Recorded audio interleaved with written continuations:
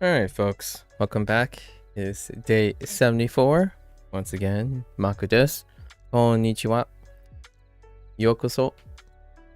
Let's see. We concluded Unit 17 and hope to complete Unit 18 today.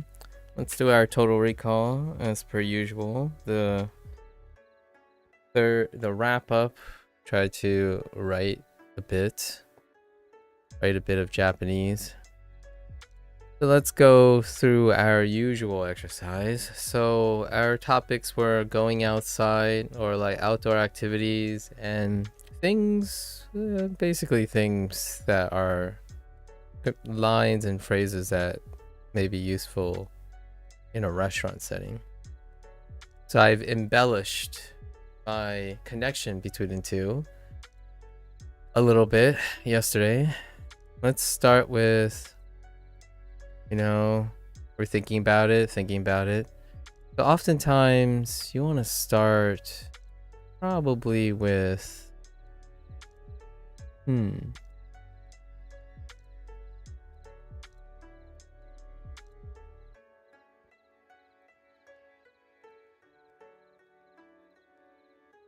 Oops.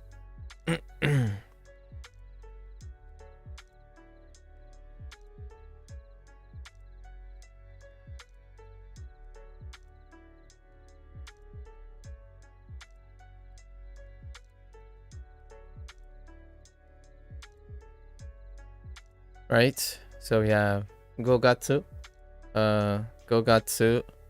and sweet touchy. Right? Gogatsu, sweet touchy.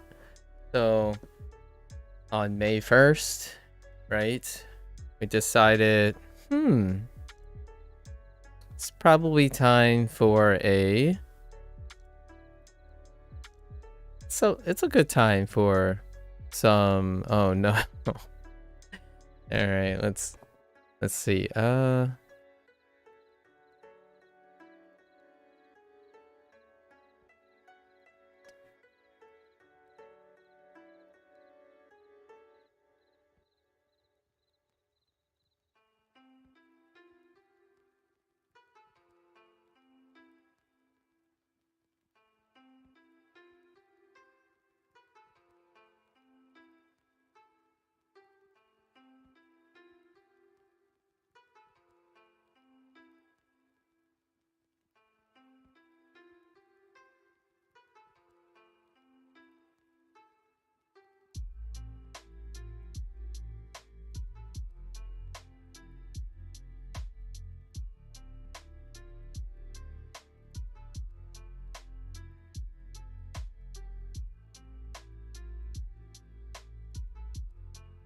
No, I'm missing something here.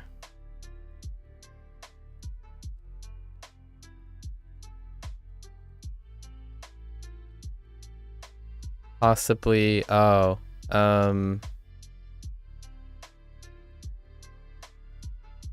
hiking. Yeah, hiking. I missed the E. Hai? Yeah, hiking. Or maybe,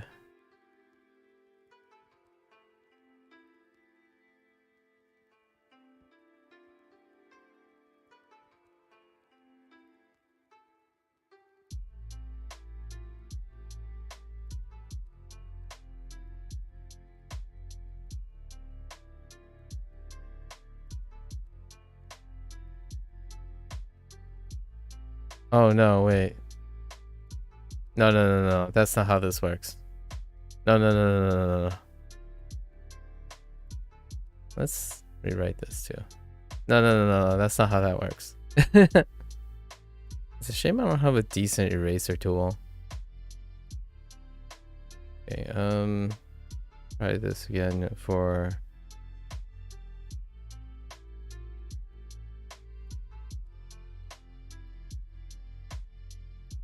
Oh wait, maybe it's...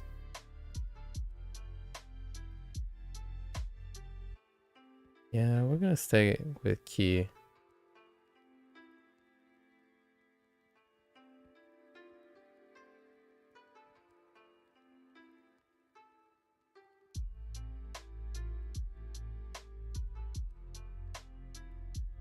Uh.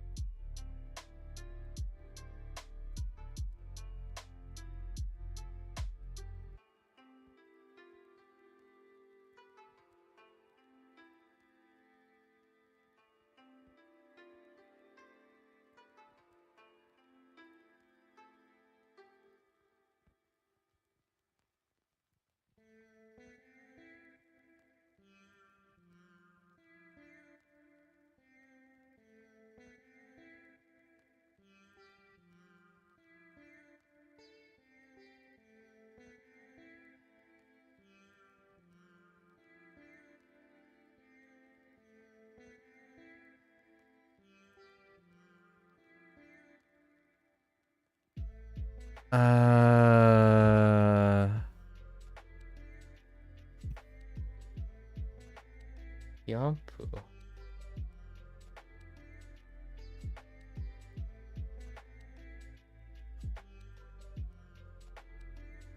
Oh. Oh. Hold up.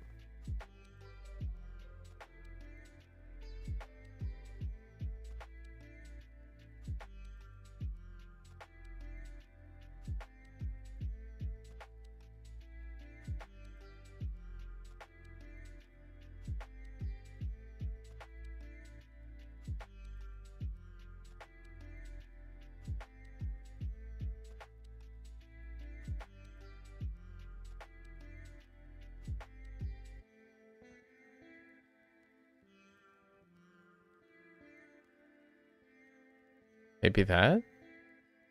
Yampu. I'm gonna go with that. Kyampu.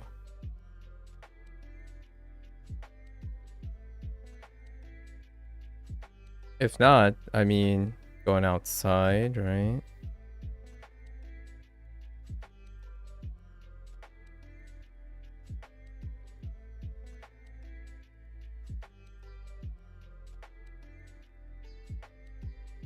We can have a...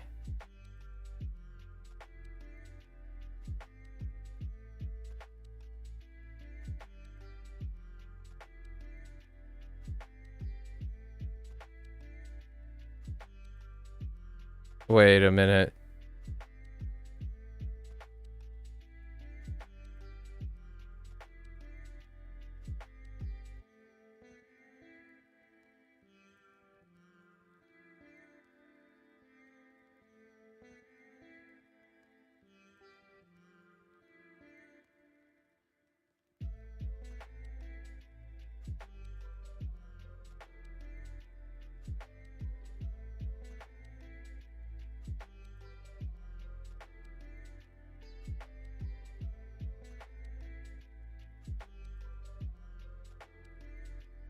Oh, no. That's Ko.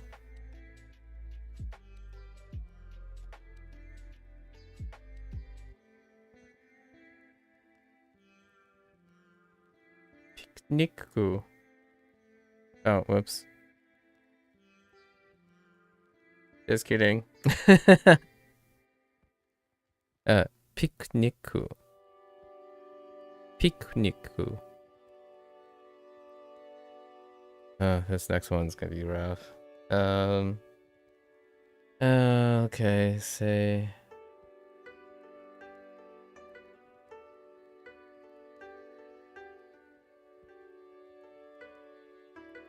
Maybe.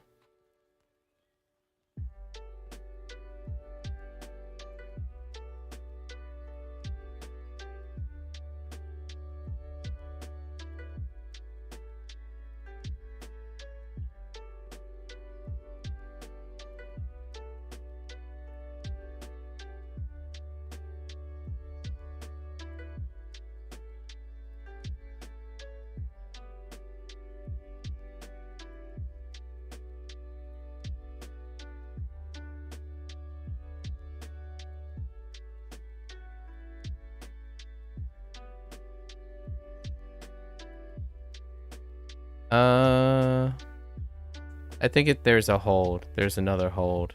2 holds. So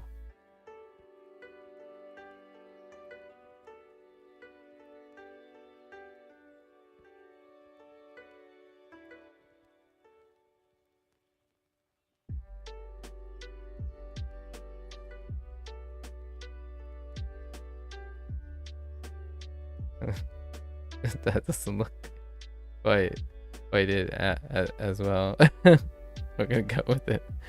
Barbecue. Man, that heh is off the charts. Anyways.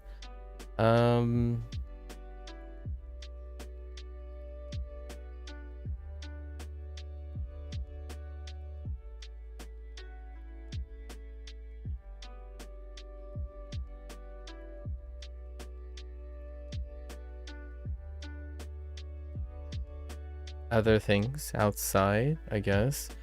At least it's not this, right? Today, it's not this.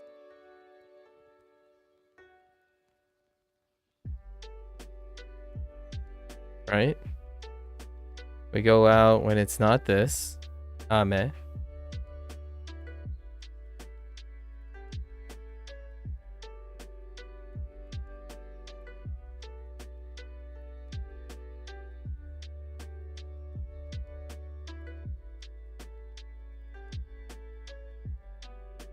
The location could be next to a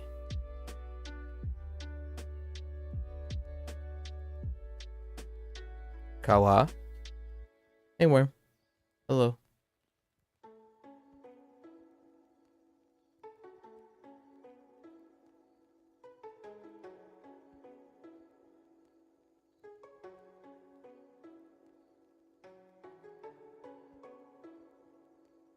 We bring stuff with us.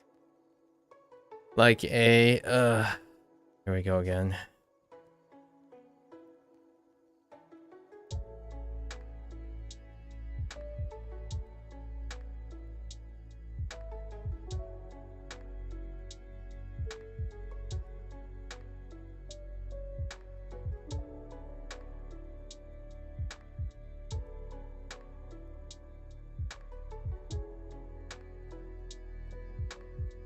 How do I feel about Duolingo? It's fun. Fun and entertaining. Bakupaku. Bakupaku. So we could have one of those, you know?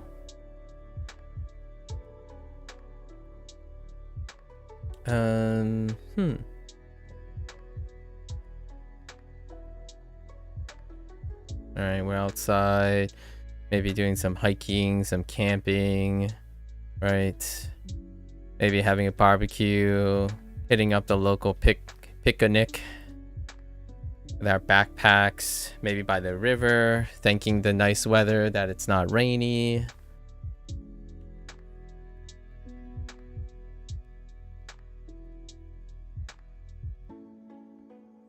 On May 1st.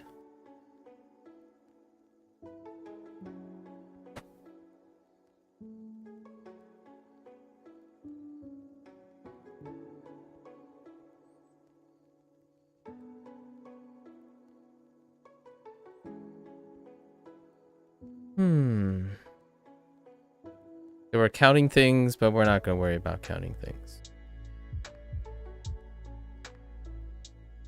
Or actually, I guess counting things come later in both situations. There's way more than this, but drawing a blank. We need like some inspiration.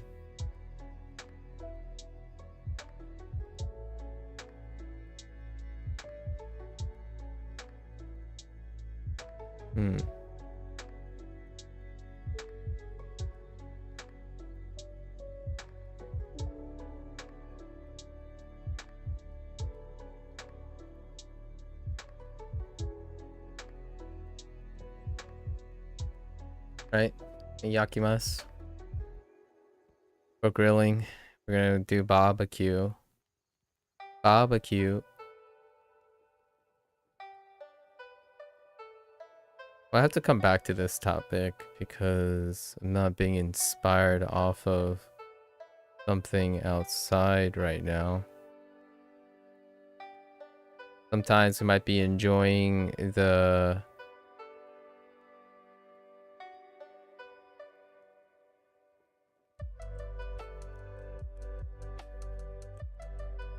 keshki.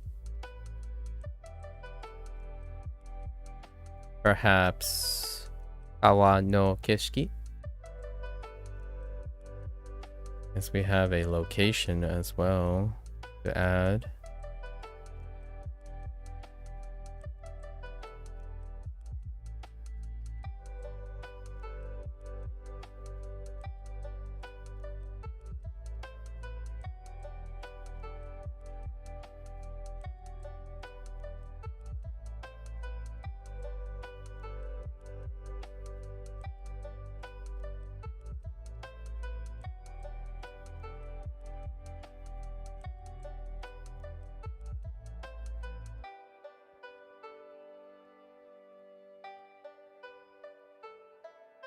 Hokkaido. Hokkaido. I actually, yeah, it's fine. And that's not enough. If we add the five counting things, that's what 1, 2, 3, 4, 5, 6, 7, 8, 9, 10, 11, 12, 13. Yeah, that's not close. There are at least 20 things in that part, and then there are like 25 things in the other part. So we'll come back to it, see if we get inspired when we're thinking about the other ones. All right, so you know, we hung out. It's a sunny day. We're camping, we're hiking. We chill out with a local picnic, maybe grill a few things, and be like, yeah, we hike some more, and then like, yeah, let's go head into town, right? Let's go head into town. Like Hokkaido, right? Well, or we can, I mean, now we're just gonna randomly find, I don't actually know if they have one in Hokkaido, but let's go with we hit the, obviously we're looking for some more food, so we're gonna hit the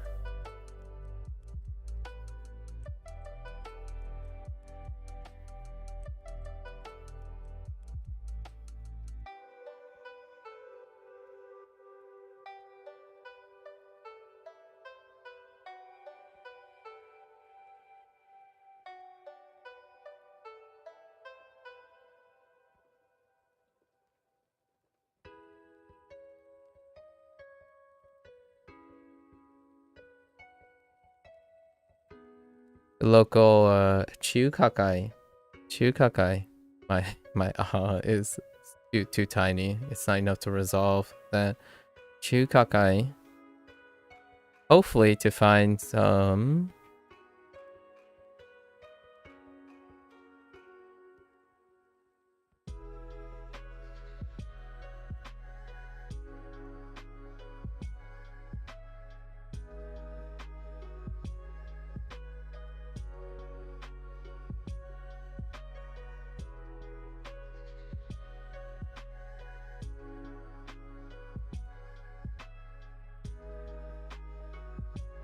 chuka ryori, right?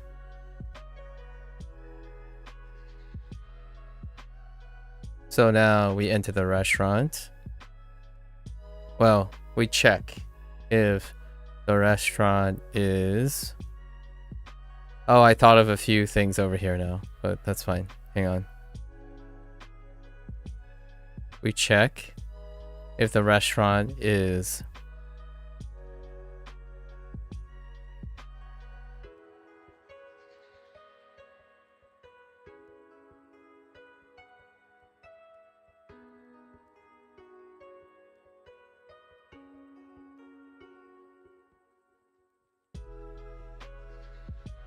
we'll just put in this one. Akimasu.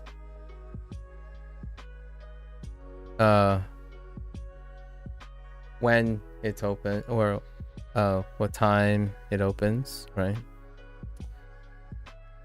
So akimasu, and akimasu is to be clarified, so we're not gonna write this in Japanese for clarification, but this is the intransitive or intransitive.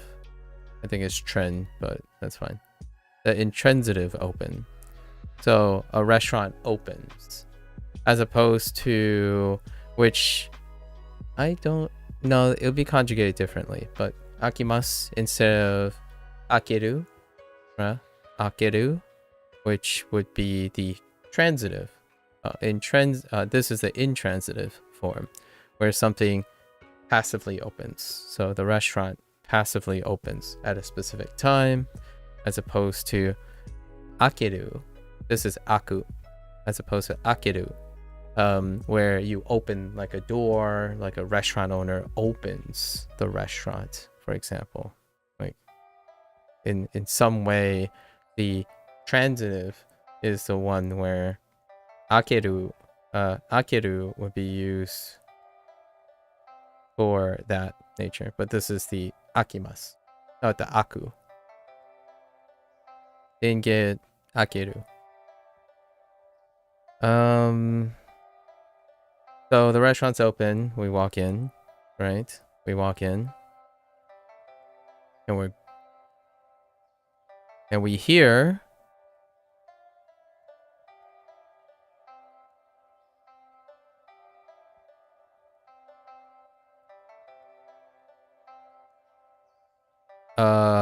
yes. Holy heck, that's a little too close. I'm trying to write as small as I can, but man.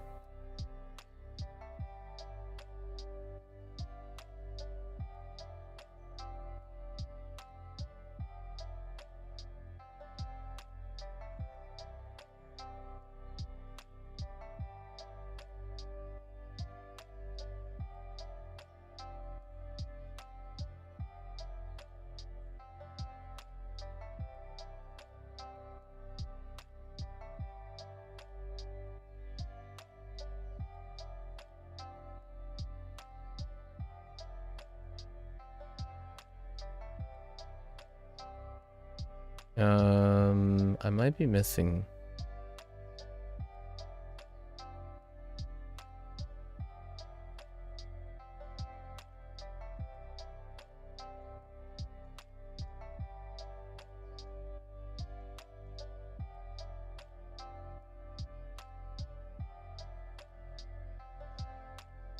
I'm doing some kind of warm-up. I'm doing a review.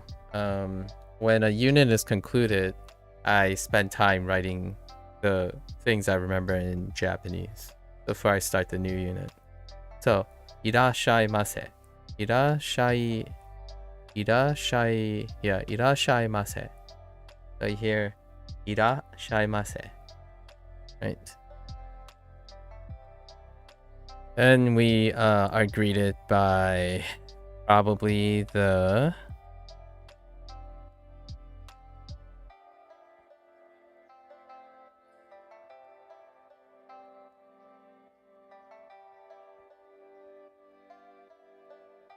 tenin.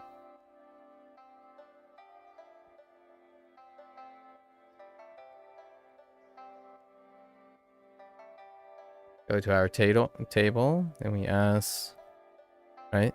We ask or are given our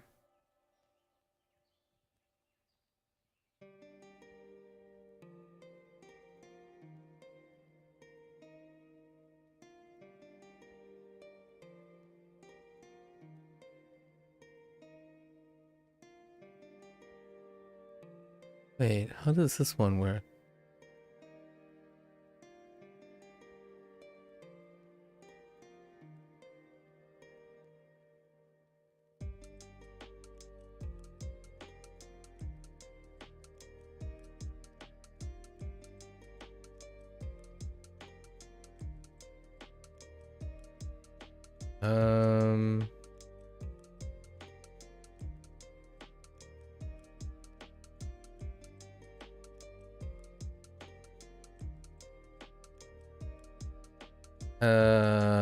No. It's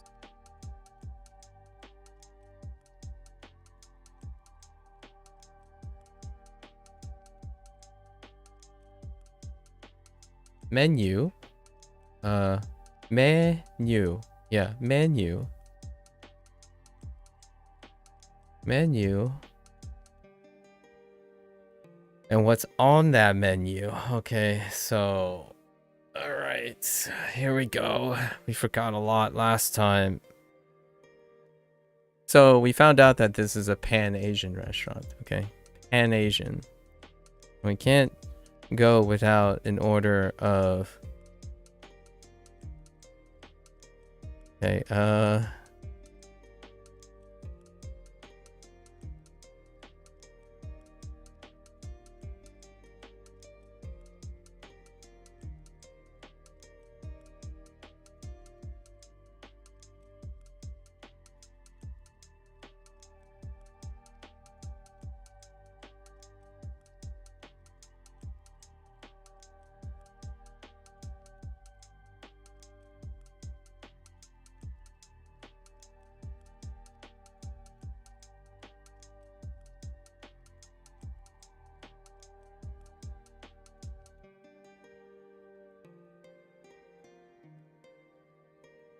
wait, I just realized.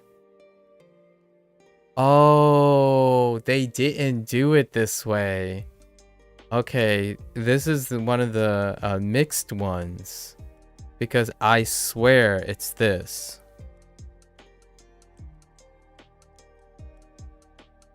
It's definitely this. Yeah. Thanks, Millie and Nojo. It's definitely this. This looks correct. Yeah.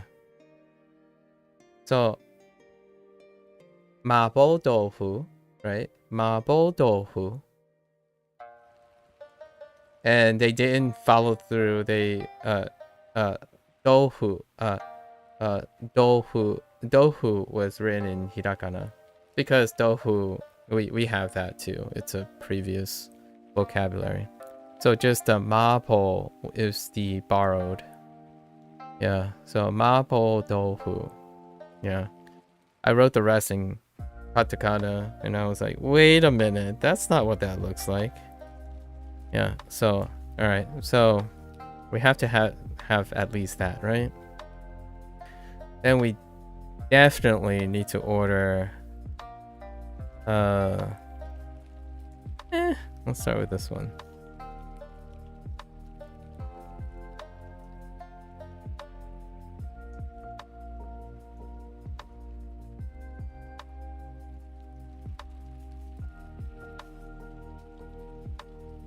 Oh, and this one's a mix too. Yeah, this one's a mix too.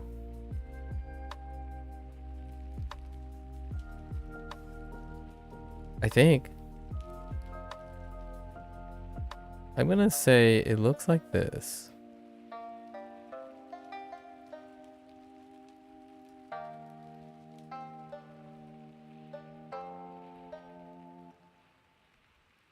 Oh, wait. I think I'm missing something. I think I might be missing a syllable. Udon, udon cha. Udon cha.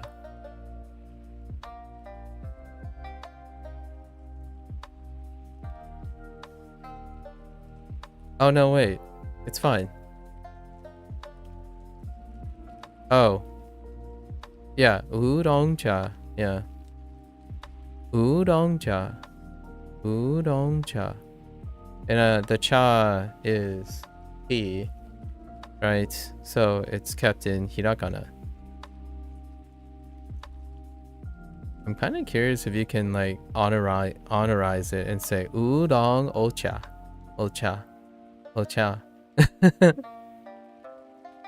Alright, okay. So at least that. And then for us hip youngsters, probably... Oh, I have another word that I remember associated with it too.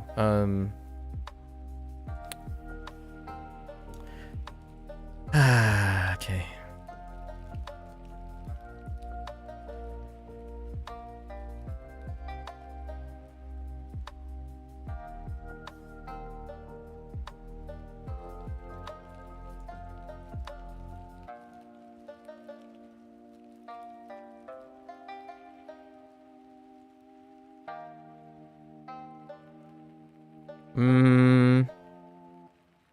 I think there's a hold there.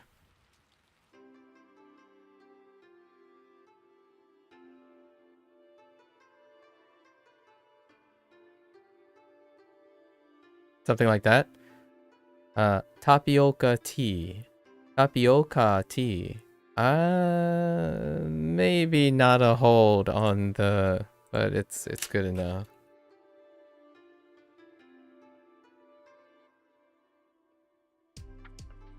Yeah, there's no hold. It's too long. By one kana, I think. So let's not hold. To me, in English, I would likely hold it a little bit longer. Tapioca tea. Tapioca tea. That works too, I guess.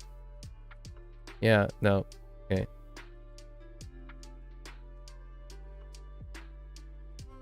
Tapioca tea. Yeah, I would probably hold it a little bit, but it's not that big a deal, actually.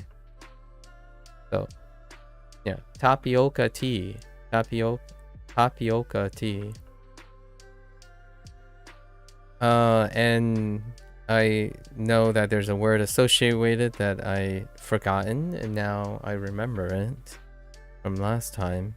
Not just any tapioca tea. Tapioca tea. We want...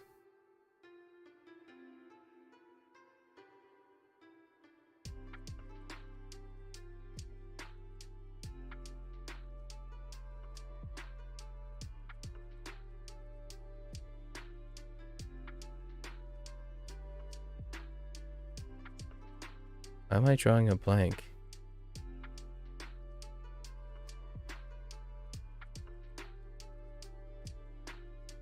Uh-oh. I'm drawing a blank on a Anna. Oh, wait. Never mind. Just kidding.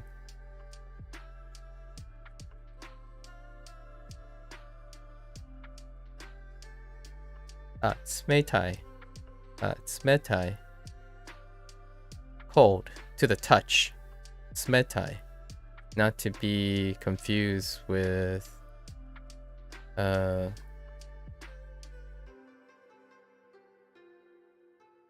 Samui.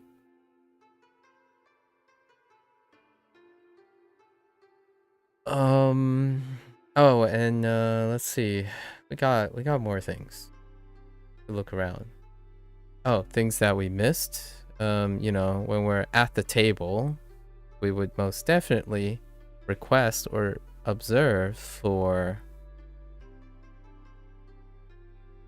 ashi and ashi to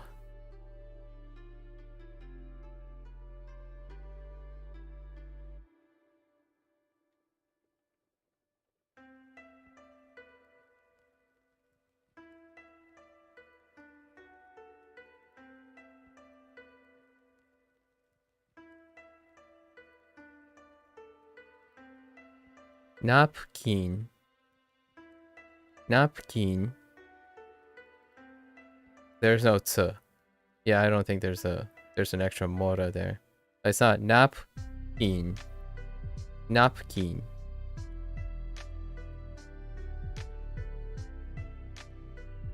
No, which is probably not next to this. Yeah, if we're going in a Chinese restaurant, it'd be more like shoyu. Previous, so we're not writing that. Shoyu and garlic. Insert garlic, maybe some chili powder and stuff. Occasionally, at least in the United States, you may find shiroi kosho.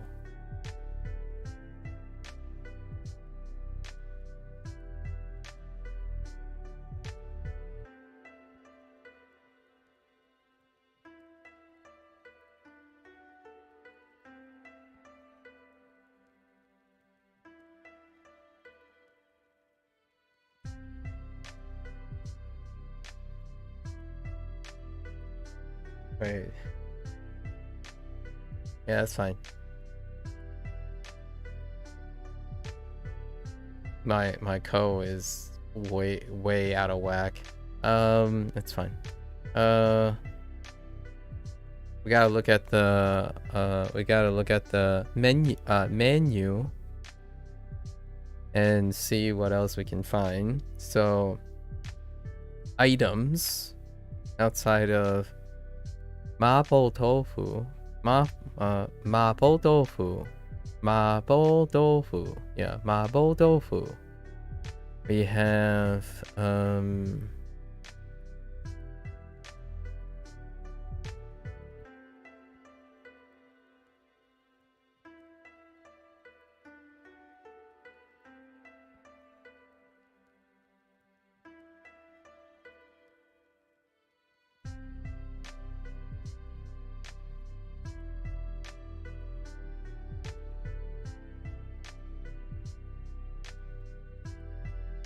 uh-oh. Oh.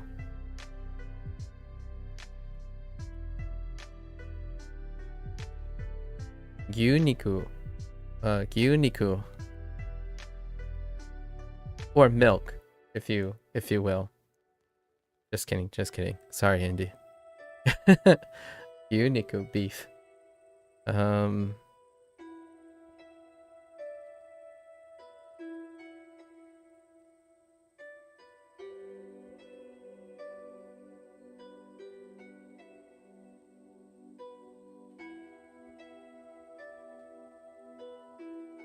We also have soup. Soup.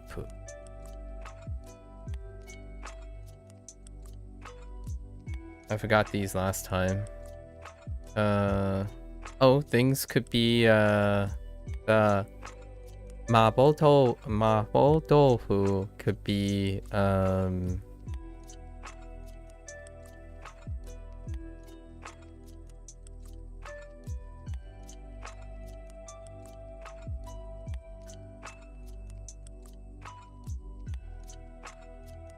Arai. Arai.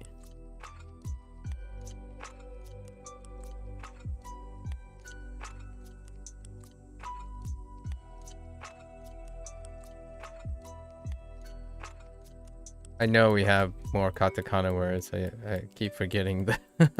Or like, I don't use them probably enough.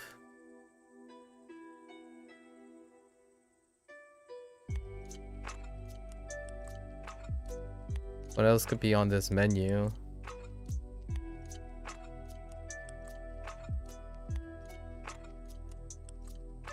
Have dessert?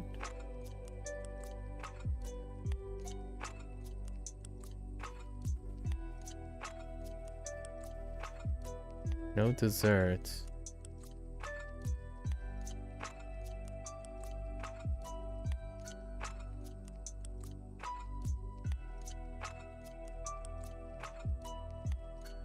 Alright, let's go to this side because I remembered a few things. This is not necessarily new, but it's a new usage.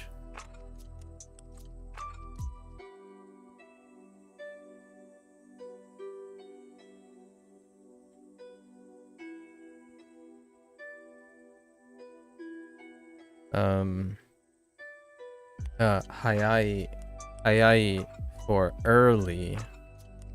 And since we know early, we know our new one. And this one has a story behind it because I interacted with another person regarding this. And it's kurai. It's either kurai or kurai. Kurai or kurai. And we'll talk about why it was interesting. Because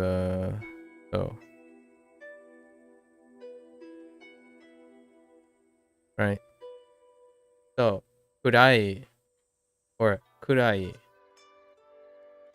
Kurai. Kurai. Kurai. Kurai. Kurai. Kurai or kurai. Right? apparently it's kurai is a traditional, it was the traditional way, and then there's kurai, which is the newer one, but either way it's a low to high, so it's either otaka or nakataka, right? And that means dark, as in if it's not early, it's already dark, meaning kind of sort of late. So that's why they introduce hayai and kurai at the same time. And I made a comment when I saw this that it reminded me almost homonymly like, but it's not really a homonym because they're pronounced differently after the comment. I don't know why the fixation was on specifically on that, but there's another term, and it's listed under this too, because I don't have the kanji yet, but there's a kanji separation for these two. However, in Duolingo, it's listed under both for now, because we don't have the kanji for either of them, or for actually the one. So this was originally introduced as gurai, or gurai or kurai. However, now that deserves a little bit of controversy as well, a little bit of thing too. So I'm saying this. I'm going to remember this quite a bit. But when we were talking about time and stuff, we had gurai, right? Like so and so. I don't know. Sanjikan gurai, right? Sanjikan gurai, as opposed to gurai versus gurai, right? So, the gurai or the kurai, it's expressed in both of these actually for about, like approximately. However, in whatever case it is, it's written this way in hiragana explicitly, not with the kanji. So this one is atamadaka. So atamadaka is the about. So gurai, as opposed to dark, which was introduced in this unit, kurai, or kurai.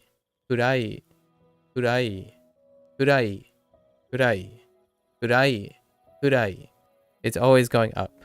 So it's down, low, high, regardless. So someone raised that point, and then I threw around a term called homonyms, but they're pseudo homonyms, as in they're not true homonyms, because they're actually two separate words with two separate pitch accents, even though at the time and still now they are written the same way because of hiragana. However, eventually kurai will have a kanji for it, but kurai does not. So when you're talking about time and approximation, apparently it's kurai as opposed to kurai. So for whatever it's worth, that's something I'll remember for quite some time, if not forever, right? For my extent. But that's kind of the stuff that are very, very interesting. So someone pointed that out, and now I will remember it, right? Not that I prioritize pitch accent, as in not that I prioritize correct or accurate pitch accent. That's not it. It's not my concern, really. My concern is largely playing with pitch accent. Understand when you're going up and down, relatively speaking, and if you can hear it. So regardless of what the pitch accent that Duolingo is using, I'm mimicking that, but I know when it's high, when it's low, like practicing that. And with that, maybe in the future, when I hear like other people talk over time, I can adjust to them. Because if you can't distinguish the difference, you would have to intellectually know the difference. So in this case, this person is telling me the intellectual differences, as in these are two different words with two different pronunciations, and that's pretty great. And when they gave me, I asked for a voice sample, it was very discernible that they are quite different. At least to me, they sound very different.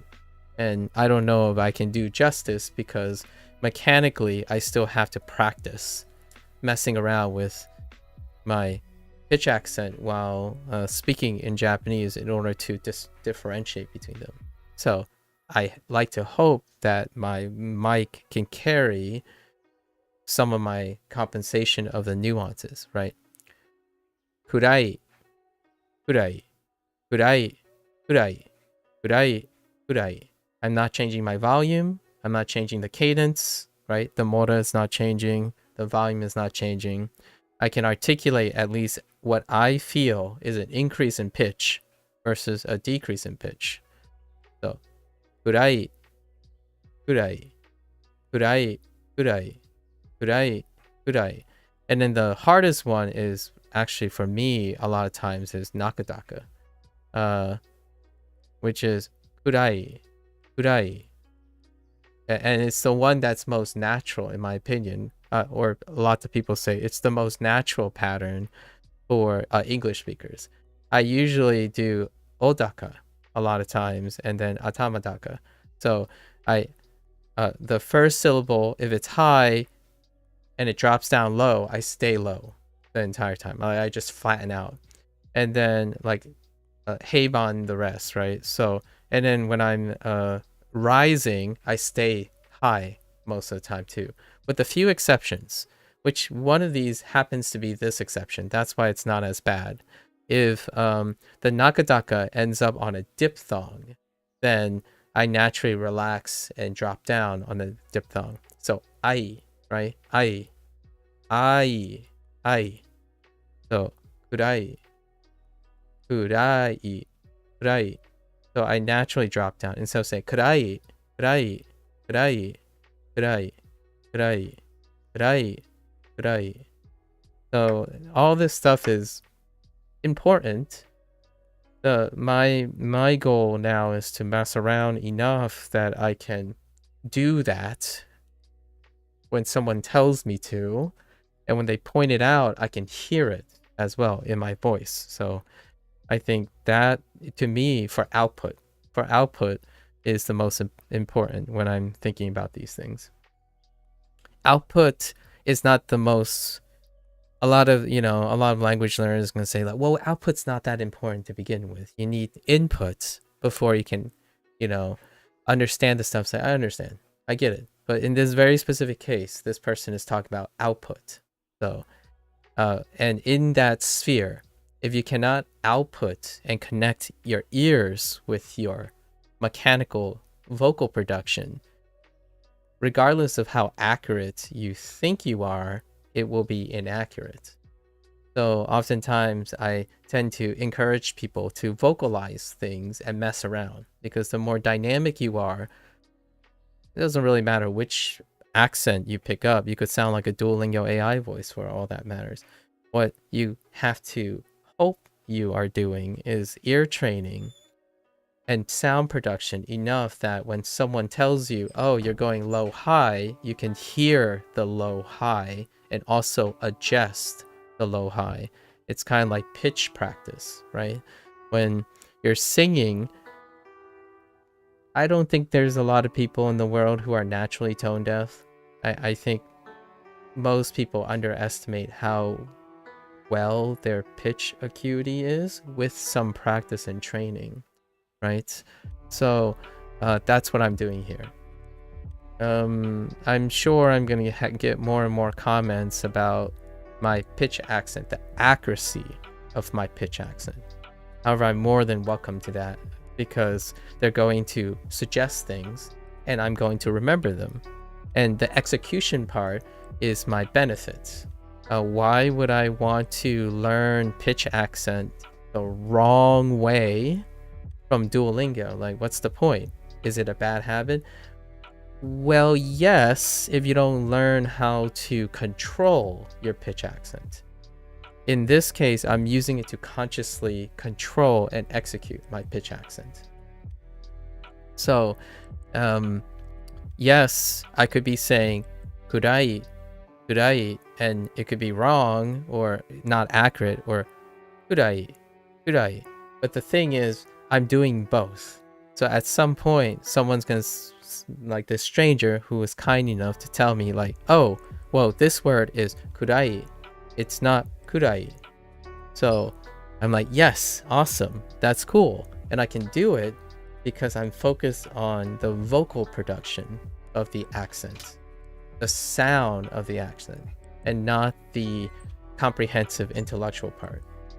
So if people are wondering, does it bother me that Duolingo might not be accurate with pitch accent? No, it doesn't, because I'm focusing on the mechanics of it, not the accuracy of it. So, for example, I think lots of elitist jokes happen with watashi, right? Watashi, I don't know if that's accurate or not, but the first thing native speakers often criticize out of the sheer compassion is that, oh, it's not watashi, it's watashi. Or it's not watashi versus watashi, right? Or watashi versus watashi, or watashi versus watashi, or watashi versus watashi, right? Watashi, or watashi. So those things happen, but the idea is to see if you can do them. If you can hear something, tell yourself what it is, and do it back, then to me, that will make you flexible enough that in the future, if you have a best friend who's like your favorite influencer, or like your Japanese friend, like a personal friend, you'll be able to adapt to their accent over time, right? And then pick your favorite accent. You bought and received a Norwegian textbook from the same brand of your Japanese textbook? Oh, snap. I didn't even... That's awesome. You're gonna have to tell me about... Honestly, since you have a Norwegian textbook of the same Japanese textbook, I'm curious about when you get the chance to compare and contrast between how they may like be similar or different. I'm actually really curious if textbooks kind of change, if you know what I mean. Like if the experience is different in terms of like its semantics and stuff, how they go about explaining things in Norwegian versus, I'm guessing the first brand of textbook was in Japanese, like completely Japanese, or was it in English to Japanese? Excuse me. All right, I'm gonna keep recalling words while you're at it. I feel like this is too few. The new one, we should do counting though. Counting, because oh yeah, the waiter, right? The tenin is going to ask, I forgot before seated. Nanmai sama desu ka? Nanmai sama desu ka? So I don't know if we can use the kanji yet because they didn't introduce it. So we're gonna write it with hirakana.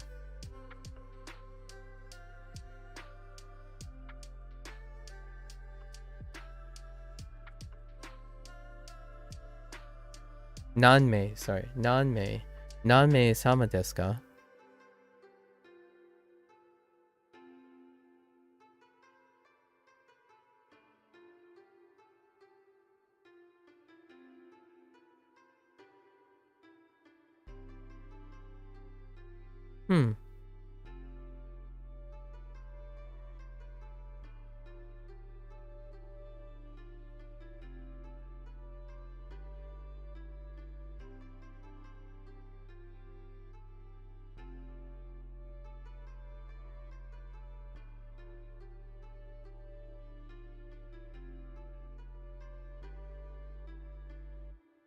Oh.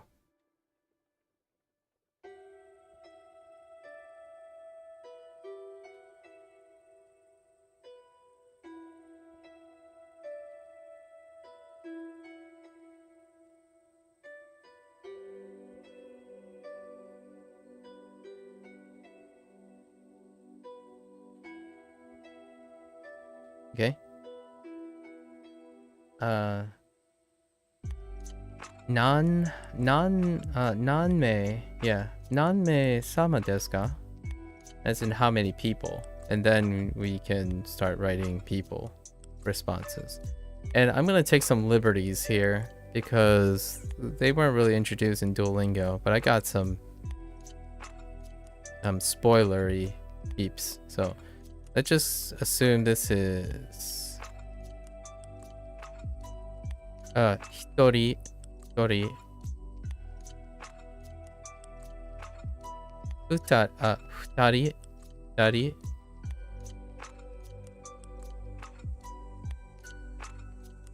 sannin, sannin,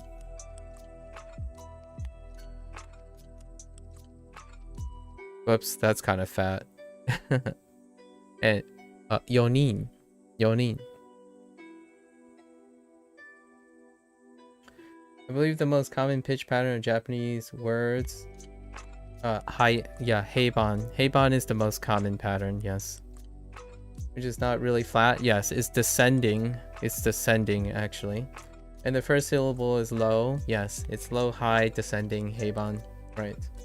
Including the particles associated with it. Yep, that is correct. And the particle, the following particle is associated with it. Yes. So flat, yeah. Watashi. Watashi wa. Yep. I believe watashi wa to be it, but who knows? It is the most common. Like the statistically most common. And I don't know enough about regional dialectic emphasis if that has ever shifted for watashi. Watashi. Watashi wa as opposed to watashi. So doing the nakadaka thing is what people are emphasizing. So watashi versus watashi. So watashi wa, like watashi wa. Wa might be low. It might go down low. I don't know about it. But the main comment that I hear, at least I think I hear, is I hear watashi, as in the nakadaka. And there goes everything. It's fine. We covered most of the stuff. This happens with the bug in this plugin, or the way Duolingo refreshes the screen every 15 minutes or something. It wipes also the writing, but that's okay. That's good enough for today's recall of the unit. I'll probably remember a bunch. Oh, I didn't cover a few other things. We'll cover them. So watashi. So staying above, but not like drop really low. And nakadaka in English, low, high, low is a lot of people's say it's a default for a 3-syllable word for English speakers. So like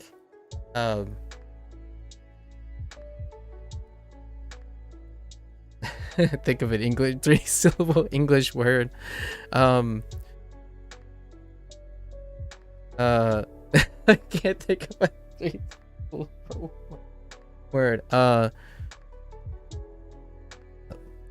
What is wrong with me right now?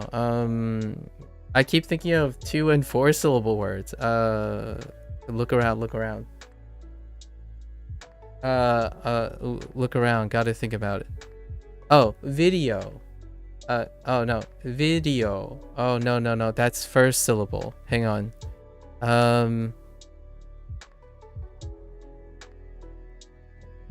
That's 4 syllables. So, but it is the Gohama is, but it's not 1-to-1. That's not a great example, but we're talking about watashi. So we need a 3-syllable word. Yokohama is actually 4 syllables, but that's next to, that's another pattern that is the stress is the next to last syllable. So like Hiroshima, for example, but that's 4 syllables. Let me think. I keep thinking of 4-syllable words. Let's look at correct, row, lessons, daily, quest. Oh, leaderboard. So leaderboard. Instead, oh no, leaderboard is first. Leaderboard. Dang it! Why can't I? Character. No. What? Okay, never mind. I don't know. I don't know. I can't even like bring up an English word that doesn't have the emphasis on the first syllable. Oh, banana. Thank you. Banana. Banana. That's a great one. Banana. So, a lot of times if you think of banana, right? Banana, you think of watashi. Watashi. It's a watashi. Watashi. It's a watashi. So, banana, watashi. Watashi. So you go low, high, low. And native speakers pick off that first, because saying I is like an English trap, because you don't say that very often in Japanese if it's inferred, and so they pick up that a lot really quick. And Duolingo does do that too. They put in pedanticness of watashi, right? Watashi, as opposed to watashi, watashi, watashi, watashi, watashi, watashi, right?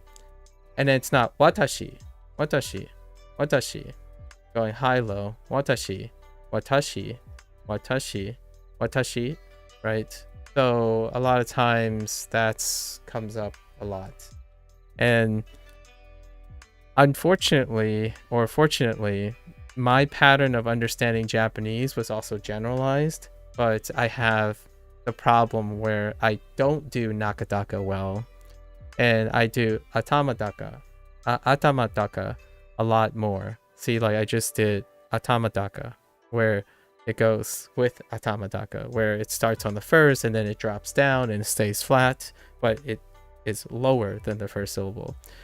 So I've talked about this quite a lot, and I hear it myself doing it out of habit. But the nice thing is, if you can hear yourself do it and you can control it, the output, you'll be able to manipulate the output in the future. And watashi is one of them. I actually still continue, like I hear myself say watashi, as in nakadaka, most of the time. Like watashi wa, instead of watashi wa, or watashi wa, or watashi wa, or watashi wa. I don't actually know if the wa is a drop. Does anyone know? When you say watashi wa, or watashi wa? I'm guessing it still stays pretty far up, right? Oh, wa stays high. Yeah, watashi wa, as opposed to watashi wa. And then it's not watashi wa.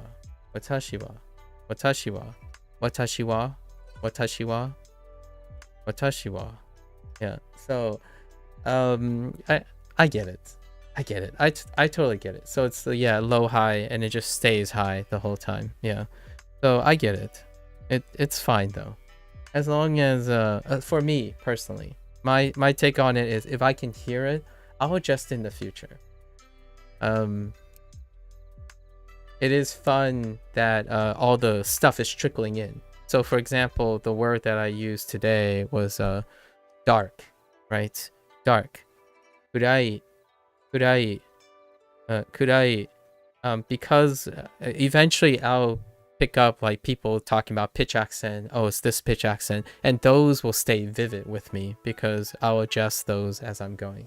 So kurai versus gurai versus gurai, or kurai, but now people are using gurai more for about, because then it's not overlapping with kurai versus kurai, right? And I think, actually, let's take a look. There's a chance. Oh no, it's gonna be really hard to find it because there's like 500 of them. If I could find an example of gurai, it's probably on this list, but I'm pretty sure if I think back in isolation, it's very hard for me as a non-Japanese speaker right now, right, or amateur Japanese speaker to not be able to tell the difference in isolation. As in, if the two were placed side by side, it's very easy to tell. However, the example of that person's critique was in isolation. So the only thing I have to go on at the moment was that it had about and dark listed under the same one, under the hirakana, which the hirakana is the same, right? So did I notice that? Well, when that person pointed it out, I did remember. Kurai versus kurai are exactly what Duolingo actually do. However, it will take much longer practice and exposure to remember a pitch accent of a word without actually intellectually knowing it. But if I hear kurai versus kurai, I will tell the difference even off the pitch accent that they're different. Now, does that greatly aid the contextual effort of someone saying a full sentence using kurai versus kurai? Probably not, right? And that's where that whole like argument about, oh, is it really necessary or it is not? Well, in this specific case, I could probably imagine there might there won't be a time where I would naturally say like I don't know, 3時間ぐらい. Yeah, usually you can tell structurally if it's the particle usage. Yeah. So it's very difficult, but at the same time, to that stranger, it's so good. Like, it's cool. I love it. Like, it's so you can hear it in isolation being different. So it does remove it gives you like extra information. And that's kind of what I think about pitch accent right now. If it's accurate, it's extra information. If it's not accurate, then I'm practicing. As in, like, if someone hears me use an incorrect pitch accent, then it's really because my default is I need to practice. And I'm just practicing moving my voices up and down, my pitch up and down without changing my stress. Because if I don't, it will sound like this. And this is what most people say Americans do, or at least English speakers do. And because it's a stress accent language. Which is, I could have said, if someone told me, kurai is high, low, high, high, I could say, kurai. So, kurai. That's what a English speaker will naturally do. They will increase the volume, and raise the pitch all at once. So, and if you say, if it's a low, high, low, a person would say, kurai. So, kurai. So maybe it might not get louder, but it will get longer, and it will also get higher in pitch simultaneously. So that's what I'm also practicing right now. You keep the mota still, but keep flexing the pitch without increasing my volume. So then I could say things like kurai, right? The difference between going low high and then high low, at least. The particle, yeah, the particle usage also turns the words into attaching it to into heiban. Yep, heiban. Someone mentioned that person also mentioned for the sake of brevity, the particle affects the previous thing, and they were talking about how particles are attached to the previous word and whatnot, and I get that too, although we weren't focused on that particular thing, but I knew what that person was talking about, which is a neat thing about how particle usage works and how it affects the previous thing, right? The thing that comes before it. And so far, the only thing that I typically do in terms of like enunciating is I take the whatever I hear, right? And whenever there's a particle, currently the only thing I'm practicing right now in terms of like hearing a pitch, clustering them together, is that I separate things in accent at every particle with the previous thing. So things like trying to focus on something like ramen like ramen or ramen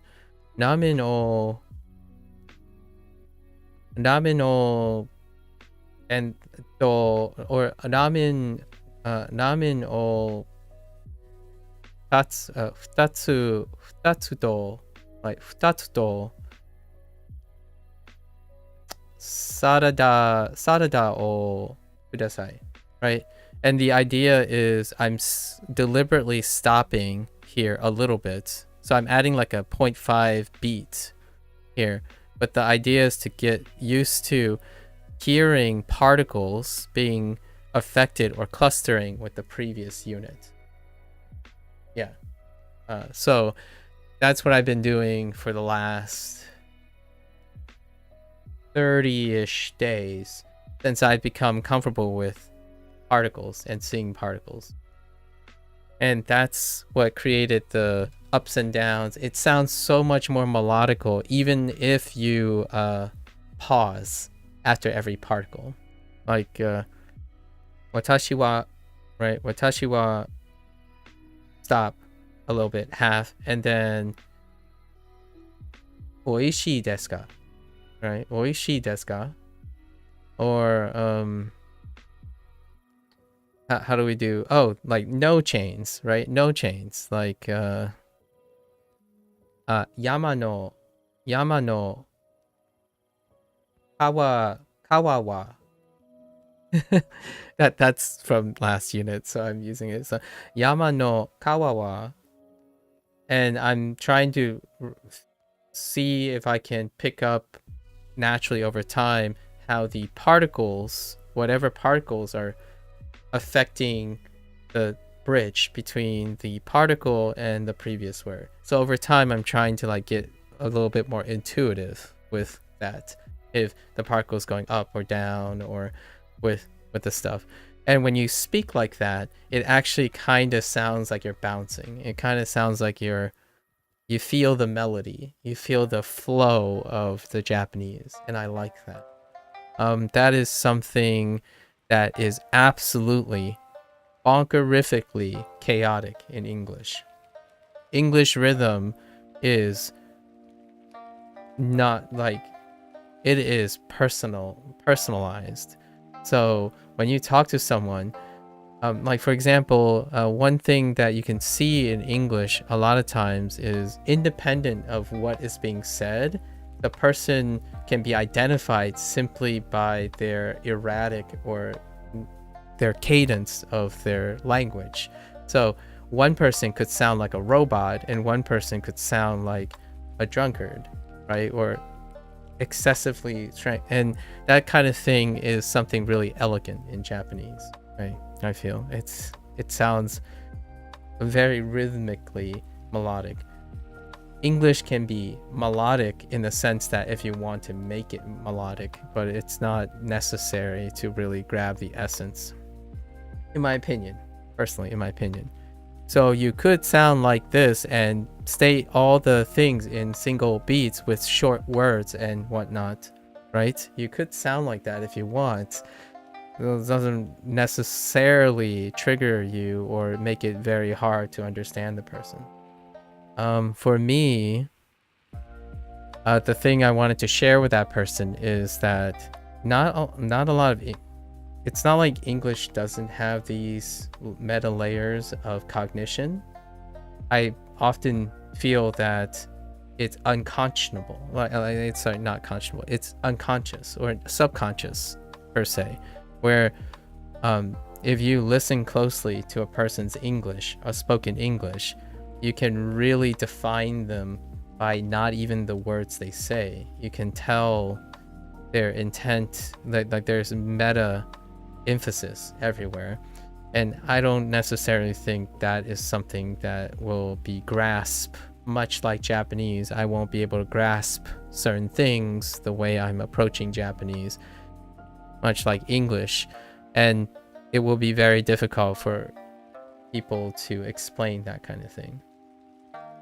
Like, for example, when is it appropriate to raise the volume in the middle of a sentence? What does that do to your English sentence is processed almost autonomously by someone else who speaks English.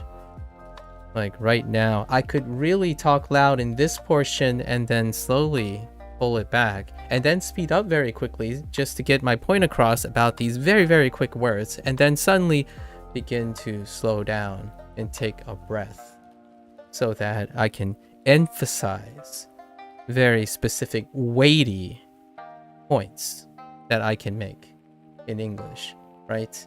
And all of that is kind of like the argument against pitch accent.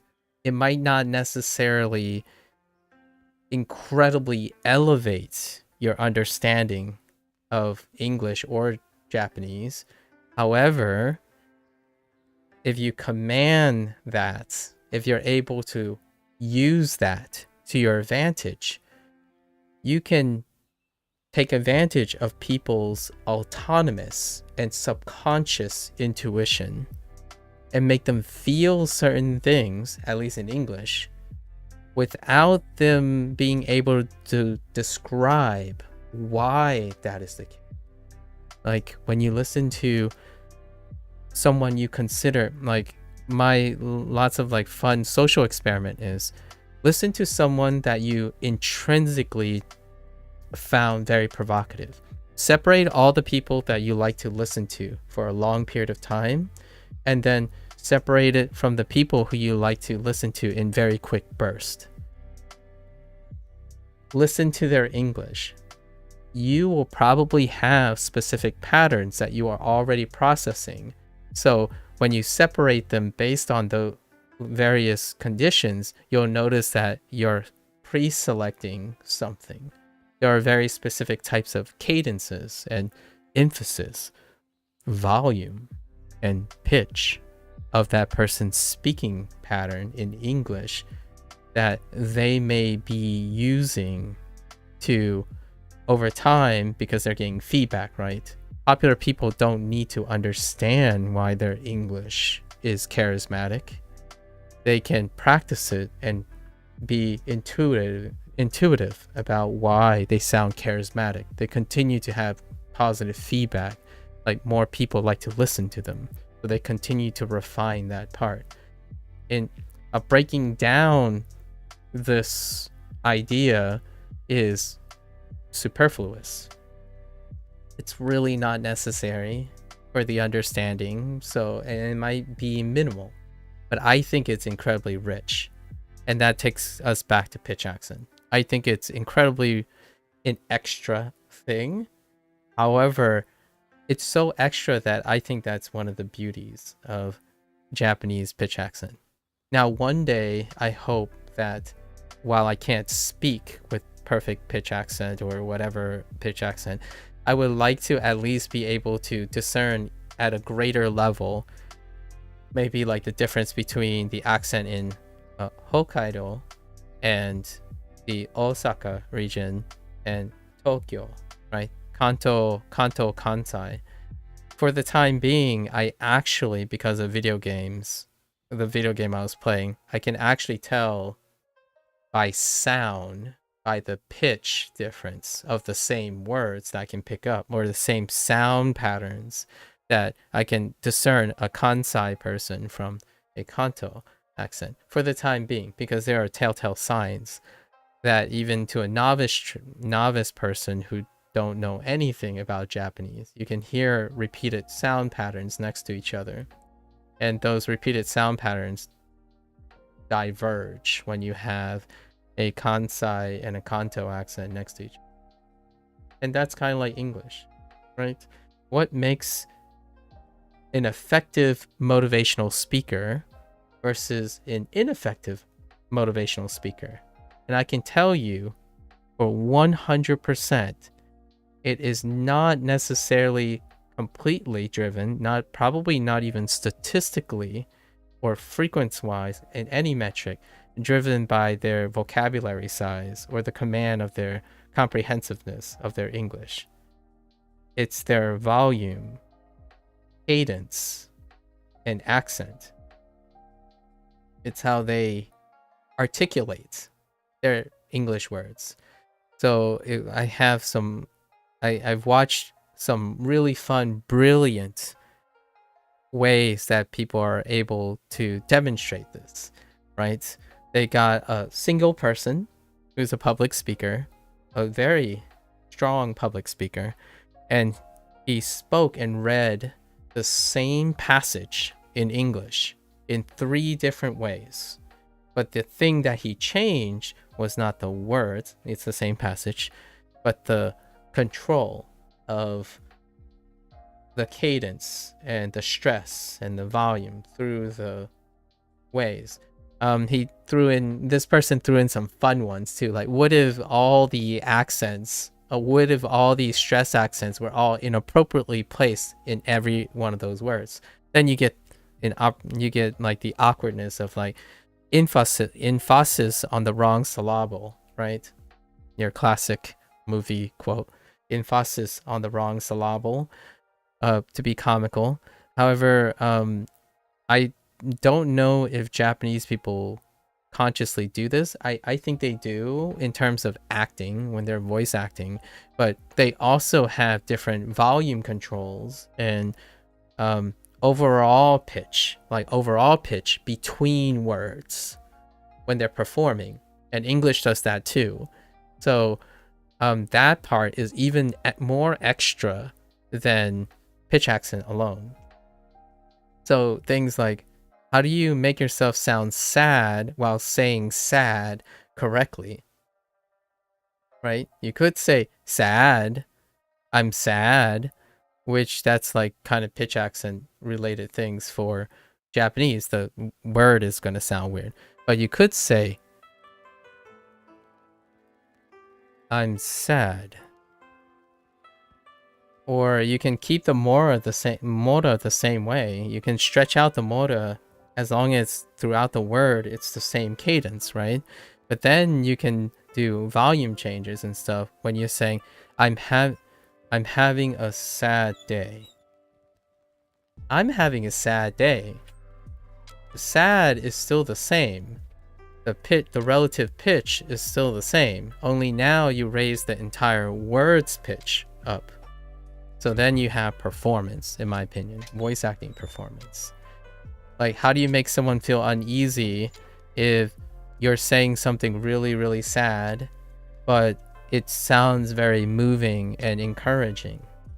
So how do you comfort someone, for example, using your Japanese or your English? And these are all done autonomously because actors are fantastic. They intuit these. There's talent in the actors where, like, if you need to comfort someone and they're very sad, right?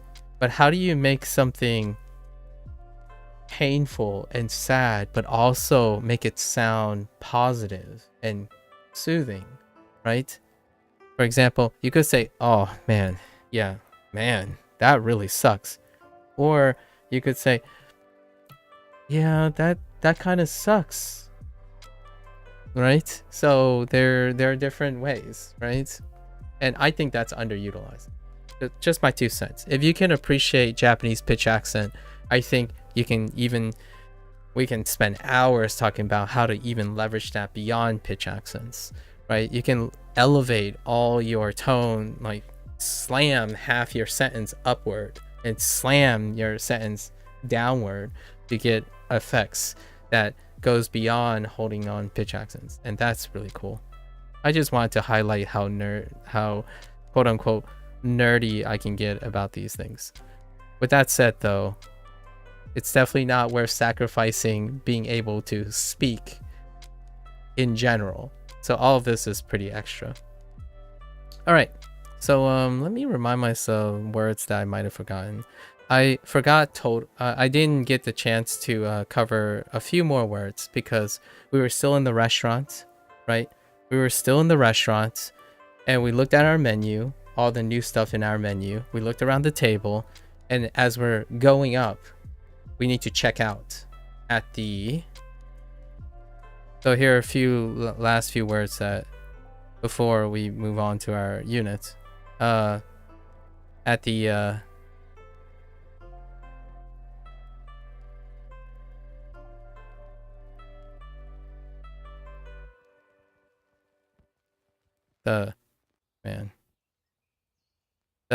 kaike, right? The kaike. And the kaike will be the waiter, or the cashier will, at the cashier, we will be told to use the keyword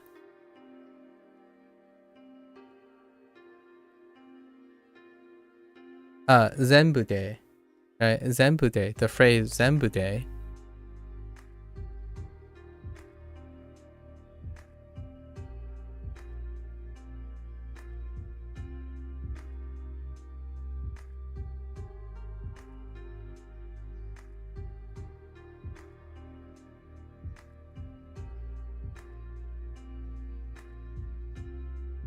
Zenbu de in total.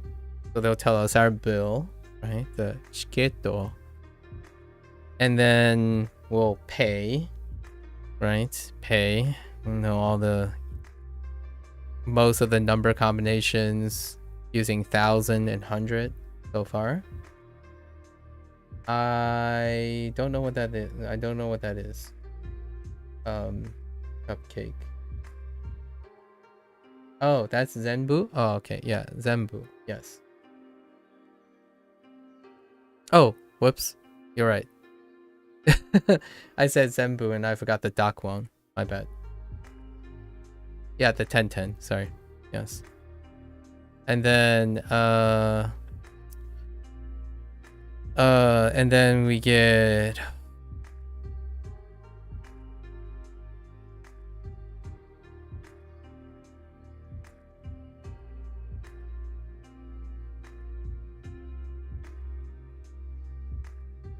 the otsuri, right? Otsuri. And those are the only ones left that I immediately remember. I think the outdoors thing, I'm missing quite a few in my like hypothetical situation to remember all the things. So let's find out. Let's see if there's anything that's here that we can use.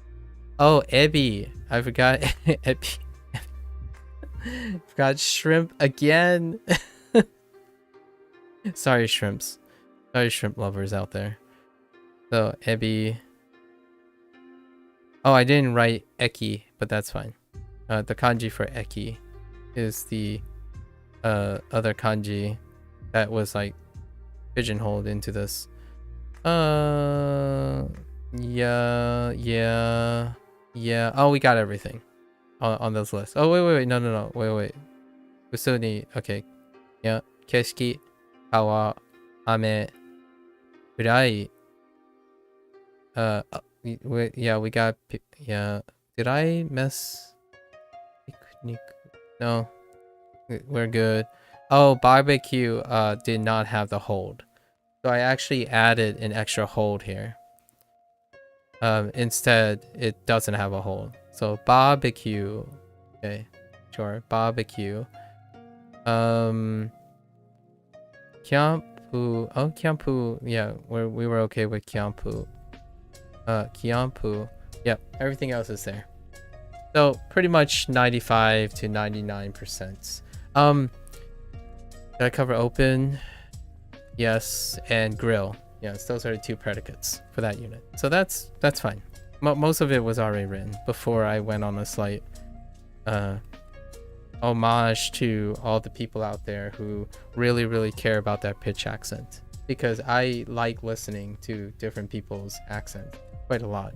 Am I going to be able to replicate it?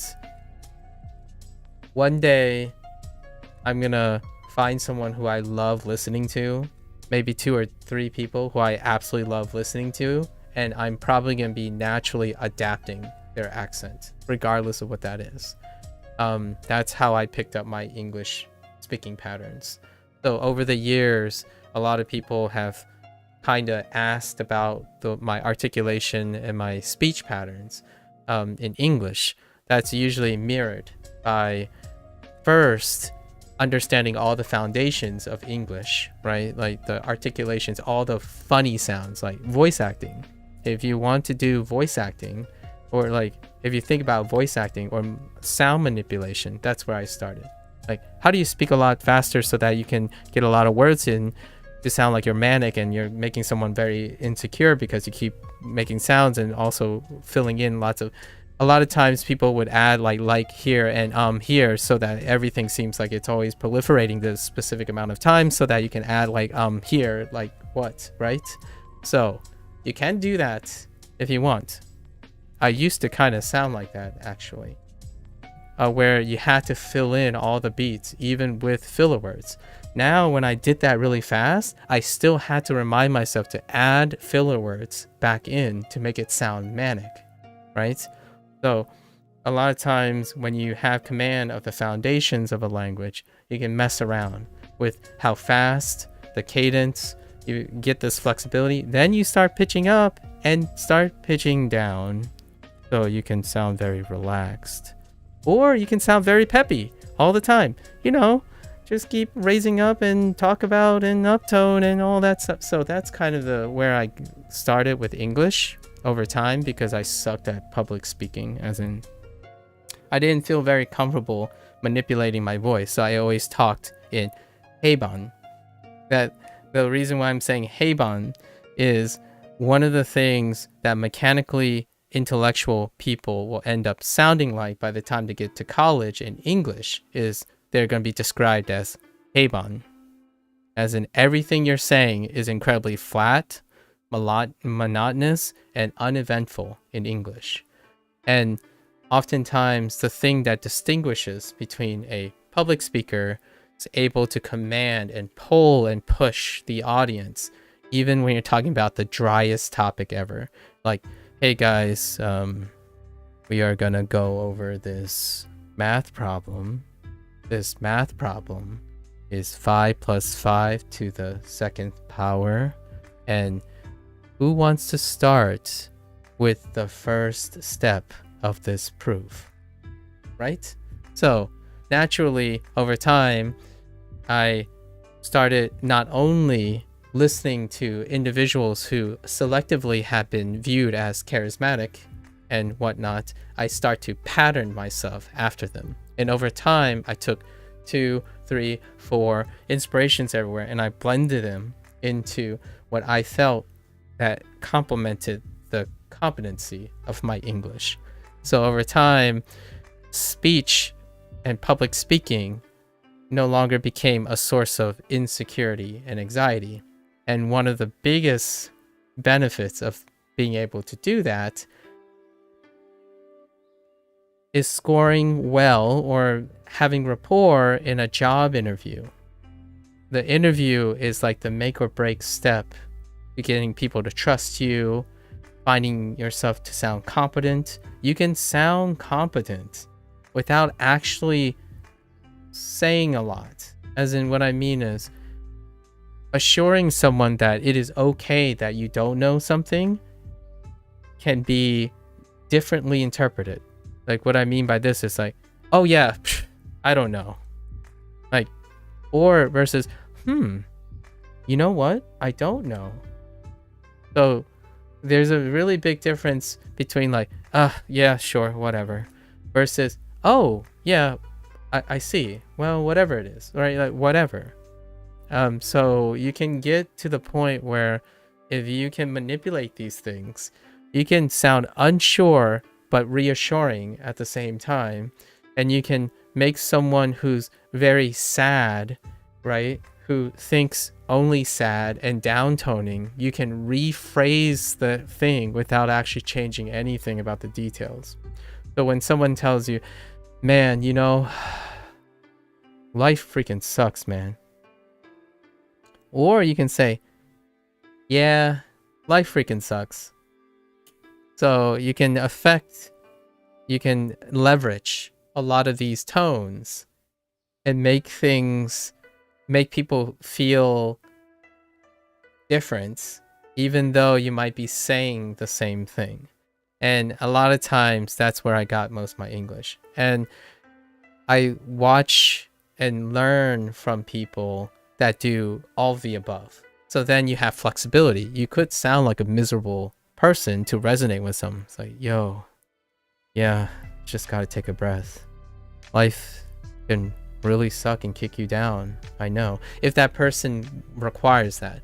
Or if this person is like a peppy person, like, get over it, you can say, yeah, you know, life sucks.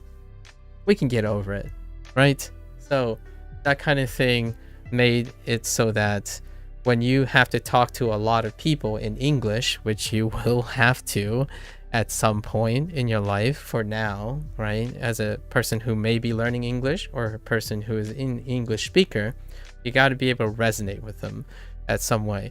If you know that this person suddenly starts talking very direct, monotone, at a specific cadence, if you talk monotone at that specific cadence with a particular diction, you know, diction is the intellectual writing part, you can immediately get that person to feel comfortable with you without that person knowing why they feel comfortable with you. If you're talking manically fast because that's the only way you know how to talk and practice, and then there's some person that wants you to slow down, but they're like, I can't watch it. Like, I know you mean well, but you are making me anxious. But they aren't able to describe why it's making them anxious. It's up to the speaker, who is more dynamic, right, to adjust to it. Like, oh, I'm sorry. Let me slow down a little bit and articulate a little bit. I don't want to necessarily give up by being restricted to a specific type of speech. And I think Japanese people actually do that really well in their acting and in their voice acting. But that is another layer above pitch accent. And it's so incredibly talented, in my opinion, that they're able to pay attention intuitively. Like, for a foreigner, it's outrageous for me to think, for the time being, how could I be American, be expressive, while maintaining the pitch accent? So, because in English, accent and stress accent changes with the expressiveness of the thing. Like, oh, you're gonna insult me right now. Oh, I see how it is, right? So the expression and the stress and stuff goes with the expression. But in Japanese, you have to still maintain the pitch accent so that the meaning doesn't get confused and lost. Meanwhile, they're performing as well, as in they have to feel excited and sad and stuff. And I'm starting to get I'm starting to feel why it's so different when I hear a video game in English with English voice actors versus a game in Japanese. And it's not simply, in my opinion, just the language itself, as in the written definitions. It's also their phonetics and their sound. The dexterity that's required for Japanese to be expressive is a different dexterity that is required for English.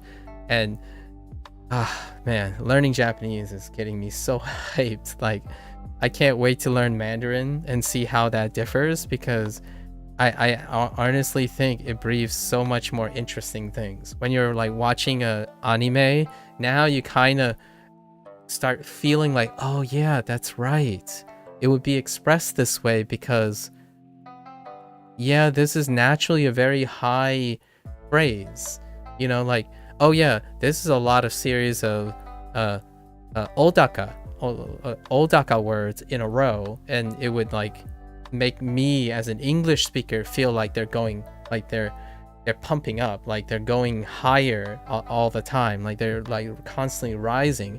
But then they could like constantly rise but drop all of a sudden in full phrases, because as long as the relative pitch accent stays the same in the word and the particle, right, it's still the same word, but they can still drop the whole starting pitch, like the baseline pitch.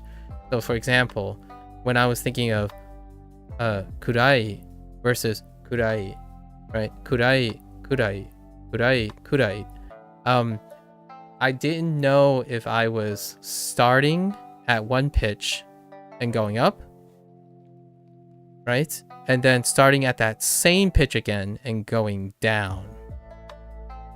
So technically, when they do this stuff, the pitch accent is actually going this way, and then you're trying to go this way.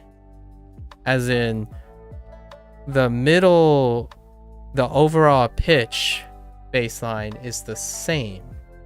So far, what I'm doing is I'm doing the English version, in my opinion, the English version, where I pick a pitch and I just go up from that pitch, and I pick one pitch and I go down.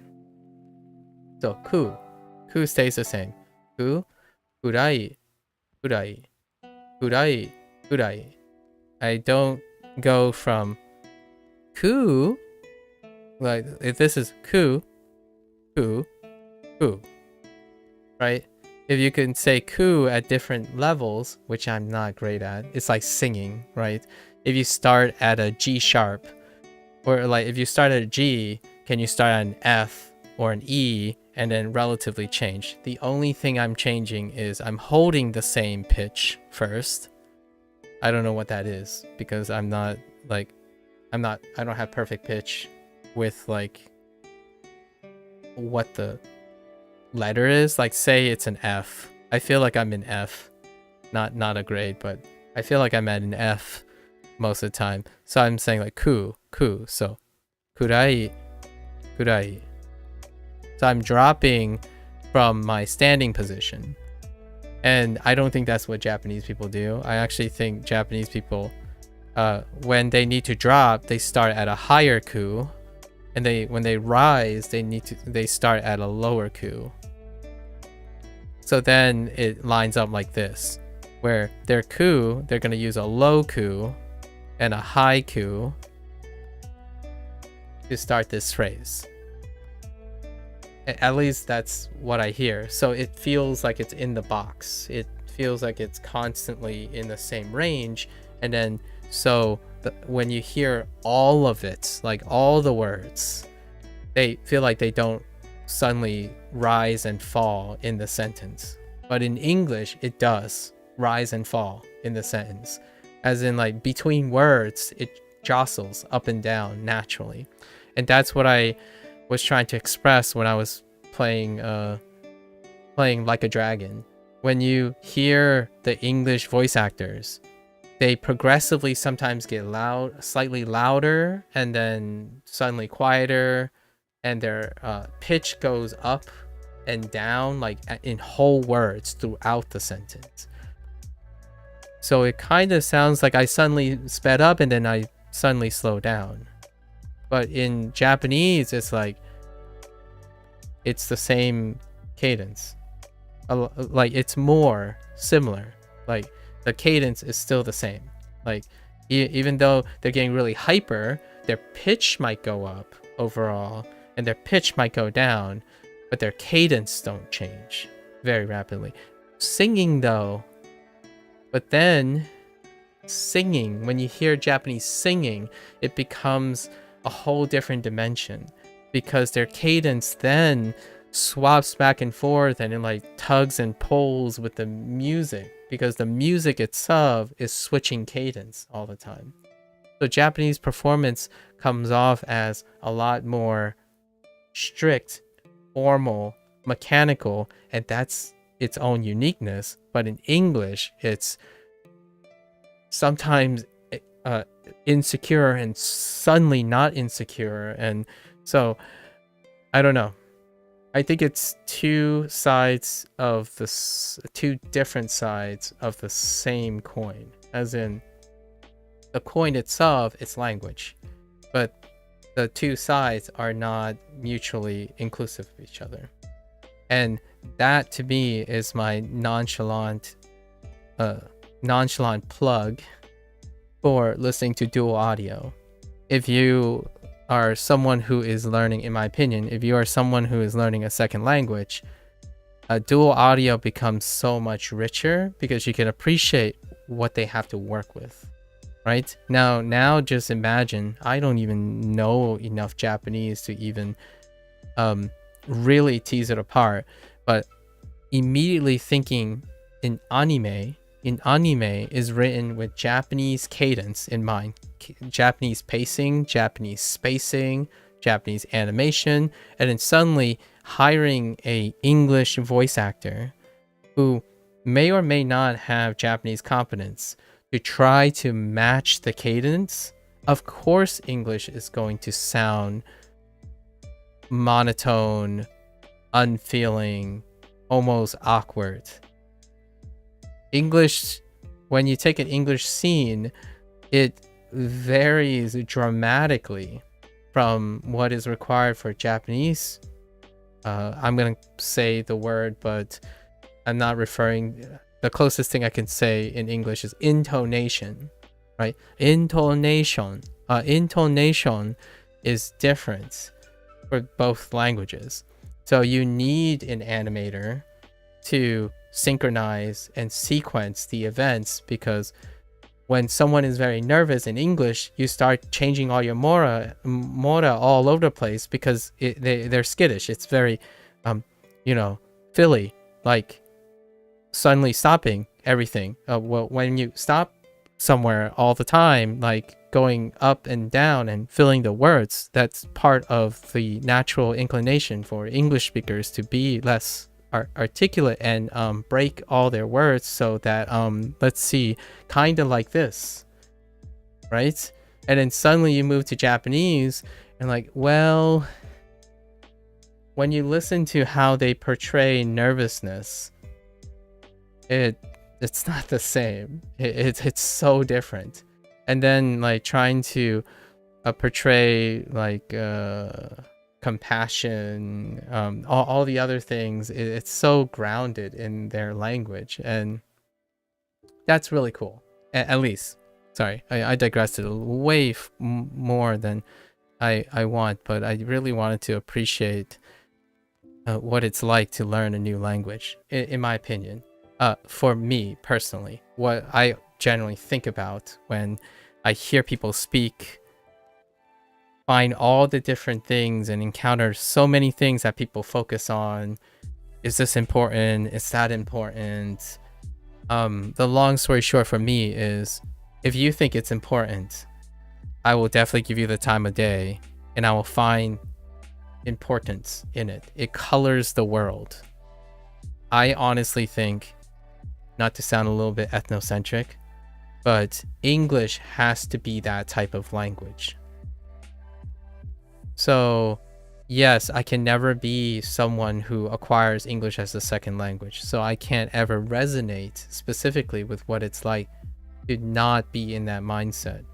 But in order to really appreciate where it's not that English is the best or most complicated, history has coincidentally determined, through geopolitics and all that stuff, that English has become the default, right?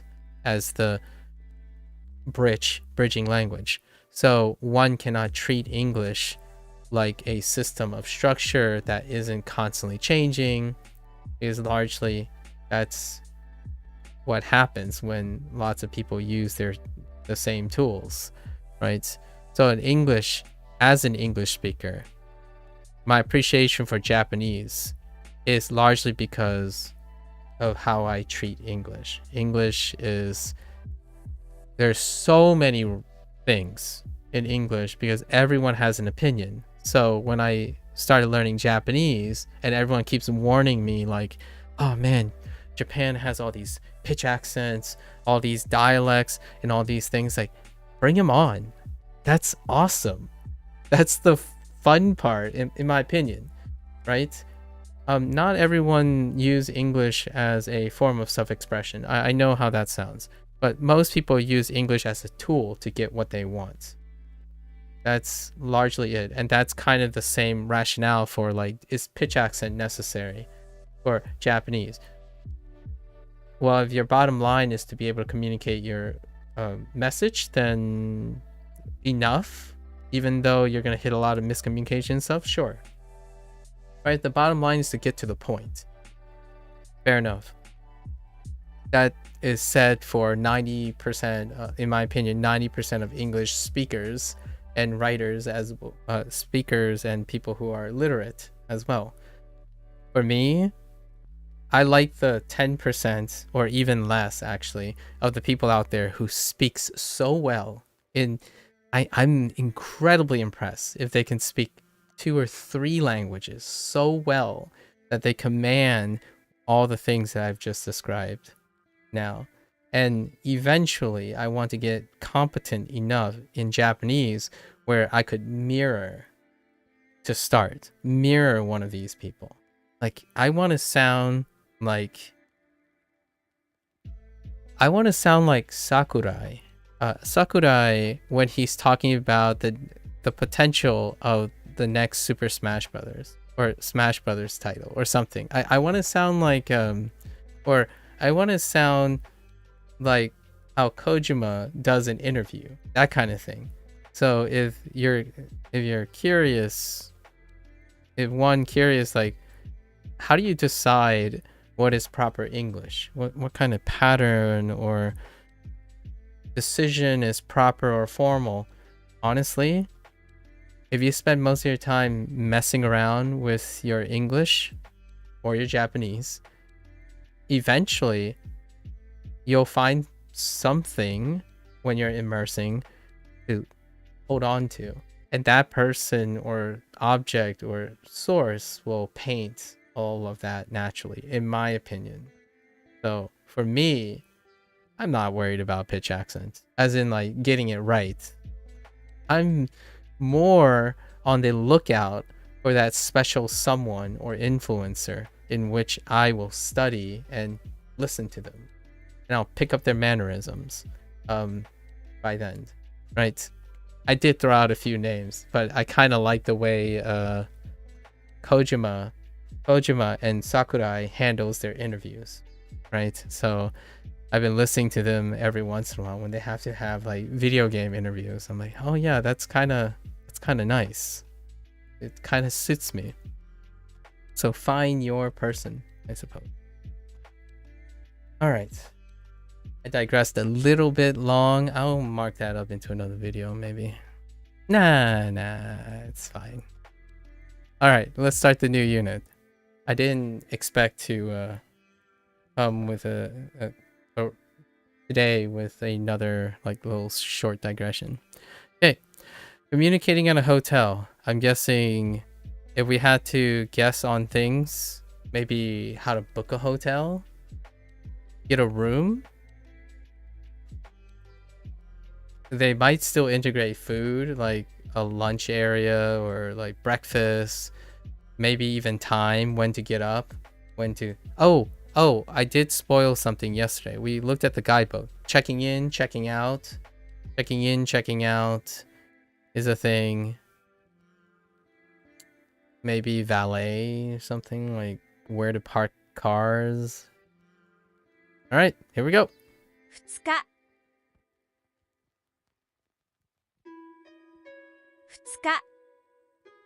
Scott. Wow. Scott. Wow. I'm guessing the second of a month.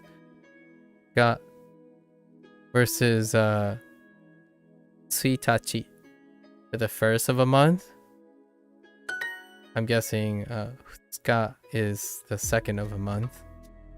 Nana. Suiyobi. Scott. Where is it? Mikai. Mika. Mika. We didn't know that either. Mika. Takai. Futsuka. Ska. Futsuka. Okay. Internet. Netto. ネット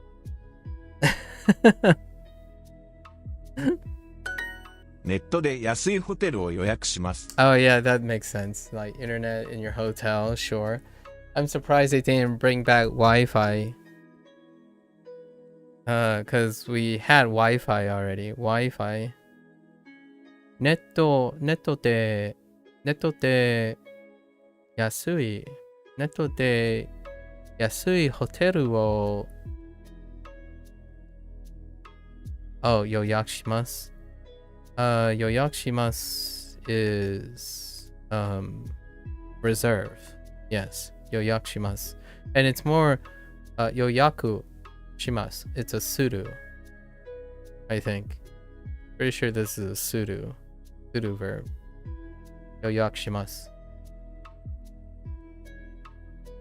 Yeah, it's like reservation. This is a sudo word, right? Yoyaku is reservation, and it is to do a reservation.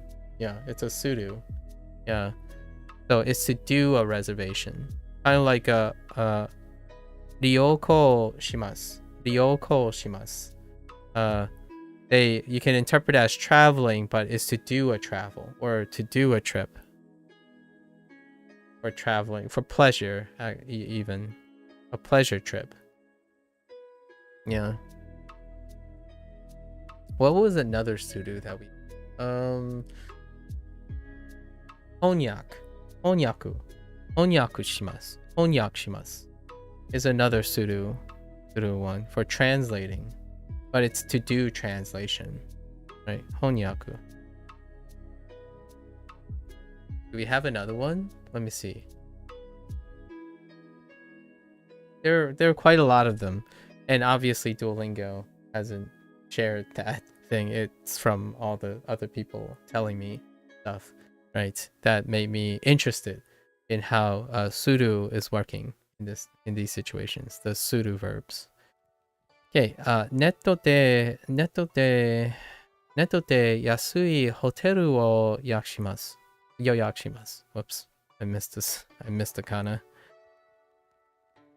I'm going to Yoyakushima's phrase was first introduced for reserving a chiketo, for reserving tickets and seats. Yeah. I'm going to reserve a cheap hotel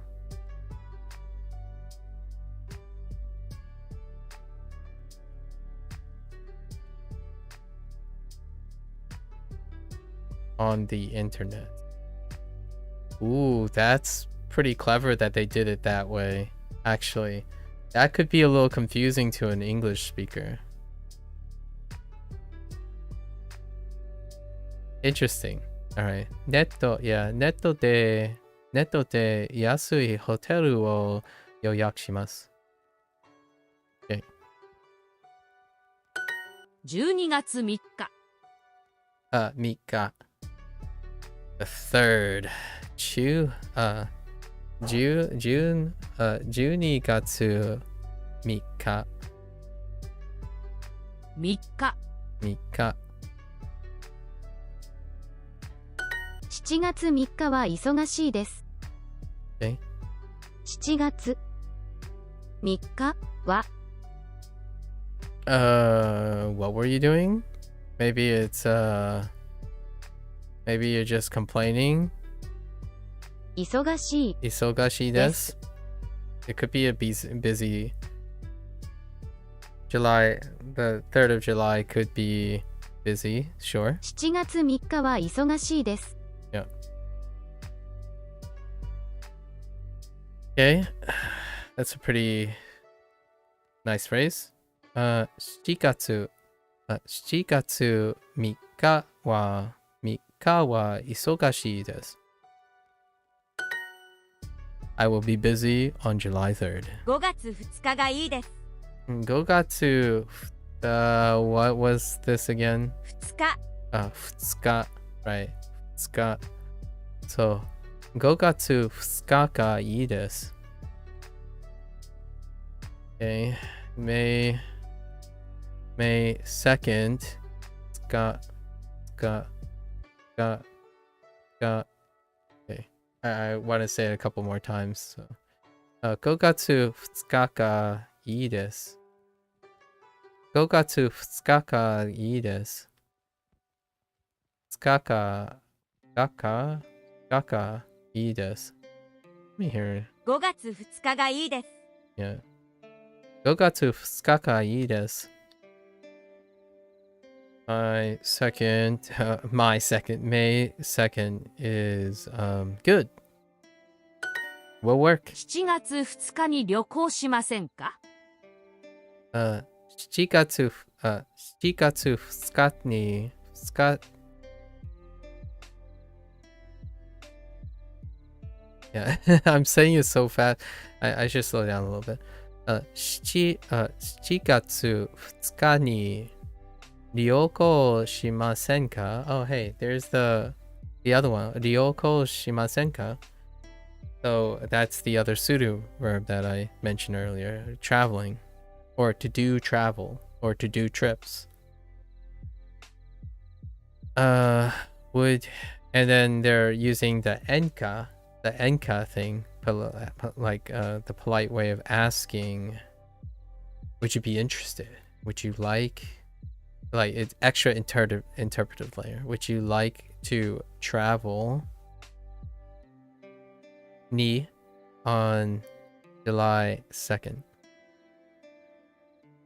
And of course, you probably already heard me just do it now, like in the last prompt. I would for me, it would be, would you like to travel on the 2nd of July?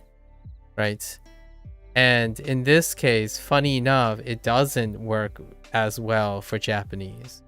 However, in the other format, when you use no, it does. But most of the time, I wouldn't say, for me personally, would you like to travel on July 2nd? I would typically phrase it in the sense that, would you like to travel on the 2nd of July? So it would be like July no 2nd. Or it would be, yeah, July no 2nd, right? The 2nd of July. Would you like to travel on July 2nd? 7月2日に旅行しませんか？花さん、5月2日に旅行しませんか？ Okay, let's try this. 花さん、5月2日に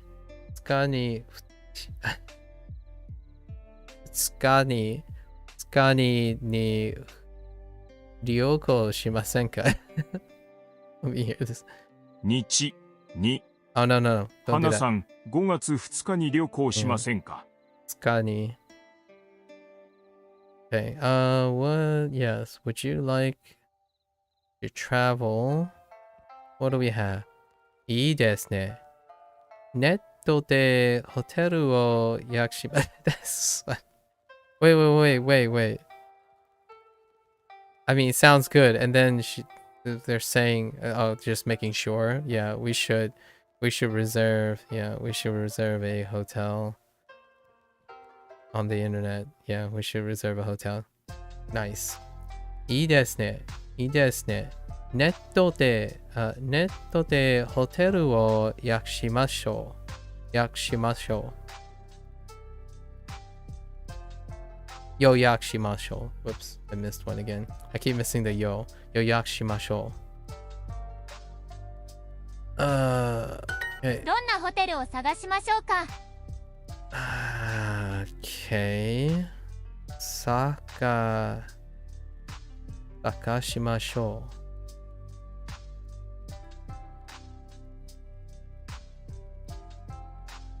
探しましょう。We should look for. Interesting. So I'm guessing to do looking. To search, probably. To do search. Yeah, and this kind of looks like another pseudo. Saka, maybe a search. どんなホテルを探しましょうか。探しましょうか。Wait, let me hear that again. どんなホテルを探しましょうか。Yeah, 探しましょうか。どんなホテルを探しましょうか。What should we look for? Oh, what what kind of hotel should we look for? Yes.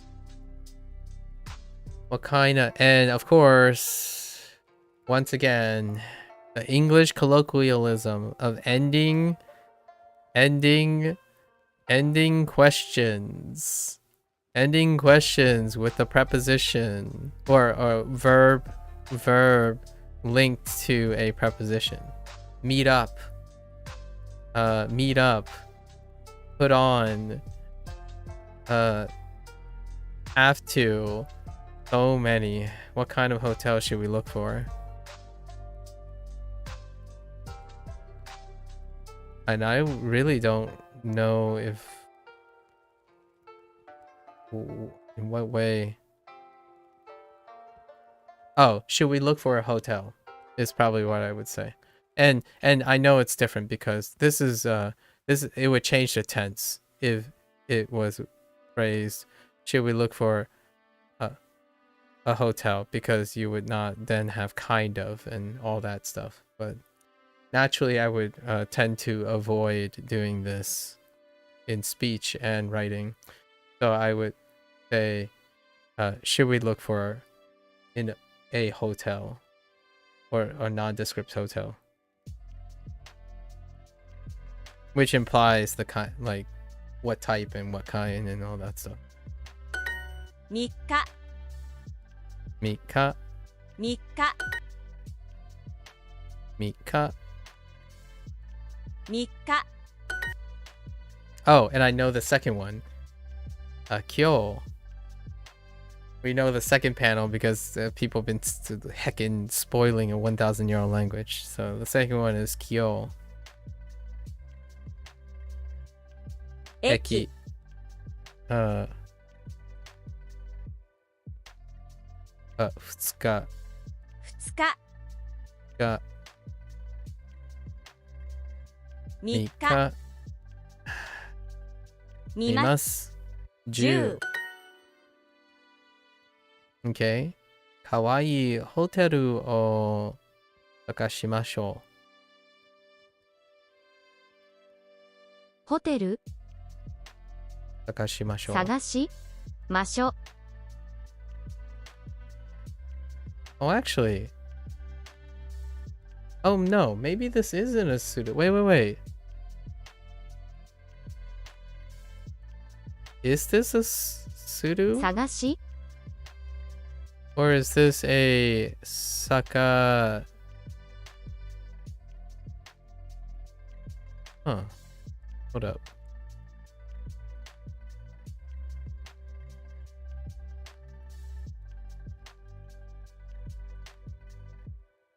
Saka Shimashou. Oh no, it's not. It's not. It's not a sudo. It's a sakasu. Okay.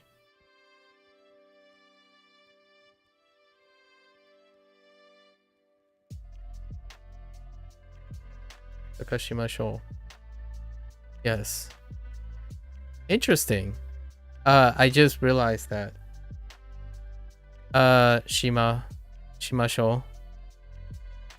I thought maybe the Saka was the search. Like a seek. And then Shimashou.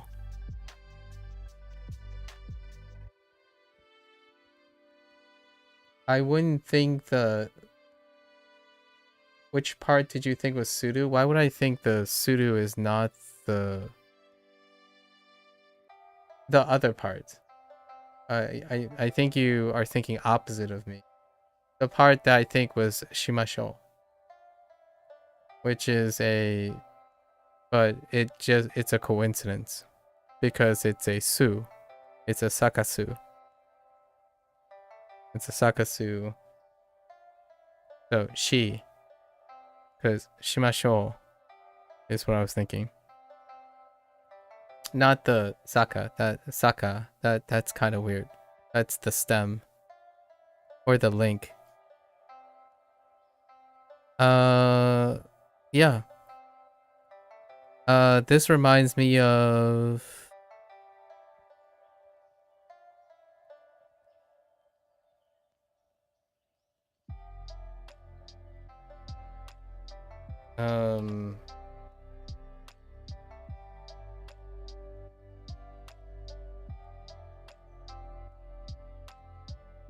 There's another one like this. It's probably a Sue predicate as well. I'll think about it. It's not coming to me at the moment. It had something to do with...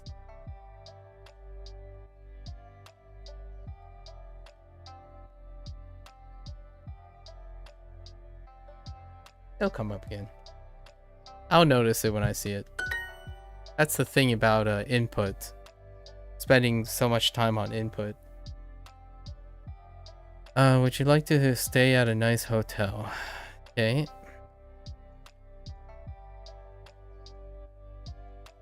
Stay.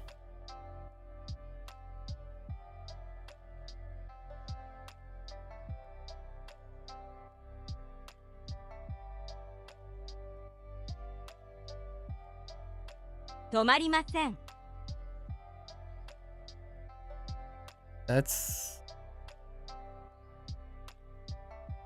止まりません。店。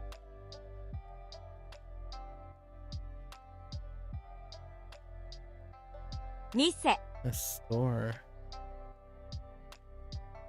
すみません。すみません。止まりません。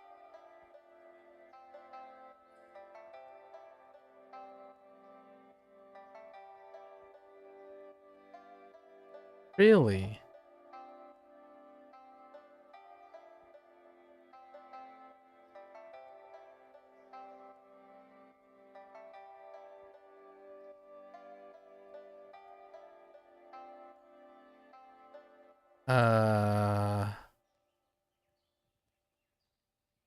Okay.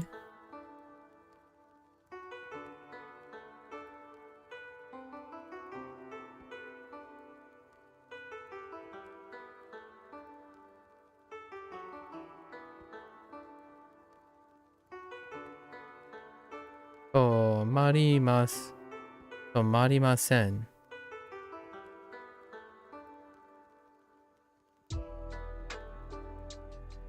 Huh.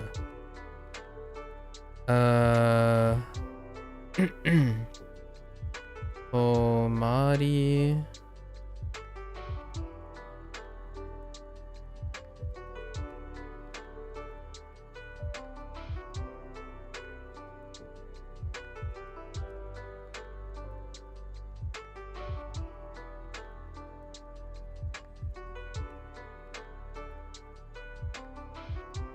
Oh, I see. Oh, man. Have I had this word before? I don't think I have. So it's not highlighted as new, but it's definitely new. Yeah. And I also just found out that there are 2 of them.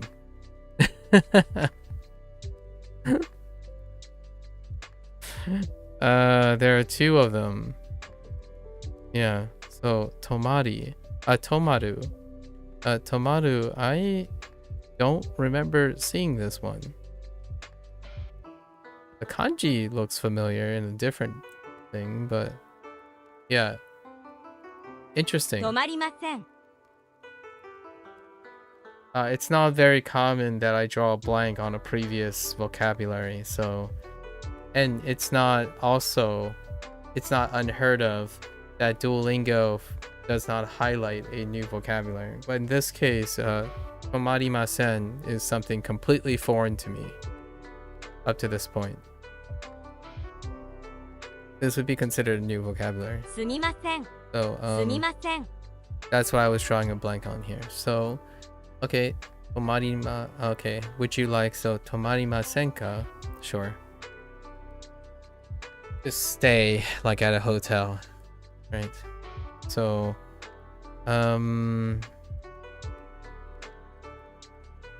ホテルいいいいホテルで、いいホテルに、sorry, いいホテルに止まりません泊まりませんか? That works for grammar purposes. We should look for a quiet hotel. Okay. So, 探しましょ探しましょう。探しましょう。探しましょう。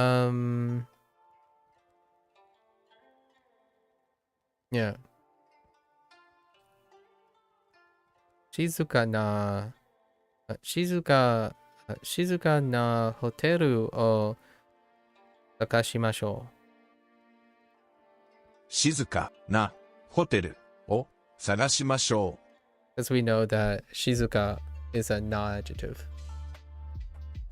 静かなホテルをkeep trying to say 探しましょう。静かなホテルを探しましょう。Okay.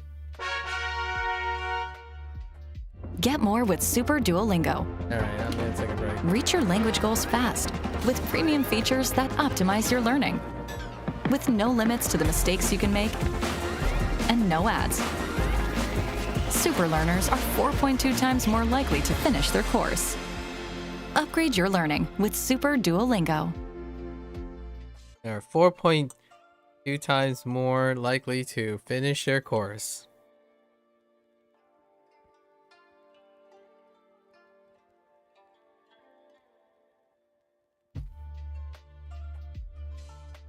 No hearts, of course. Oh. Kaki. Kaki. Kaki? Kaki? Kaki. Let's see which one it is. 鍵 Kaki. It's kind of flat, actually. Kaki. It's slightly elevated. Kaki. Oh, and we got credit card. Just by sheer coincidence yesterday, I was talking about credit card.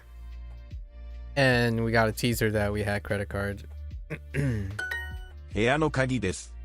部屋の鍵です. Sure. It's the room key. Oh, it's a room key, sure.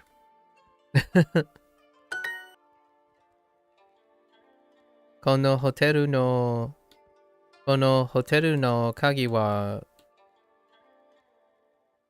古いですね. Sure. Old is fine. What do you have? Aki? Yuki? Sorry. Yuki. Nama. Raw key. The hotel room key is raw. Hare, Sunny. 古い Let's listen to this. クレジットカード Credito, credi, cre, credi, credito cardo. Credito cardo. Credito cardo. Credito cardo. Cardo. Credito cardo. Katakana, please. クレジットカード Credito cardo. Credito cardo.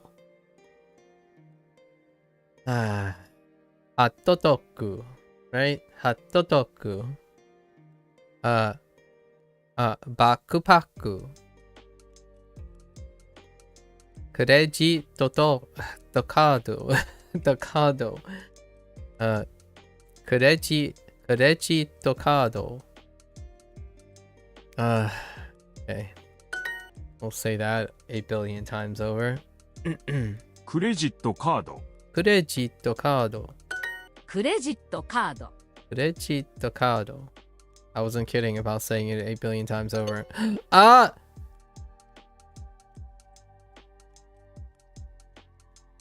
Okay. チェックイン Check in.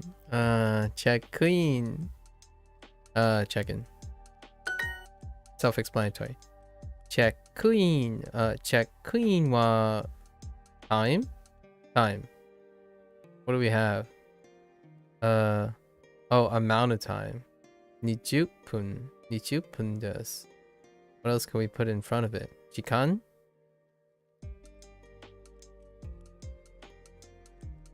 Oh, wait.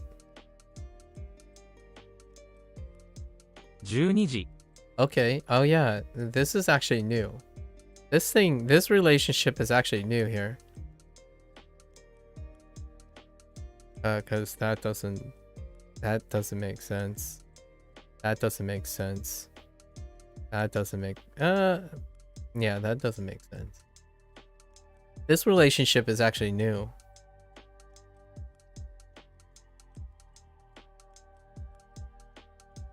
Wait.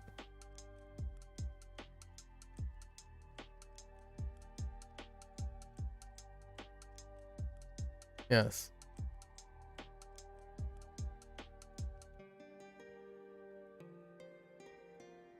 Okay. You say this again. チェックイン Check. Check in wa 12時20分です. What is that actually?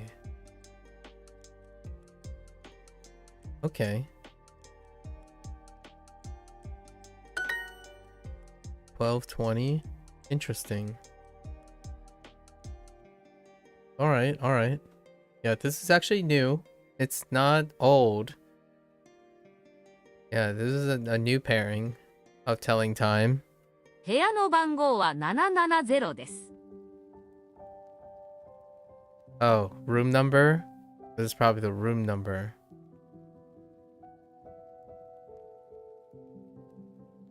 Say that again? 部屋の番号は770です Yeah. So Bango was introduced before, but now it's new because it's a standalone. So we have a contraction. We have a contracted or what do you call those? Double words. Double words. Whatever they're called. Double words. I know there's a name for these. I talked about it recently. The double words. So denwa bango. So phone number.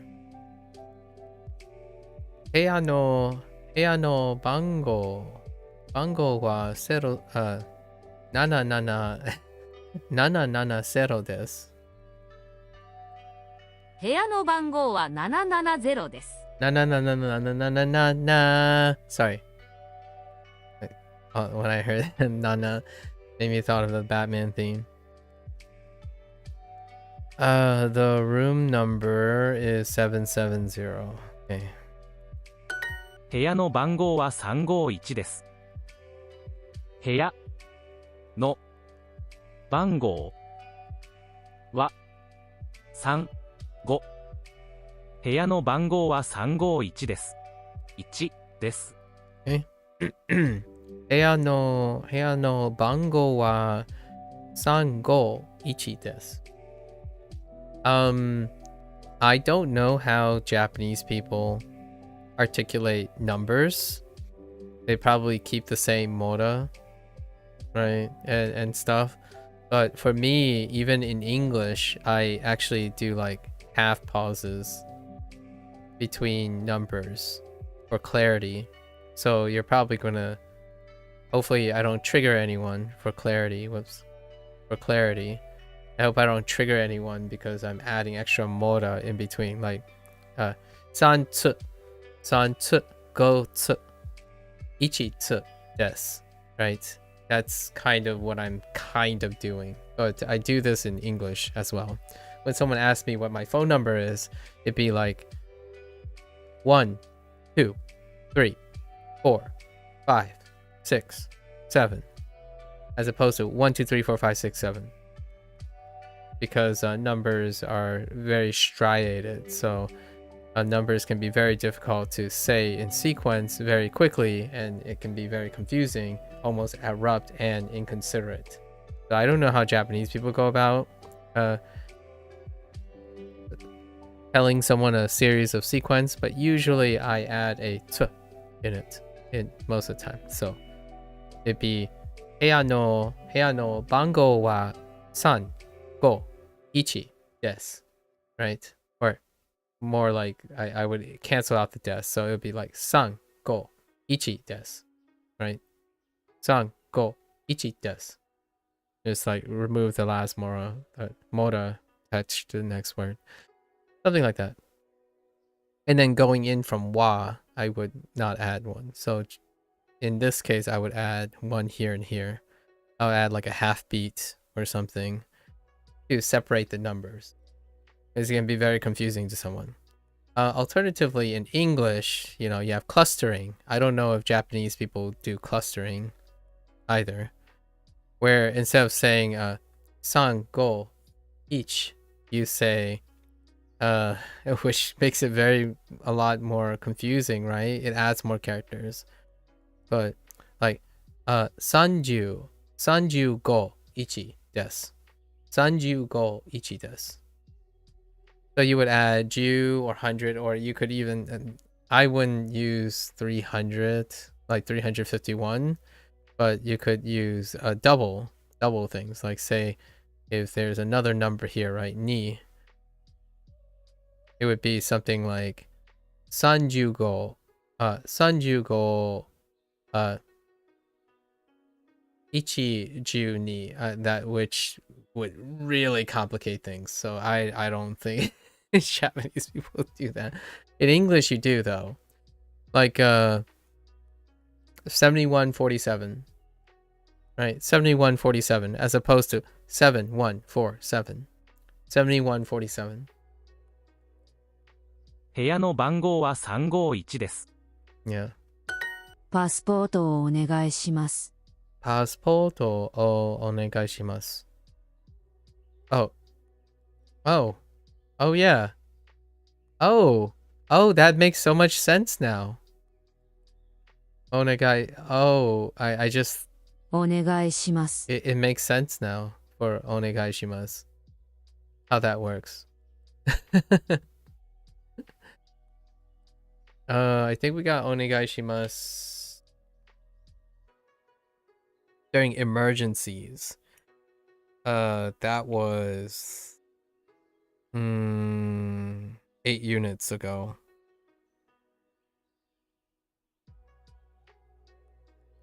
Yeah, 8 units ago.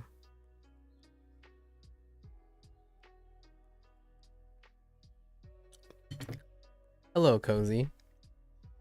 How are you today?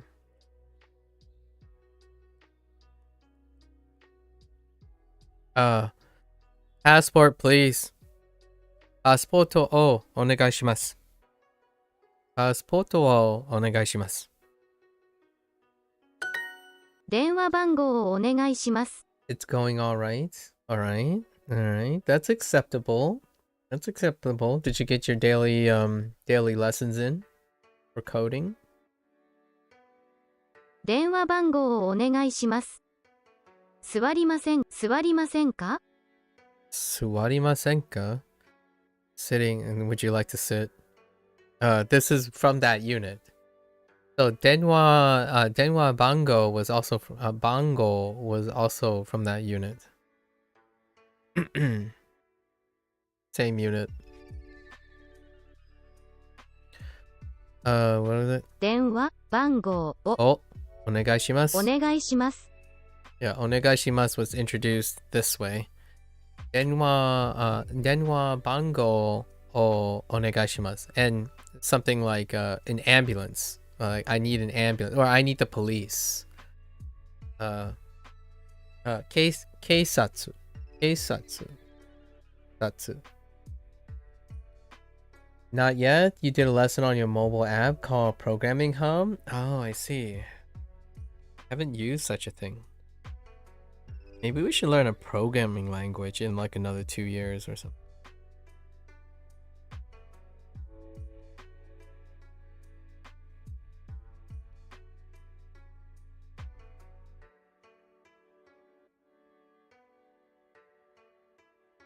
Probably relearn Python.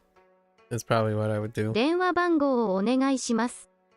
More like review Python. クレジットカードとパスポートをお願いします。クレジットカードと、クレジットカードと、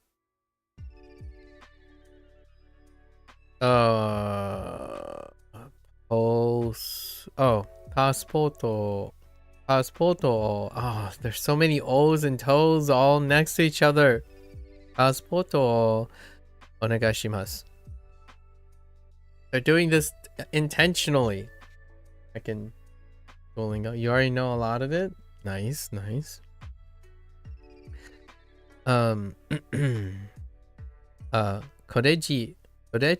card to passport onegaishimasu. A credit card and a passport, please. ATM の隣で会いましょう。 ATM. Oh, you know what? I haven't wrote the kana out for ATM. Do they? They don't have one. So I'm guessing it's...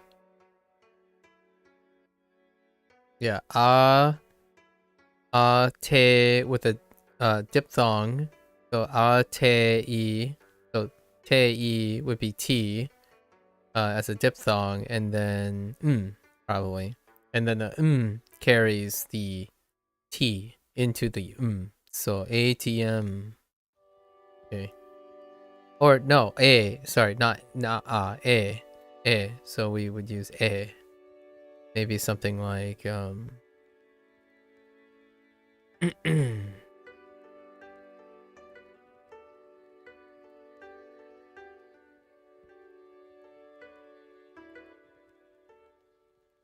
Oh, yeah, that's it. Like probably something like this. ATM. Oh, there might be a moo actually. Like this? ATM moo. Probably. Let me hear that again. ATM の隣で会いましょう。 There's a moo. So ATM moo. ATM no. You relearn how to use CSS within JavaScript? Oh yeah, I have no idea how to do that. My only CSS exposure is like dealing with CSS in back in the day when, you know, overlays and like scripts for the bots and stuff had some CSS. I don't know much about JavaScript though. General. I knew just enough to change the properties that come up. I don't use them anymore, but that was kind of a fun. Gonna do some language lessons later. Awesome. So what are you doing now? Just chilling? Enjoying a meal? Maybe a snack? Evening snack?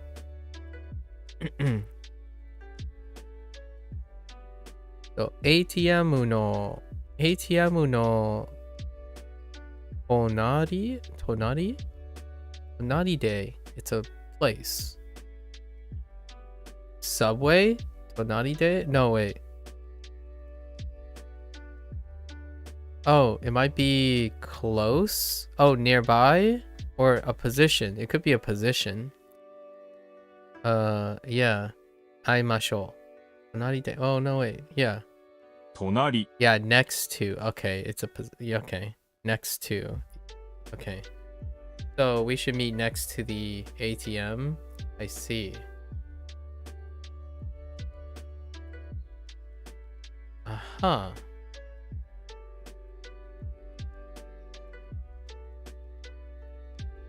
Interesting.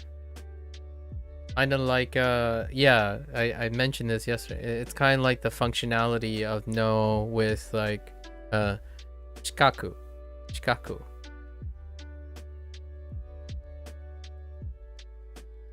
You had bits oh my gosh, I just choked on the word biscuits. You had biscuits just now, just watching. Okay, fair enough. How are your biscuits? How do you like your biscuits, by the way?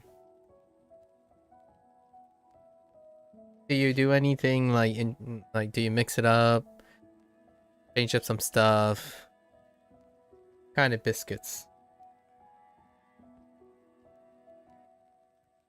Have I reached scientific words? Wait. Scientific words you mean in Japanese? I hope not.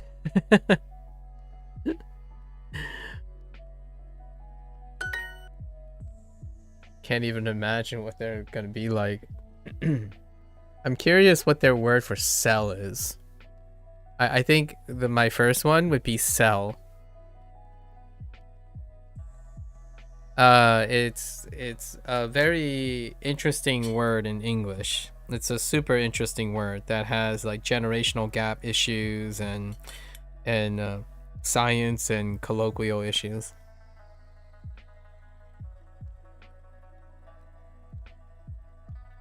In English. So I'm kind of curious what Japanese people use for the word cell. And they'll probably end up distinguishing it between the cells. So they probably have a hiragana word or a kanji / hiragana word, right? For cell versus cell.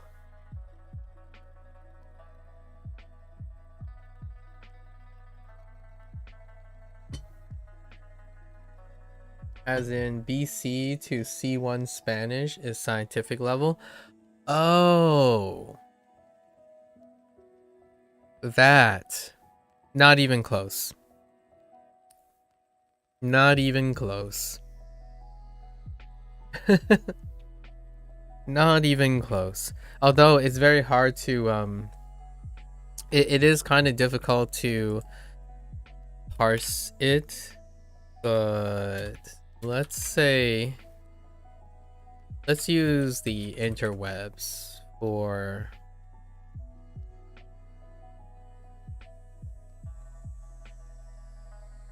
to get a rough idea.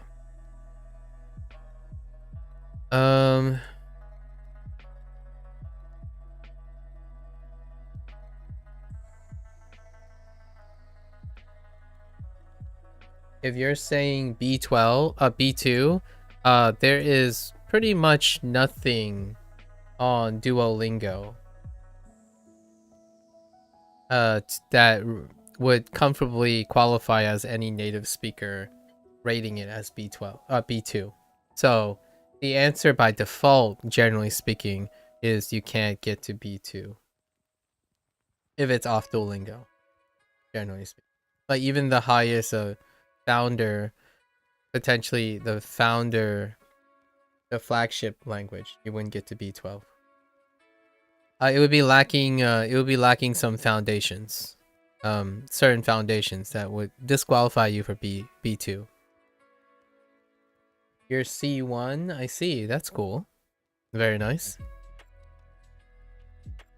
Very nice. Congrats on C1. I haven't ever rated my linguistic skills. I think largely because I took it for granted when I was younger. I was speaking and writing largely at a college level very early in my life due to my inclination with the English language in general. Oh, you're C1 with reading but speaking. Oh, okay. Yeah. So in this case, what I did to answer that question was more talking about the upper limit. So in Duolingo, the upper limit is barely B2 in even their most developed ones, because it's lacking a lot of nuances that are not. It's lacking a lot of nuances that are lacking. Your there are other properties that would move you into B2, but comprehensively, Duolingo is not a comprehensive tool, right? It's not aiming to be a comprehensive. So, you wouldn't get B2, right? However, with that said, rating systems like that, or like competency ratings for that, are thinking more of it as a holistic rating. So for example, if someone were to write beautiful proses to me in English, if they are unable to speak the eloquence and mirror the eloquence and dynamics of their writing system, their competency would be rated lower for someone like myself. And I would rate myself lower as well. So like if someone asked me what my competency is in Mandarin, it would be 0 because I'm illiterate. Right? Fujonese doesn't have a rating system because it's not formally taught and standardized. So that would default to a NA. It's non-applicable.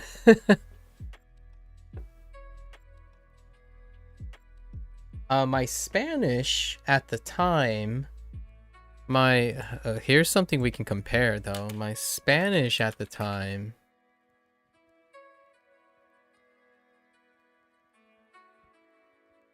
is, let me look at these ratings. We didn't use these rating tests for Spanish.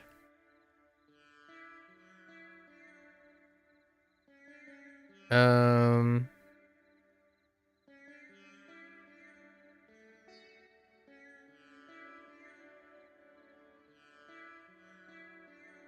I'm not familiar with the Spanish systems, so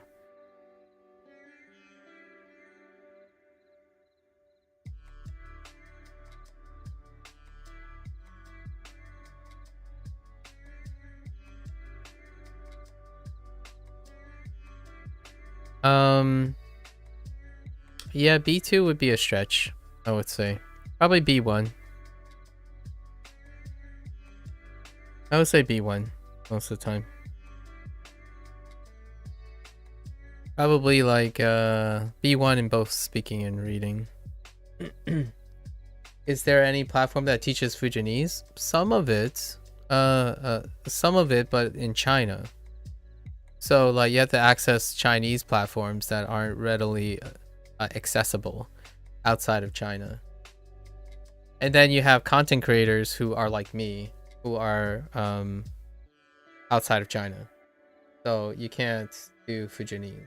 So in a way, I know how this is going to sound, and I really dislike that this is the case, but if you find a Fujianese person who actually makes content, you're talking to the 99.9 percentile. So like encountering someone and finding out that they're Fujianese and still know how to speak Fujianese and have Fujianese comprehension is incredibly rare, because Fujianese people don't make content. They typically have other professions culturally to deselect themselves out. And then at the same time, a lot of times they're second generation, and second generation tends to sideline dialects. Yeah. So it's incredibly disheartening, but also exceptional. But at the same time, like, I don't want to say that if you know me and you know that I'm using Fujianese every once in a while, you have encountered someone who is statistically incredibly rare. But I don't like the idea that it is that rare anymore. Like, I don't have any people, like, no one. Like, as I go on the internet, the closest thing I can muster in looking at Fujianese are some forum threads that link to Chinese, and then some Chinese class that is like one class in the entire continent of China. And I can't teach Fujianese because I'm illiterate.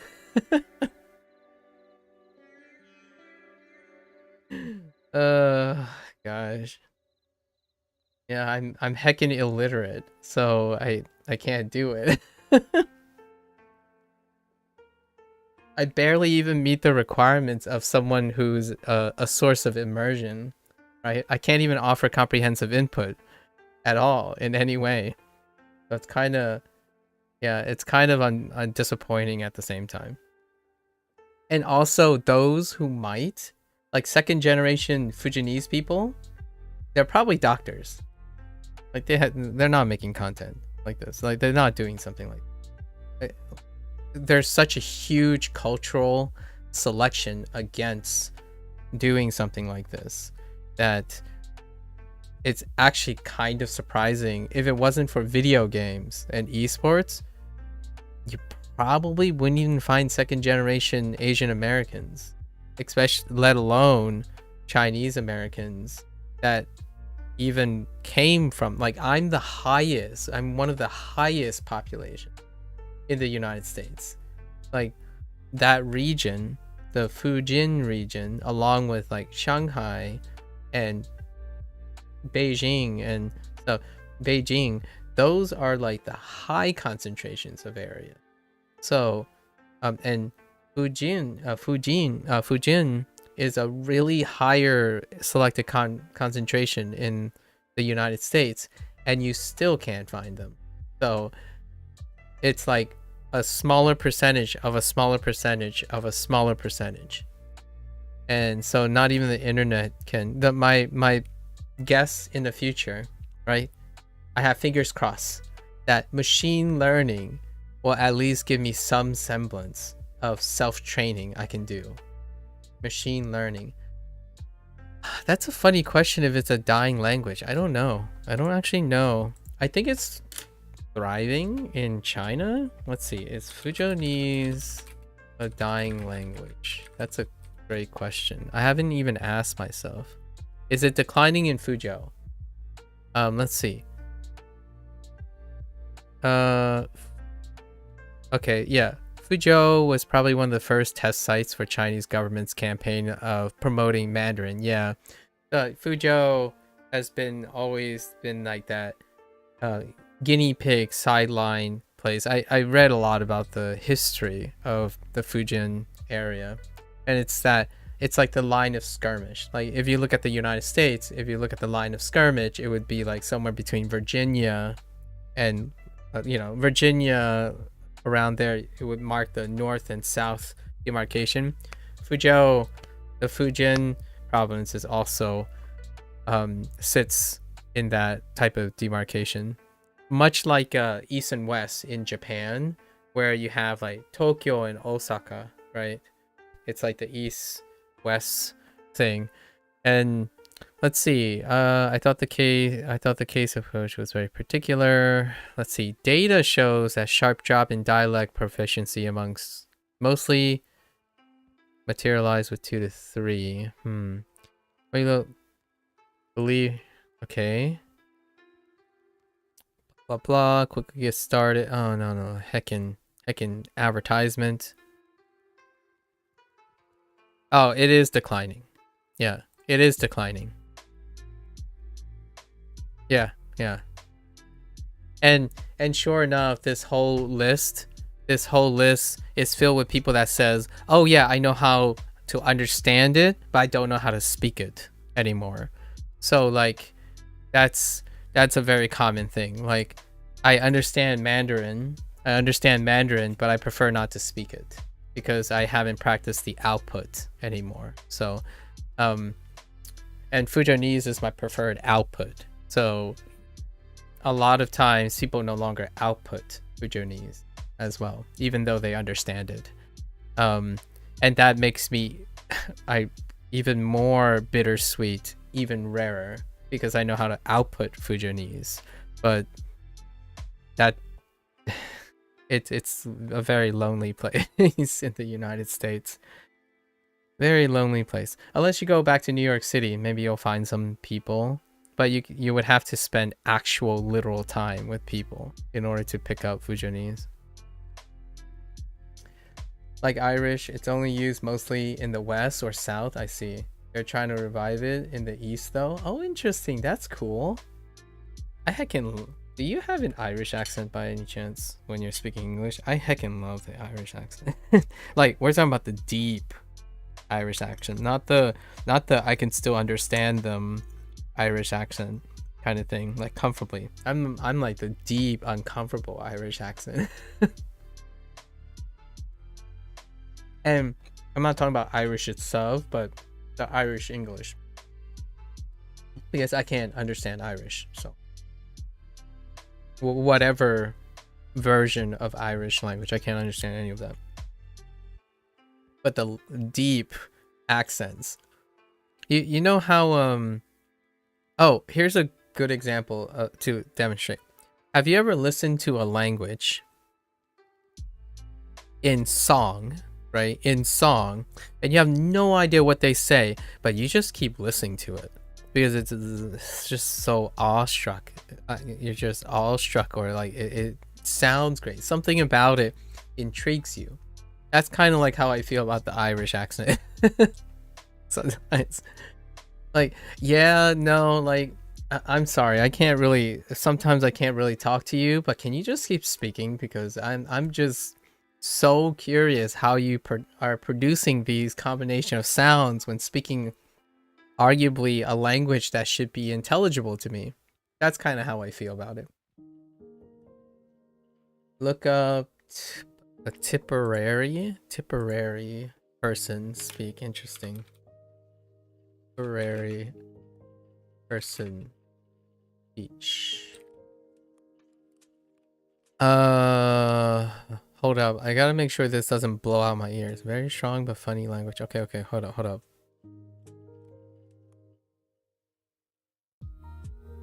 How loud is this? It might be a little loud. Hold on, one second.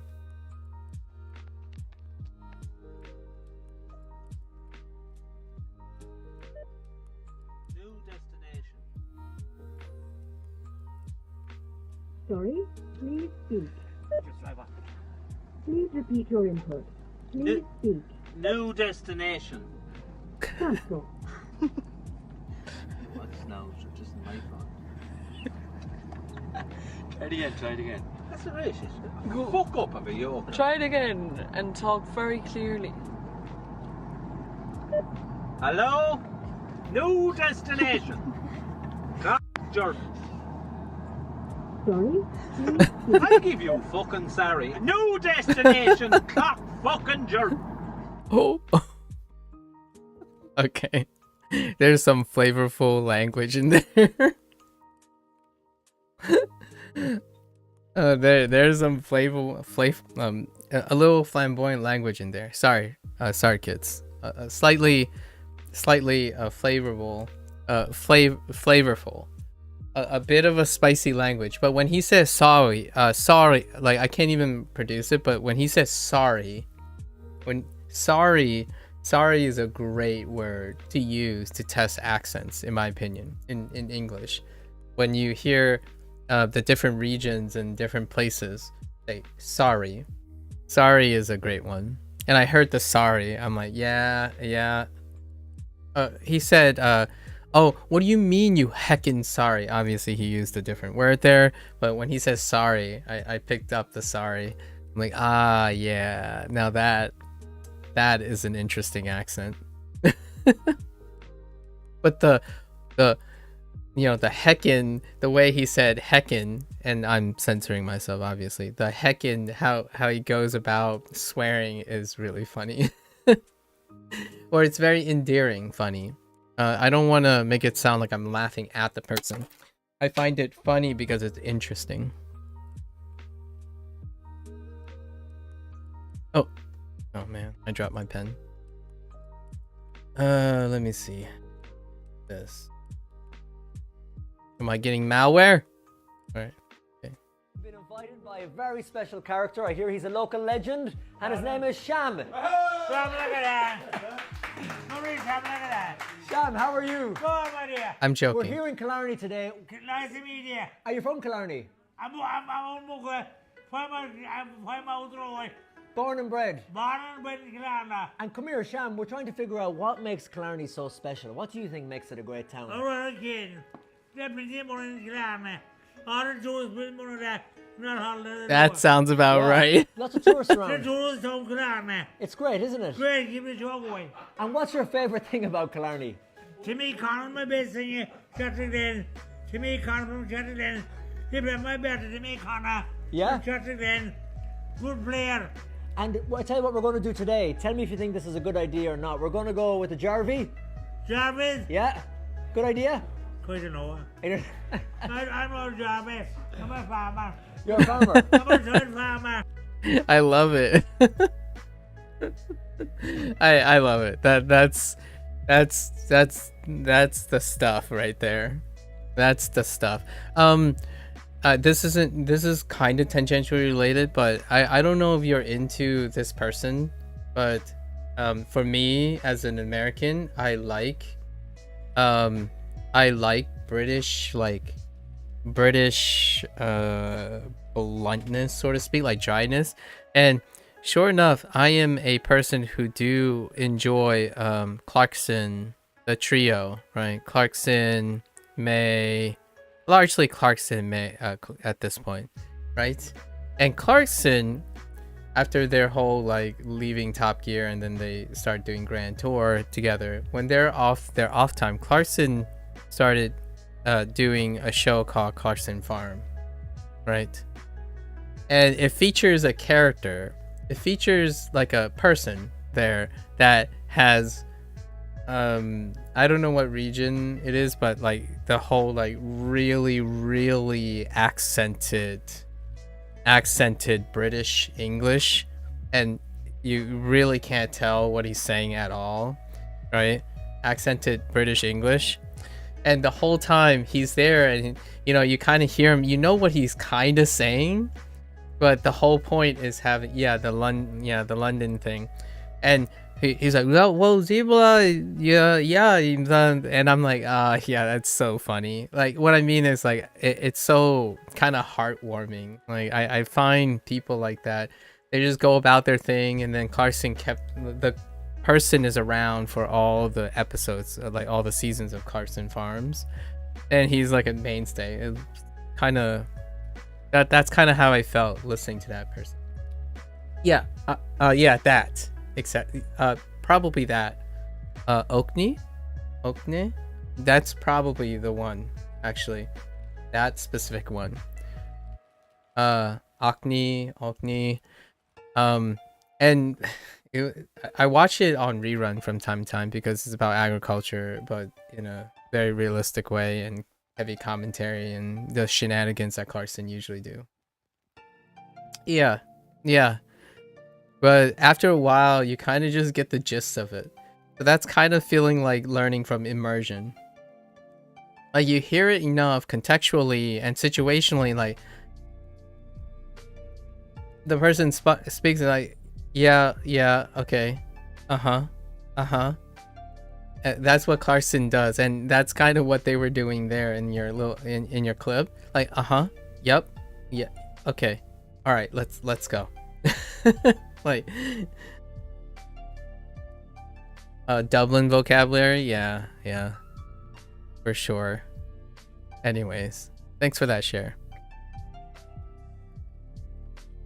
You got your own way, indeed. I don't know, sometimes it would be really fun to be able to like break out. You know how a lot of times we learn language to be understood, right? To be understood. But honestly, there's also some I like to look as the glass always filled in many different ways, right? If you break out in a language where it is a competent language, but everyone's like, what? I think that's fun too. Not in the sense of shocking someone, more like, hey, I like this language, but it's incomprehensible. Do you want to hear it? You know, like, because we already talked about the idea of clout chasing with this. So yes, I understand but the clout chasing is to be understood as opposed to being not understood. You know, the opposite.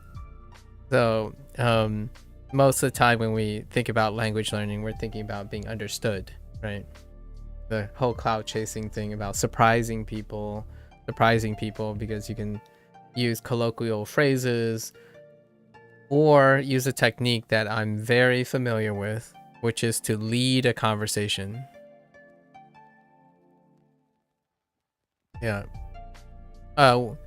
This in my opinion is something that I have been accused of many times, for sure, and I agree.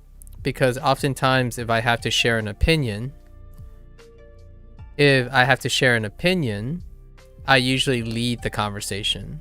And then I then afterwards tell people that it's a narrative, right? Narrative. So oftentimes when I paint myself in understanding something because I'm comfortable to lead the conversation. But when you clout chase to show that you're competent in a language, the way the videos are made, and also the English, I'm going to say the English speaking patterns people use tend to be one that leads conversation. So they constantly lead and set up situations in which their limited knowledge of the language seems comprehensive. And that's usually what irks a lot of people, right? Comprehensive. So for example, even for someone like myself, when I heard someone speak Fujonese, even though they're not Fujonese, right? They don't have a background in Fujonese. They said like, oh yeah, you know, I was talking to my friend and their family for like a day, and look at how great I am, in saying, well, all those phrases are compartmentalized to that situation. So oftentimes like, yeah, it's pretty good, like in that context, because they're leading the conversation and they're leading the context. I wish natives are like, what, at our own language? Yes, that stuff, indeed. Well, though, then extra thinking words, yeah. Throw in some, nowadays,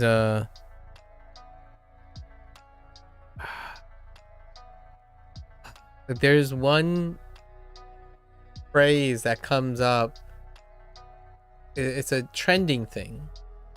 And I heard myself saying it more frequently lately, and I've spilled it over to the people that talk to me privately. I don't remember what the phrase is. It only happens in the company. Oh, well, it has a higher frequency of happening in the company of these friends. I don't remember anymore. It'll probably come to me.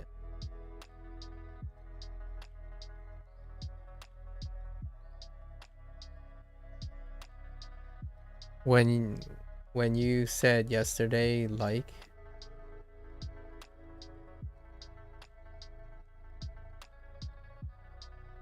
I'm not sure.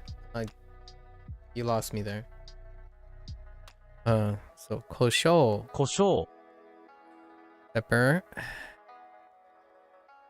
Kaki. No, kagi. Kagi.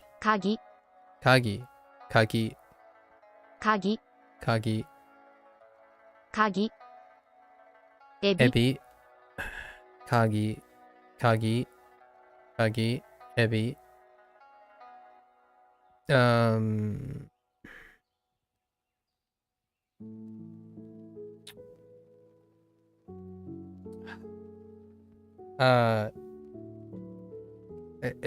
Check queen, check queen, check queen, チェックイン check queen.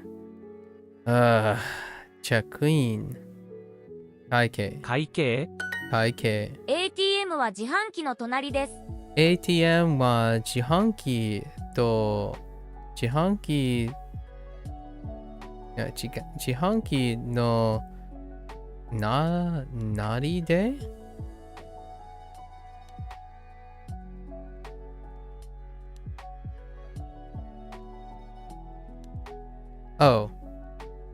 自販機の隣で隣です。tonari. Yeah, tonari is our new vocab, and we know what jihanki is. So the ATM is near the vending machine.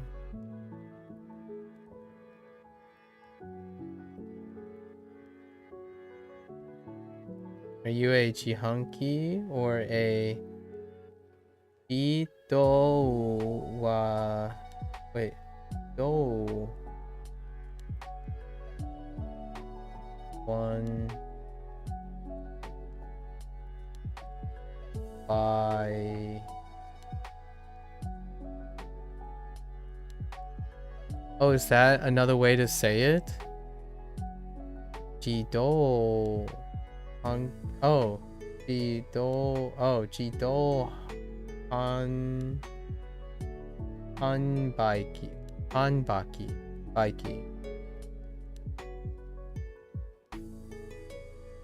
Jido wa hanbaki. Oh no, Jido hanbaki. Jihanki is a abbreviation of okay. That's fair enough.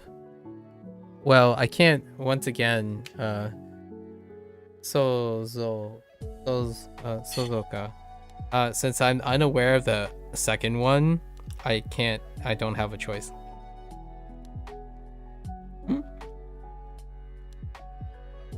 I get that is an abbreviation though. Thanks for the share. I hear. So Jido Hanbaki. What's the breakup of that kana? I'm guessing Jido is like one, and then Hanbaki. Well, ki is kind of. Yeah, I don't really know the pacing of that either.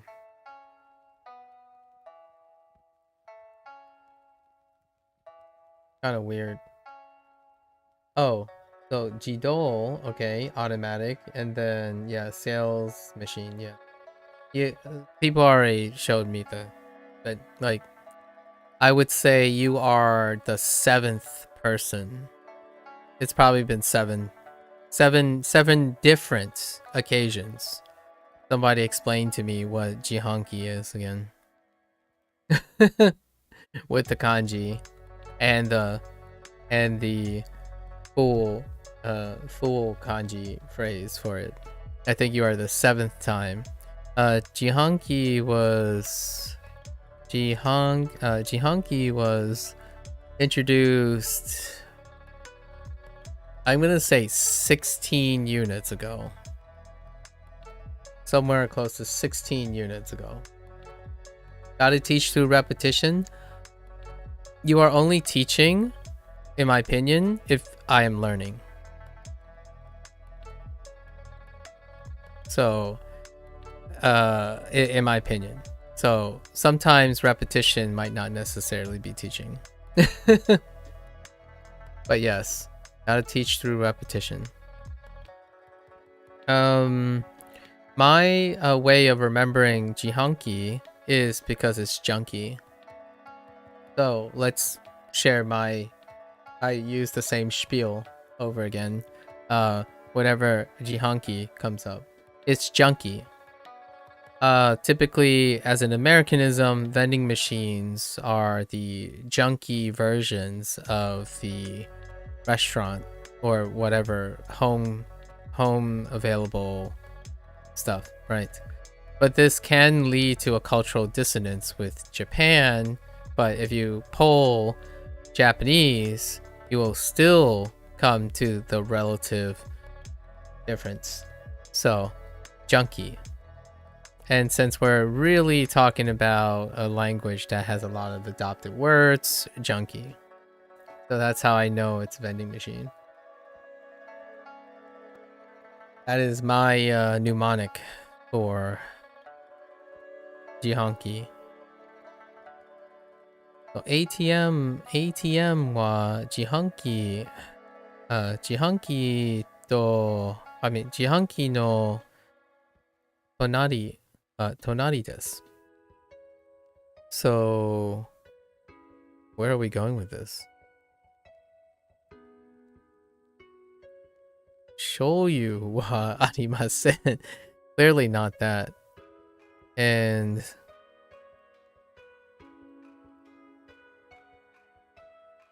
Tonari.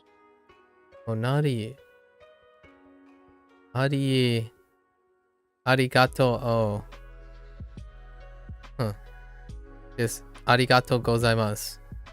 Oh, okay. I suppose. Yeah, that makes sense. Maybe you need shoyu from the vending machine? Well, this says I don't have. Oh, I guess you could say it doesn't have soy sauce. Yeah. And you need the ATM to get the cash? That's fair. With the person themselves, it's not, but you can say the vending, you're inferring that the vending machine doesn't have soy sauce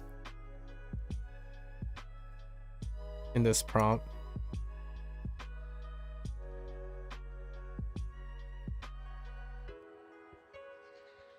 That's true.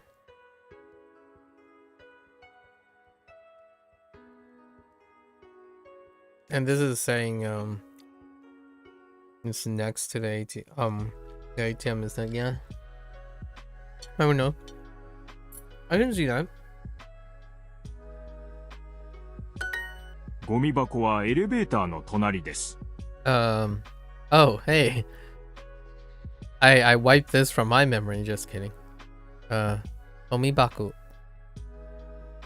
Komibako. Whoops. Komibako. Komibako wa elevator no tonari desu. This is actually very important because you don't get this very often. Komibako. You don't get this very often. That's actually not a very common thing. I think this is more of an Americanism. Komibako wa elevator no tonari desu. I would be even surprised to find a trash can next to an elevator in Japan.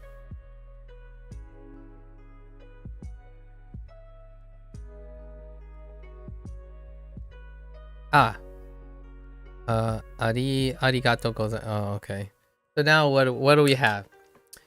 So now Duolingo has 3 phrases. Oh, thanks, Joseph. Now Duolingo has 3 functionally repetitious power, right? Arigato. Yeah, I was just about to say soka. Zoka. So there are 3 now. Arigato gozaimasu. Ii desu ne. And oh no, I forgot the earliest one. Ii desu ne was the second one. What was the earliest one they used?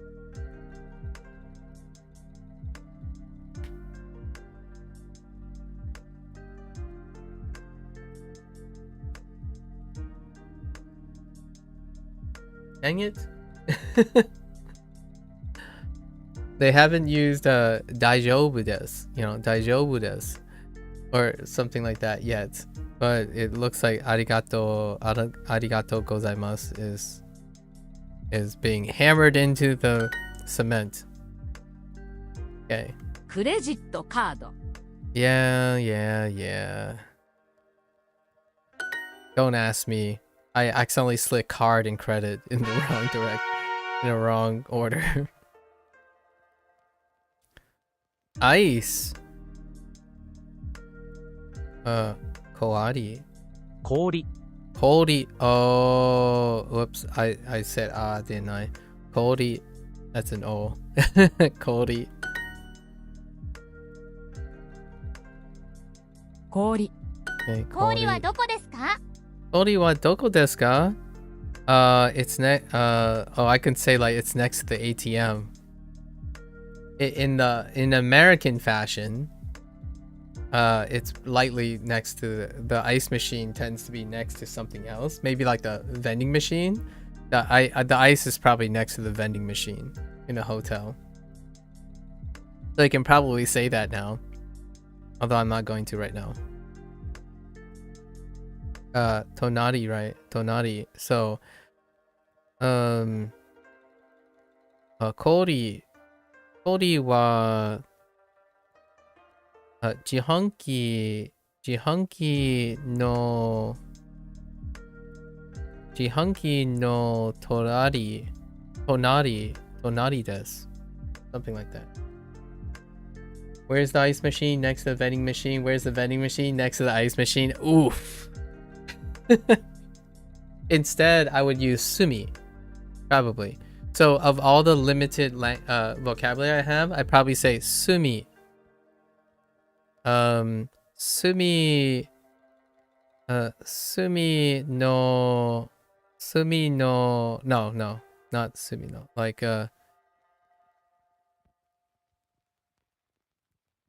yeah, sumi no chikaku, probably elevator no sumi no chikaku.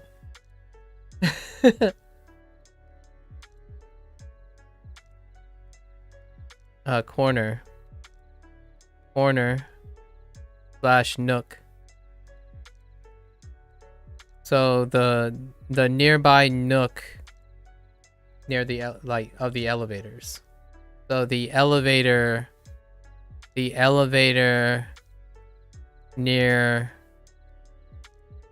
like the nearby nook or corner. that's as close as I can get. Because I'm thinking of a like an American hotel. Usually the ice machine, the ATM, or the vending, usually not the ATM, but the ice machine, and even you don't know how you would say that, something like that natively. Well, that's the good news, is that I'm not a native, so you don't, right? You don't have to in this situation. Maybe something like elevator no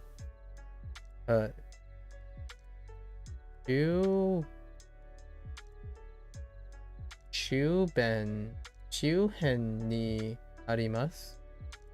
Interesting. What is shuhen?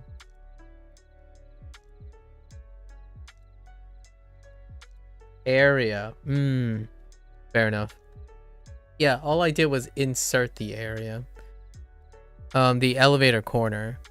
Because I don't know the expression. Yeah, like I said, I don't know the expression of the corner elevator near the corner elevator is what I was saying.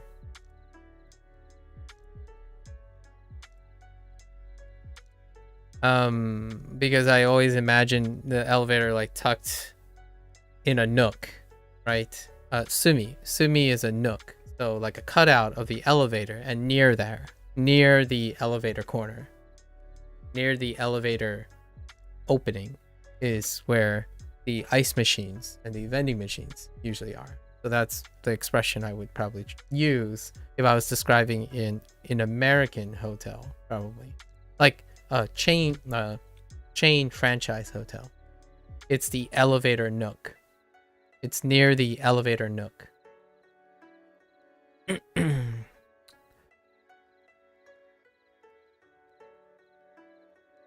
But I don't know the word for area. That's pretty good though. Shuhen. Shuhen for area. That would work.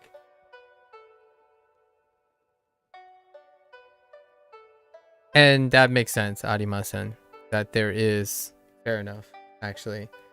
Yeah, arimasu. Oh, sorry, arimasu. Arimasu would work because there exists. Most definitely. Forgot. Good point.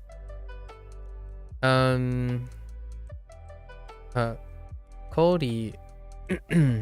Cody wa doko desu ka? Where is the ice? I like how they added machine here just to trap you. Can you say Koriki in this situation? Koriki wa doko desu ka?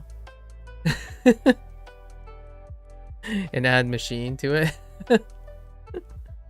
It kind of sounds like Koriki. It kind of sounds like QWERTY keyboard. QWERTY keyboard. QWERTY key. Oh, you can't do key. It's. Oh my gosh! What the heck? Make ice machine. Oh, okay, fair enough. Say hyoki. Oh, okay, say hyoki. Okay, say hyoki. Make ice machine. All right. It couldn't have been simple, huh? You know, it just couldn't have made sense. All right, fine, Japanese people.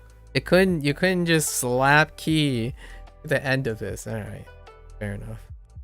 I'm just kidding. Obviously, it's the same thing with English. Every time you think like you would think that makes sense, but no. Natural English development is not constructed language, right? The difference between a conlang, like a conlang, and a natlang, right? Natural language and conlang.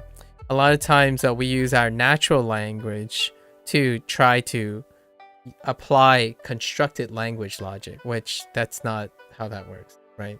Language is brought up naturally, as in it evolved and dynamically create as it comes up, as opposed to constructive logic, which I was applying constructive logic here.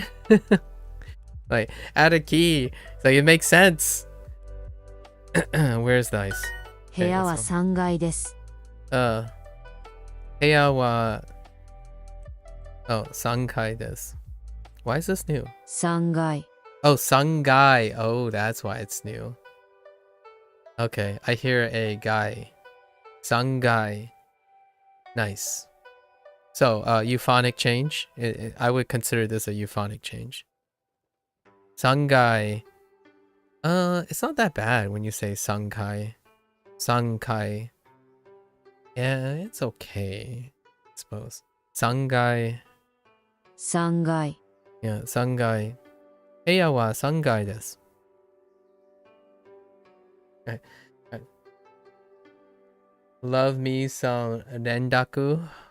What is a rendaku, actually? Did I say something bad? Are you getting me to say something bad? What is rendaku again? The room is on the 3rd floor. Sangai.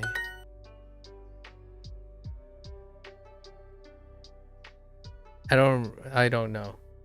Rendaku is that phenomenon where sounds changes in compounds. Oh, that's how you describe it. Okay, I'll have to remember that. Rendaku.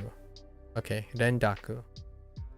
Yeah, a lot of times when I think of rendaku, sun guy. I know the phenomenon. But but I didn't know that Japanese people had a name for it yet. So, rendaku, I usually think that the cause of rendaku tends to be because of euphonic changes, right?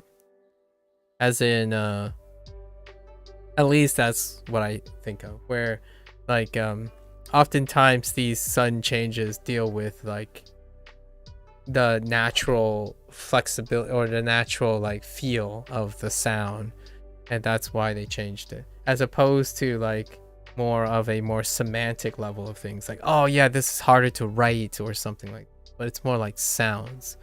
What's a great example in English?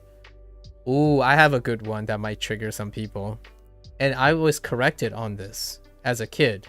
I was corrected on this regionally as a kid for my English, and I actually use both now depending on who I'm talking to. This word in English has a very close thing with rendaku, but not necessarily exactly the same, but you can hear it in English. So the question is it a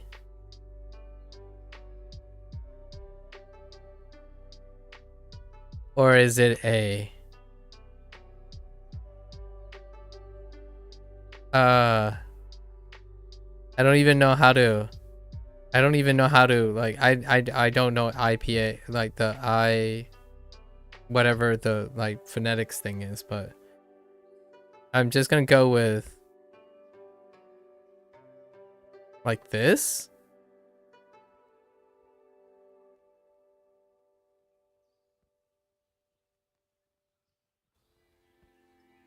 Or maybe like this. Tomato and tomato, that's not quite the same. That's tomato and tomato is dialectic to some extent. This one is American to American, and it's shifted. A lot of times it's shifted. So this is lemon versus lemon. Lemon versus lemon. And I used to say lemon a lot. And then at some point it shifted to lemon. And then now it's kind of like shifting back to lemon. Much like contractions of words, which I don't think these don't consider as euphonic changes. But let me think of another one. Is there another one that has changed over the year? I'll think of another example later.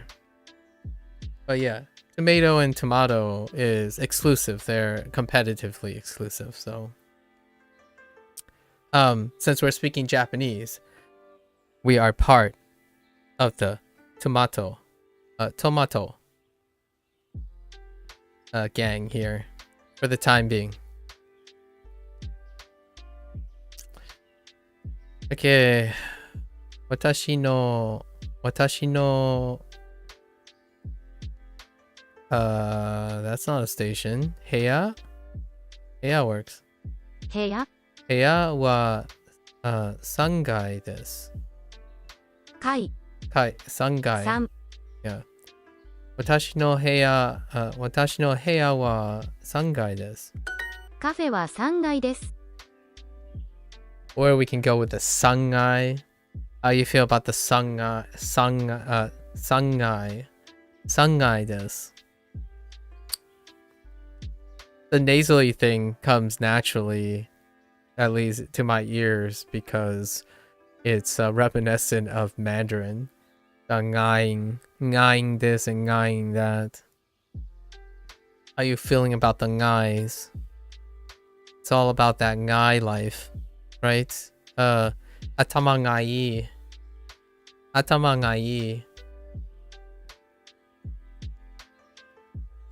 Or what's another good one?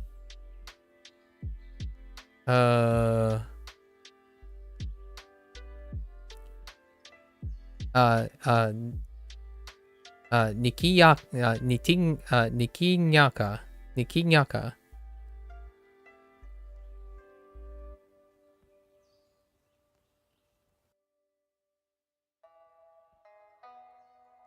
Yeah, I don't have any more examples. Okay, let's keep カフェ going. は3階です。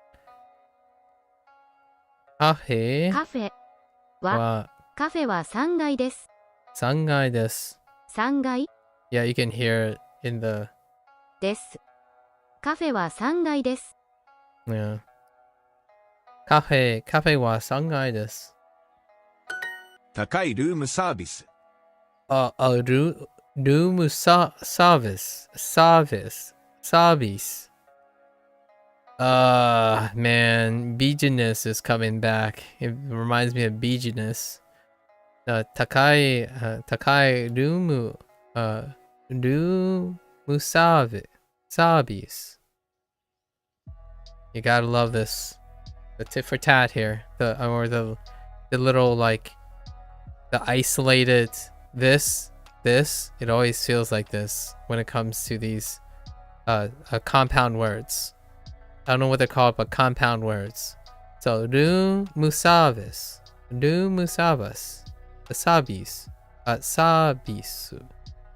Right? Room service. Sabis. Like hot dogu. And only like you can substitute these for tus if you can substitute these for tus if they're not long vowel holds. Are you a heya or a rumu? Oh yeah, now true.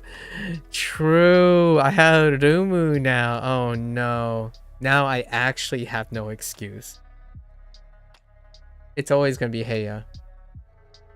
It's gonna be heya. You know why? I can do this every time. Heya. You know? Heya.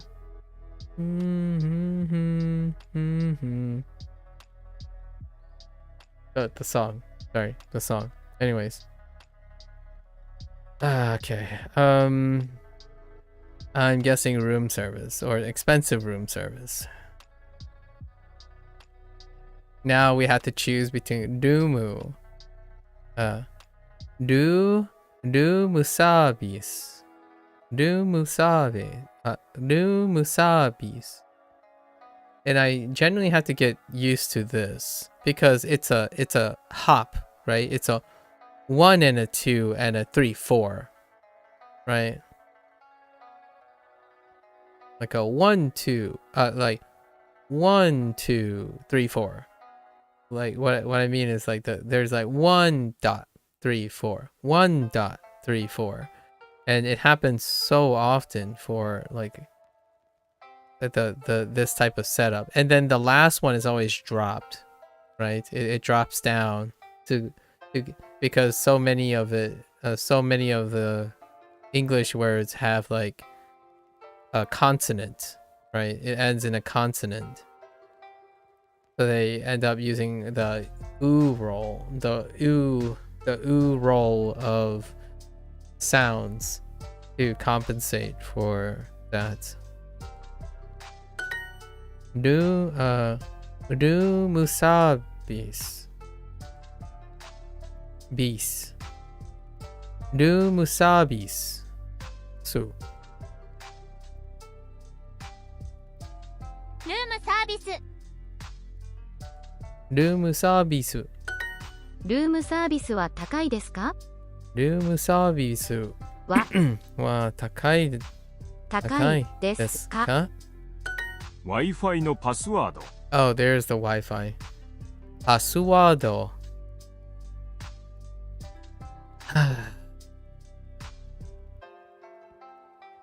Wi-Fi Wi-Fi のパスワードパスド wait Wi-Fi のパスワード。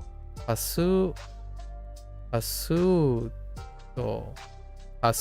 ド yeah はパスワード。Wi-Fi, I never saw those JP characters before. Wi-Fi is some, yeah. So nowadays they're taking the modernization where if it's a English acronym, they're using Roman characters now. And it happens way more frequently than I would like to admit.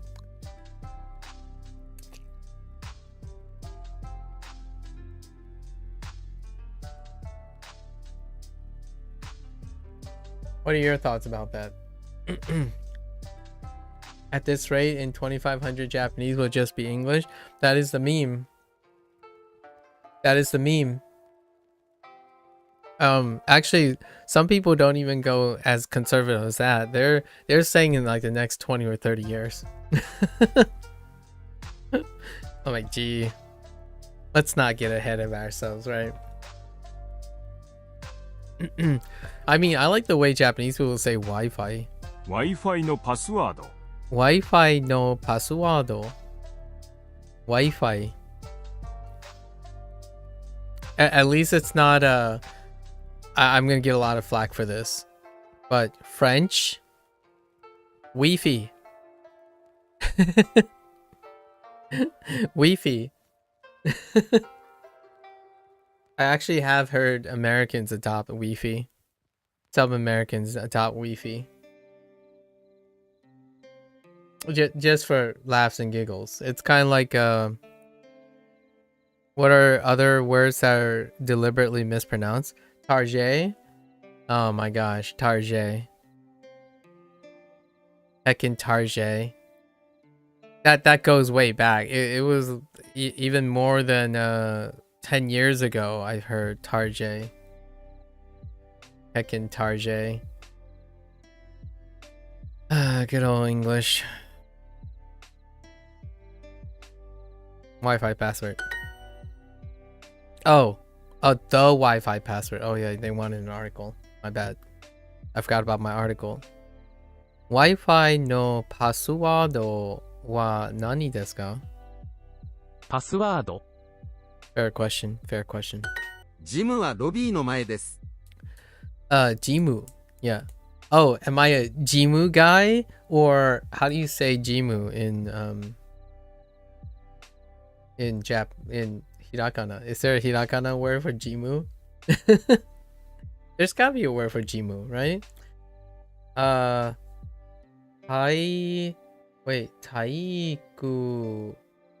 Oh, Taiku-kan. School gymnasium, but Taiku-kan. Yeah, that makes sense. Like, I get it, though.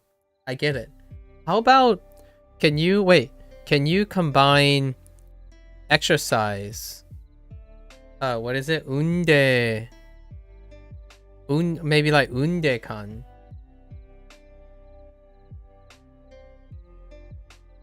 Oh, Jimu would be more recreational gym. I see. Yeah, but could you put like, yeah, undo. Sorry, like, yeah, undo-kan. Is there something like a undo-kan, like an exercise location or something that would be closer to like Jimu? Yeah, undo. Yeah. Could you combine like kan with undo? That was my first thought when I asked, oh, maybe there's a Japanese version of this.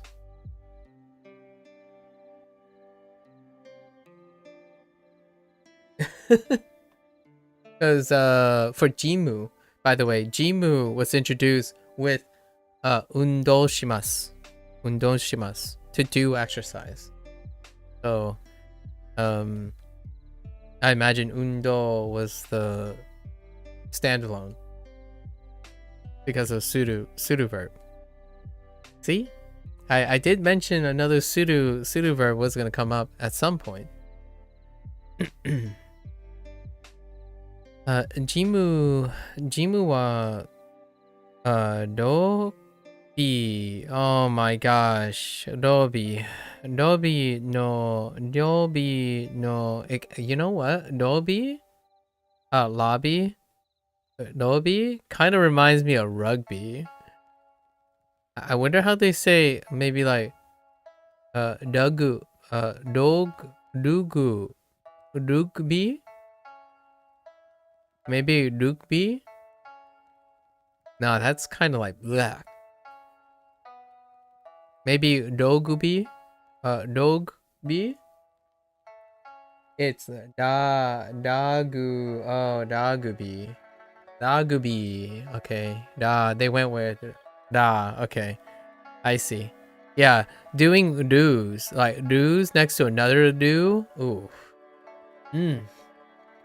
I feel like when it comes to adopting words, they typically try not to do that.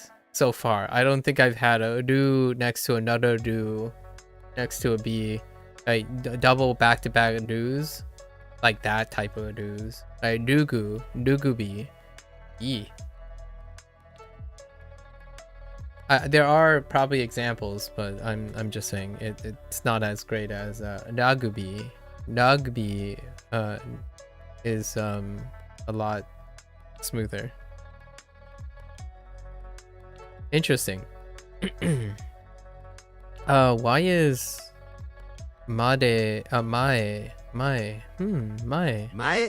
Oh, front. Mae, okay. Mae, front. So what is this saying? The gym is in front of the lobby. Oh my gosh, the preposition on top of preposition on top of position. The preposition on top of position on top of preposition phrase. The gym is in front of the lobby. Yes, the gym is in front of the lobby. エレベーターはお手洗いの前です。エレベーターはエレベーターはお手洗いの Oh, hey, お手洗いの前です。The heckin' prepositions. What the heck is this? Eru saizu o kudasai. Sorry. お手洗いはどこですか? Oh, wait, why are you asking? Wait. I don't get this prompt. Hold up.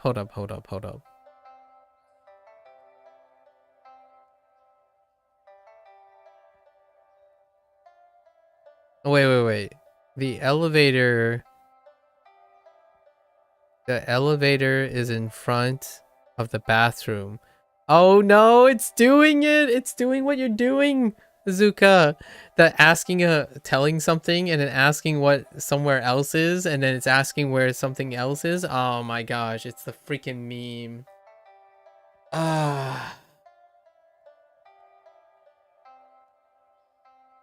Yeah. Zuka. I know. The ice machine is next to the vending machine meme. Oh man, you nailed it right on top. Right before it happened. Oh my gosh. All right. It's good. We're going back to like non-intuitive thinking here. We're like, hey, the elevator is next to the bathrooms. Well, where are the bathrooms? It's next to the door. Where's the door? In front of the lobby. Where's the front of the lobby? Next to the elevator. Where's the elevator? Next to the bathroom. Okay. 3階 3階 3階 Okay. 3階 3階 The password is long, isn't it? Are you really putting nagai all of a sudden in this? Okay. パスワードは長いですね。パスワードは長いですね。Okay.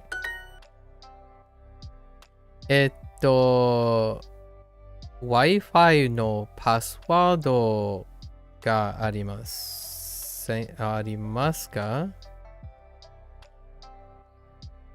I guess はあります is a little bit less forward.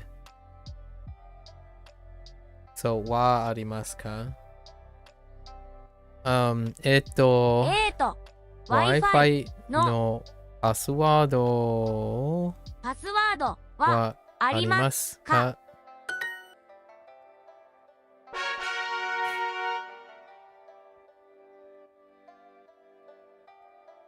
How am I looking on 3 hours? Yeah, we're good. I was waiting for the reset. 4回4回. Oh, that totally makes sense. 4回.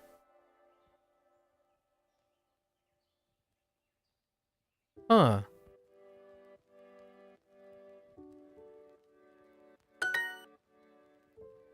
Okay. 4 4回回。 3 3回回。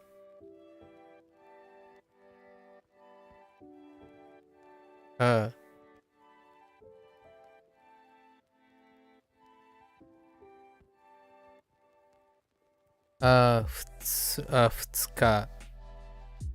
Right, 2日. Yeah. 2日 Okay. 何年生?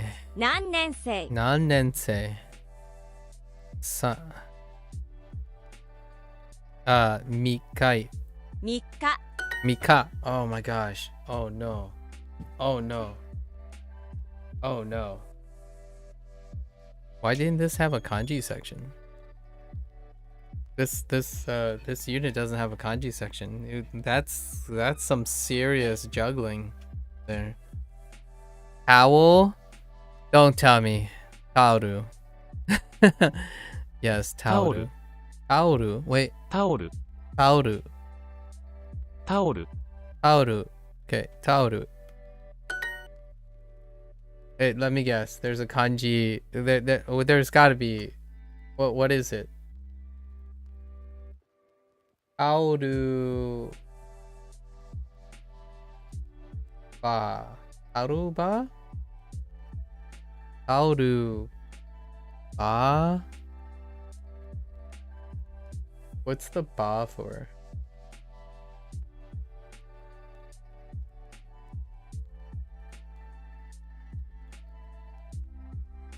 The bar you hang. Oh, bar. Oh, ba. Oh, right. Taoru ba. Yeah, I got it. I got it. Is there a Japanese word for taoru equivalent? I don't think it's a handkerchief, but what do you call like something of this nature? What would you use as opposed to towel?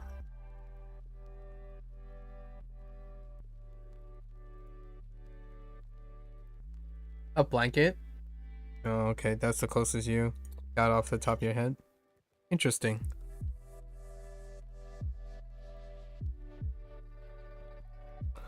We're basically learning. I'm basically learning double words as we're going at this point. We're doubling up on words.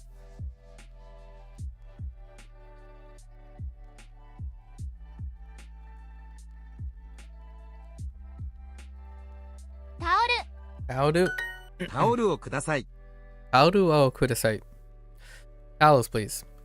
カフェは4階です Cafe wa 4階です. Sure.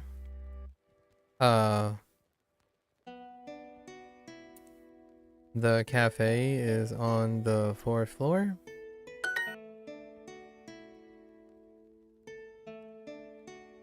Elevator に乗ります。エレベータエレベーターに乗ります。そして4階に行きます。Okay. We gotta enter the elevator or get on. Enter the elevator. Seems to be the dominant. Oh, interesting. Dominant use, huh? Alright. Taoru. Oh, yeah. Okay. Taoru. 大 I'll きい take プー it. ルは4階です Oki. Oki Puru. Oh, they're bringing back Puru. When was Puru? Oh, it was talking about the summer. It was during the weather thing. The seasons and weather stuff. Oki Puru. Wow, they did a 2 or 3 vocabulary that match to each of the seasons. And puru was one of them. Oki puru wa 4回desu. Sure. The pool is on. Why is new capitalized? The 4th floor. Wait. Oh, the big pool. スパはいいですね。 Wait. Sma. Really? Spa. Oh, spa. Whoops. スパはいいですね。 Spa. I was like, wait a minute. Okay. Spa wa ii desu ne. The spa is nice, isn't it? Alright, cool. Moving right along. Spa. Self-explanatory. What the heck? This guy is a mutant with no eyes and no face. Now that's a placeholder right there. Hoteru no spa. Oh, well, hoteru no, I guess this is kid friendly. Hoteru no spa ni ikimasu? What are we doing? Ikimasu? Ikimasu. Oh, for a moment there, I thought they said something. すみません、スパはどこですか？ Sumimasen. Spa wa doko desu ka? S size wa 200 yen desu. Yeah, yes. Very good. Spa wa puru no, oh my gosh. Spa wa puru no mai desu. And the meme continues. Wi-Fi は無料です。 I think I must would have worked there. Where choice to include? Yeah, I must. Yeah, I must would work there. So we're going to meet at the hotel spa. Yeah. Wi-Fi wa murio desu. 無料。 Murio. Free. Interesting. I don't know about you guys, but heckin' free Wi-Fi at hotels, that's like the dumpster fire. Sorry. Murio? You haven't seen Murio in a while? Murio desu. Wi-Fi wa murio desu. The Wi-Fi is free. Okay, sure. お茶も無料です。 Ocha no murio desu. Ocha mo ryo desu. Murio desu. 泊まります。 Stop. 泊まります。お茶も Mo 無料です。 murio desu. Okay, sure. コーヒーは無料です。 Kohi wa murio desu. Sure. The coffee is free. ジムはロビーの後ろです。 Which means that the coffee is battery acid. No, just kidding. Jimu wa lobby. Jimu wa lobby no ushiro desu. Back? Behind? Yeah, behind. The ducks in the park are murio. You can just take them. The ducks in the park are murio.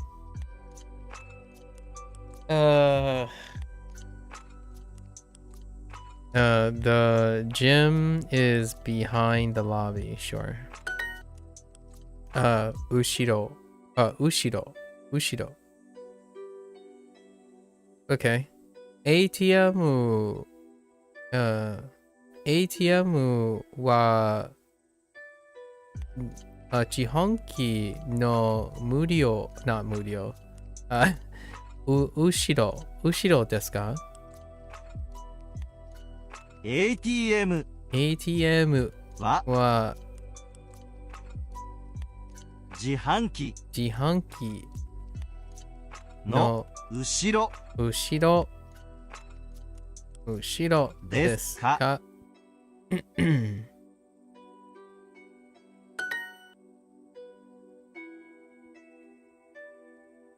エレベーターはロビーの後ろです。エレベーターはロビーの後ろです。Okay. Sure. Alright, alright. Toast. Toast. トースト Toast. Oh, hey! Oh no! Oh no, where's Indy when I need him? Q-New is here. Q-New, sorry, U-New. I said Q-New again. Q-New. Q-New is here. Don't give me that milk. Don't give me that milk. Heck milk. Q-New is here. トーストとコーヒー Toast to. Oh my gosh, why do you always do that? Toast to. Toast to coffee. Toast and coffee.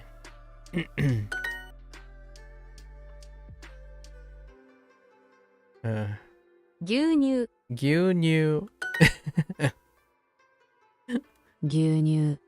おいしい牛乳おいしい牛乳。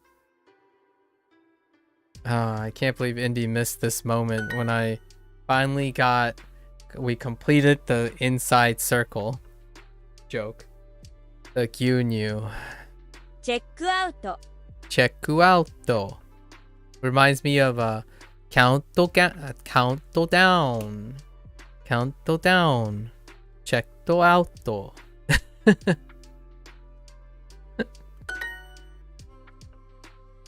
パスチェックアウト Check out.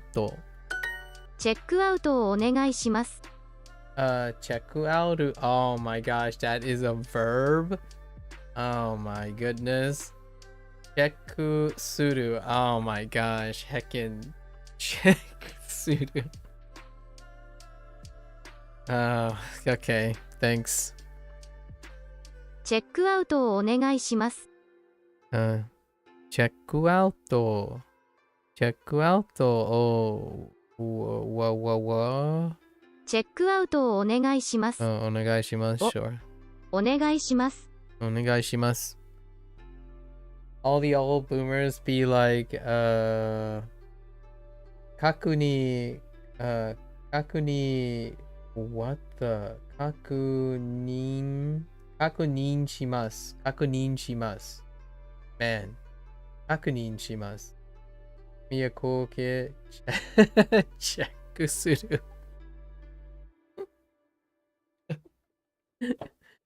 Man, I kind of like 確認します What's wrong with 確認します I want to use that. Where's my 確認します That kind of sounded a little lewd out of context. 朝ごはんは7時から10時までです Why is Made showing up again? まで Is it... How is this different? Let's see.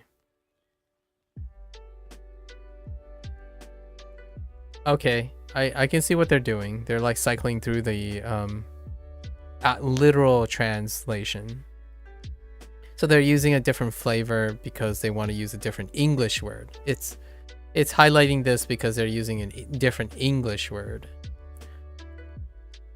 And you know what? You know what happens when they're using a different English word is because it's a different preposition.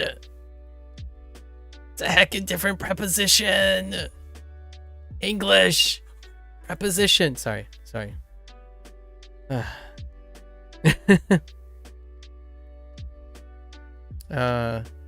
朝ごはんは7時から10時までです。Well, that's interesting.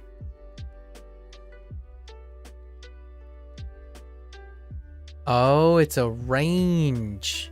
That's why they're using a different interpretation. Yeah, made is using a range. It's denoting a range. Ah. Alright, that's fine. I'll take that. At least that's not functionally replacing a preposition. Like out of style points. Style points for replacing a preposition. But this is a range, so I got it. So 7時から、yeah, 7時から、7時、7時から、7時から10時までです。Okay. So, 朝ごはん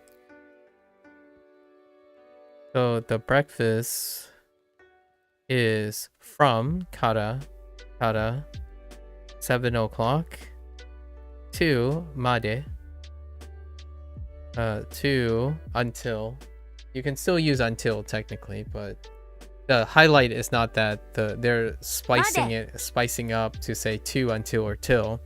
They're using it because it's actually a different functionality than before. To 10時 till 10 o'clock. Yeah. The breakfast is from 7 o'clock to 10 o'clock. Okay.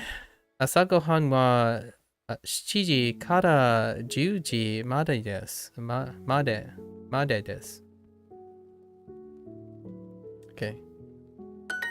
晩ご飯は6時から10時までです。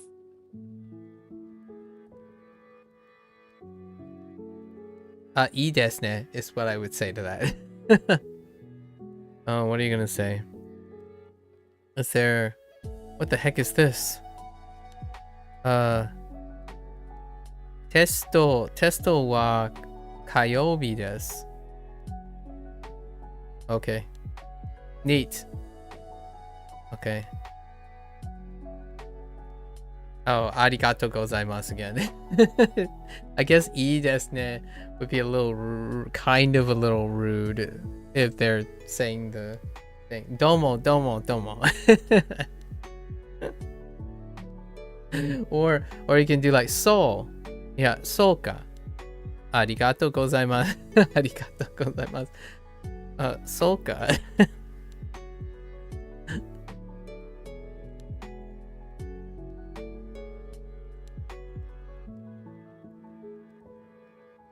Okay, so 晩ご飯は6時から10時までです。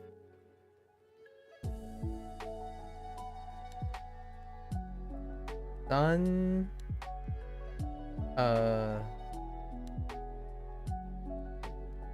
you. Oh, thank you. Oh yeah, thank you works too, actually. Yeah, thank you. I hear that quite a lot in the hipper increasing the hipness. Thank you. Yeah, thank you for the hipness.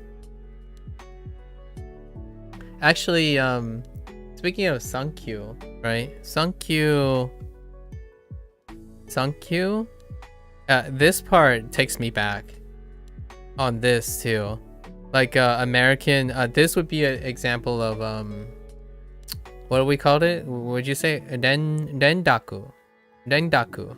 So in English, there's a rendaku for thank you.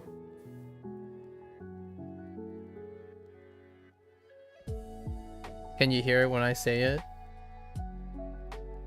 It sounds like thank you. It's a rendaku. People say thank you, not thank you. No, thank you. No. I understand. But that doesn't necessarily exist in English in general. But this would be to reduce it to make it sound better. It runs better when you combine these. Like, it's not written this way, but people are saying thank you, not thank you. So it is the closest thing to a rendaku in this case when you're saying thank you. And they are actually literally doing, it's actually closer. The way people say thank you. Thank you. Thank you. So it's actually thank you. So there's a loss of a K. The K is gone. So it's thank you. Oh, and not necessarily a rendaku, but there's another word for this when people drop words. Chat is thank you. Oh my goodness. Oh my goodness. Thank you. Yee.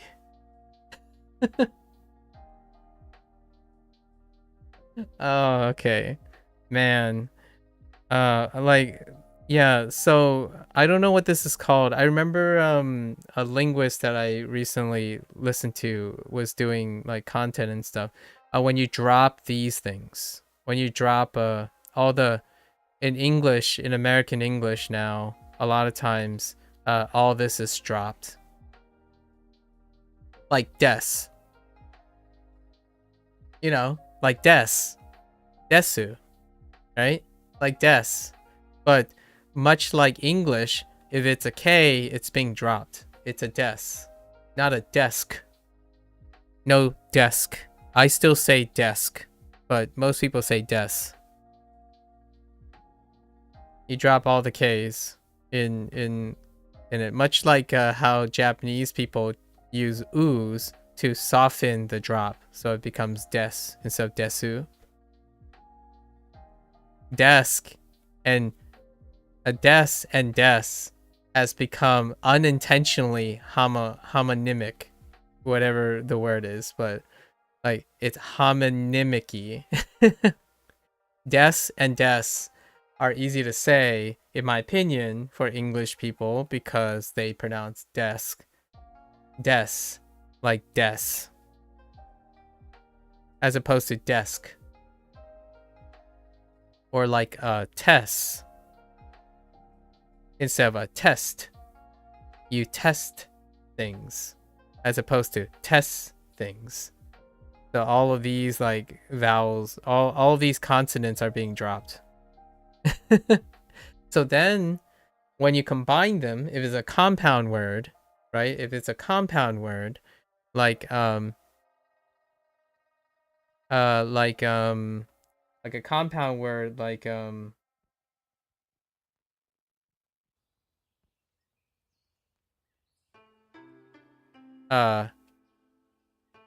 test taker, right? Test taker.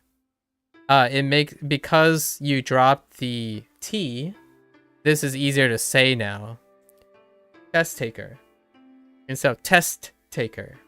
Test taker. Right? And I still say test taker. I don't say test taker. I say test taker. But most, I think the vast majority of people say test taker. So this is usually what is said. Test taker. So yeah, lots of sankyus, in my opinion. In my opinion, the closest thing that I can think of is this thing, and it drops all of them. Like almost like I feel like 80 to 90% of the stuff has dropped the last consonant. Risk. This one is contentious because risk, I'm so used to saying it, but it's risk. The risk, the cost and risk. I usually say the cost and risk. And the cost and risk. So cost and risk instead of the cost and risk. Yeah, so many of these. It's pretty much, at least in my opinion, I don't think there are too many people. It sounds, it's so much more rarer now that when I hear someone pronounce these N consonants, it sticks out like a sore thumb. And don't get me started on this, right? How you say desks. So instead, a lot of people, when they say plural things, they just say des. I don't even think it goes as far as saying deses. Like, you know, deses. Des-es. Or like this way. Deses. Right? Sometimes I hear deses. Or they just say the des. Those des. Those des, meaning those multiple des. So they use the articles. They use the articles to pluralize these things. So every single one of these words, those tests instead of those tests. Crazy, huh? Crazy. Language. It's so wonderful. It's filled with so many interesting observations.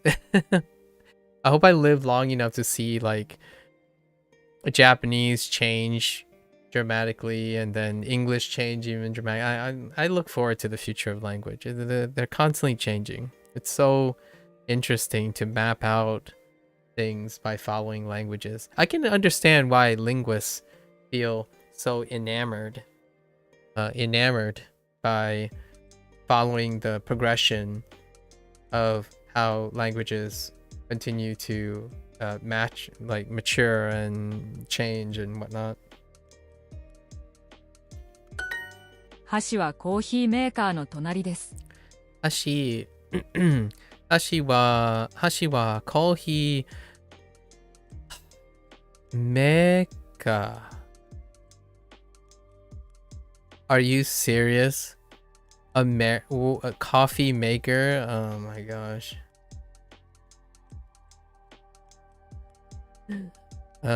Hashi wa. Wait. Oh, I was like, are they using hashi differently? But they're actually talking about chopsticks. Hashi wa coffee maker. Coffee maker. Oh. Tonari desu. Better than sen kohiki. I don't know. Or say kohiki. I don't know. Say kohiki sounds pretty sweet. it is the same amount of mora though. Like it still has the mora spacing, I suppose.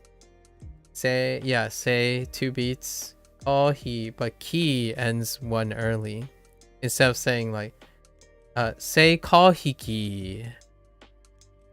And this one has 1 extra mora. 1 extra beat. Yeah, you're right. You know what I like though? That I don't know if they have a new word for it. You might be able to know. You might know. Is oh no. Sentakuki. Sentakuki. Laundry machine or washing machine. Sorry, washing machine. Sentakuki. I like that. Sentakuki. You don't know there's a katakana word? Like washuru machine ni maybe it's just like washuru.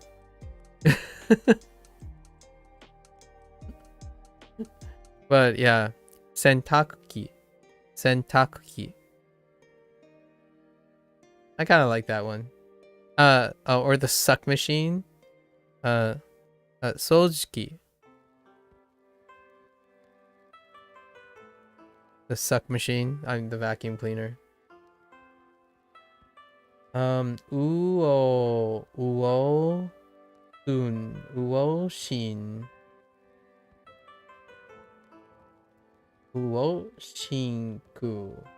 Oh, oh wait, oh yeah, this is that other wa. So uoshingu.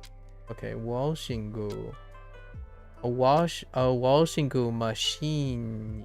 A machine. Oh my gosh. Washuku machine. This is the specifically the name of an album through. So okay. Fair enough.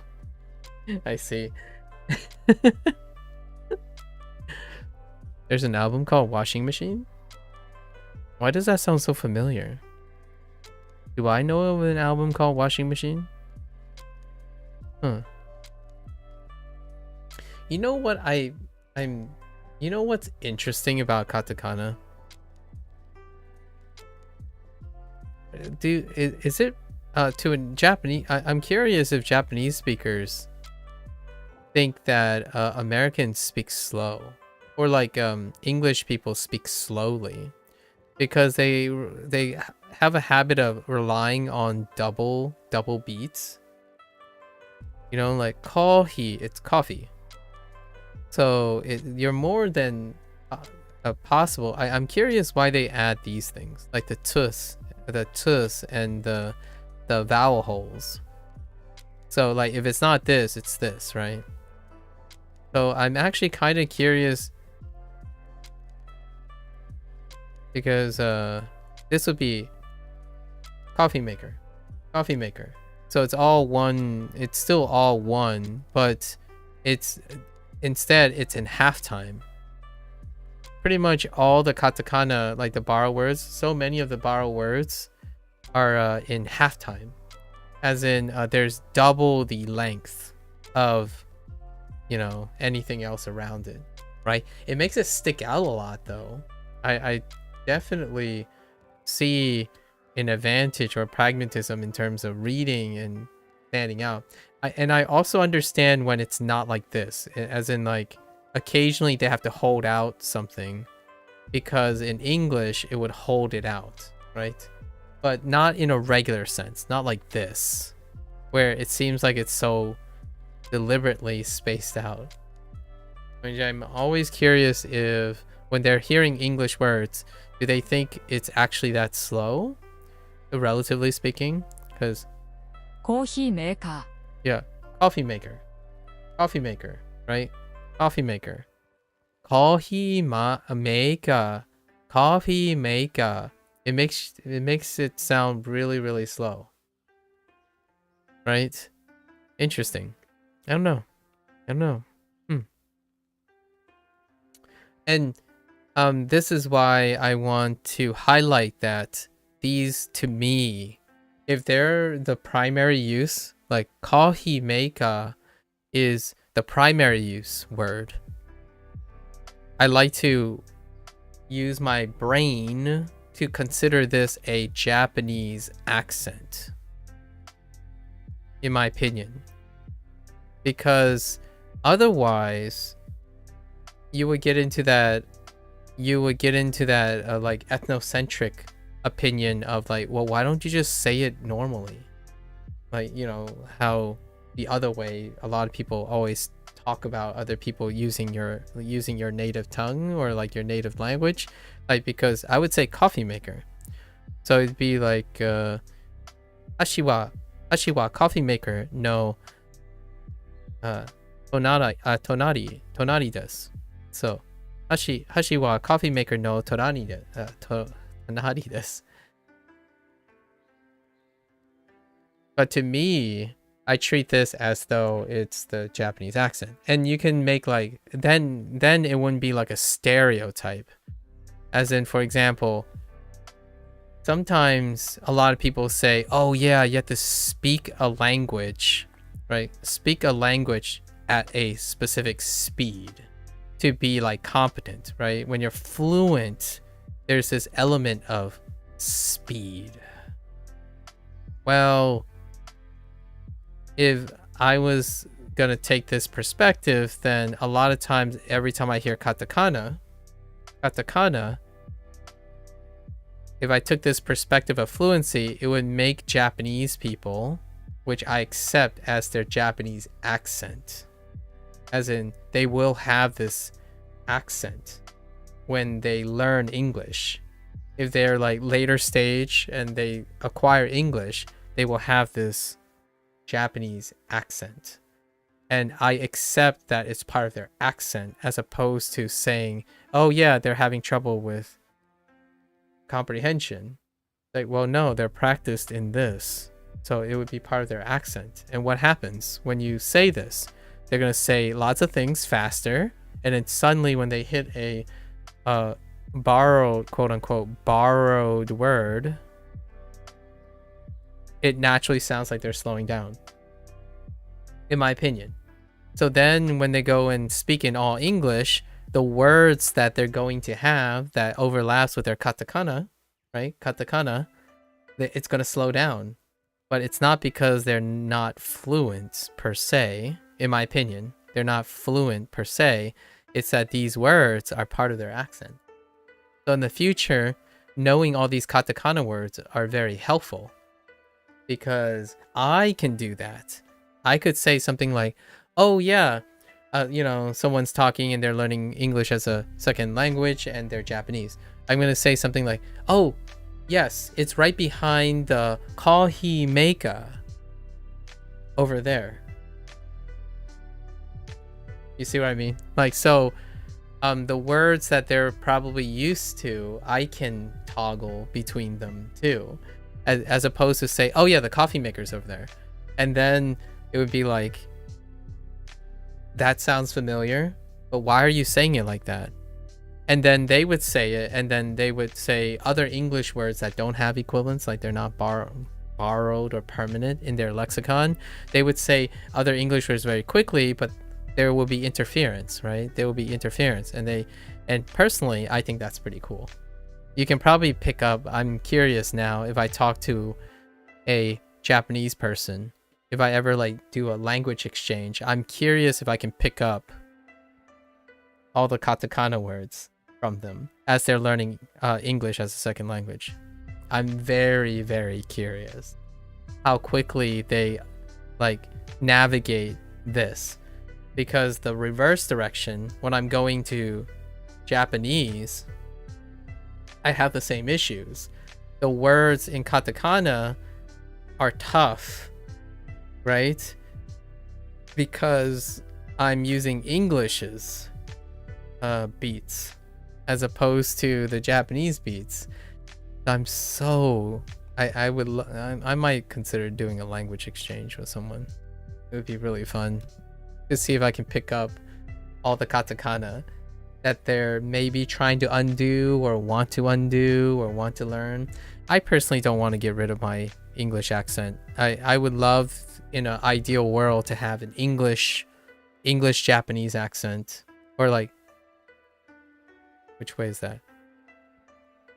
Yeah, English Japanese accent, and attempts to be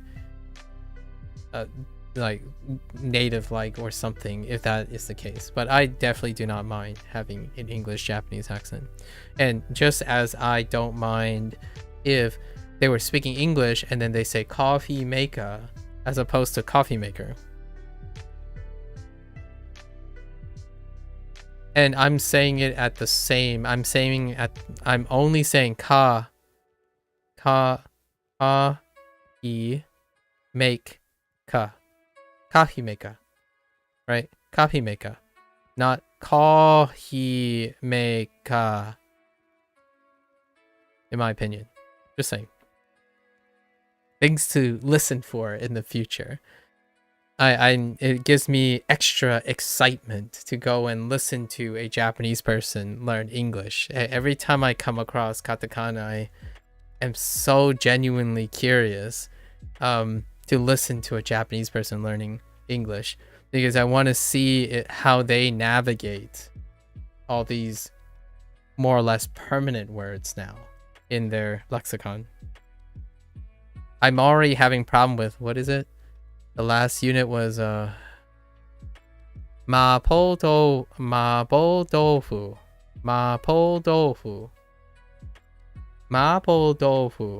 Yeah, mapo tofu is how they go about it. And ooh, that takes so many times before I can lean in on that. It's very hard to unlearn that, or like too much interference. It's cool, but also doesn't come off right away. Okay. Why is American in here? Chopsticks are next to the coffee maker.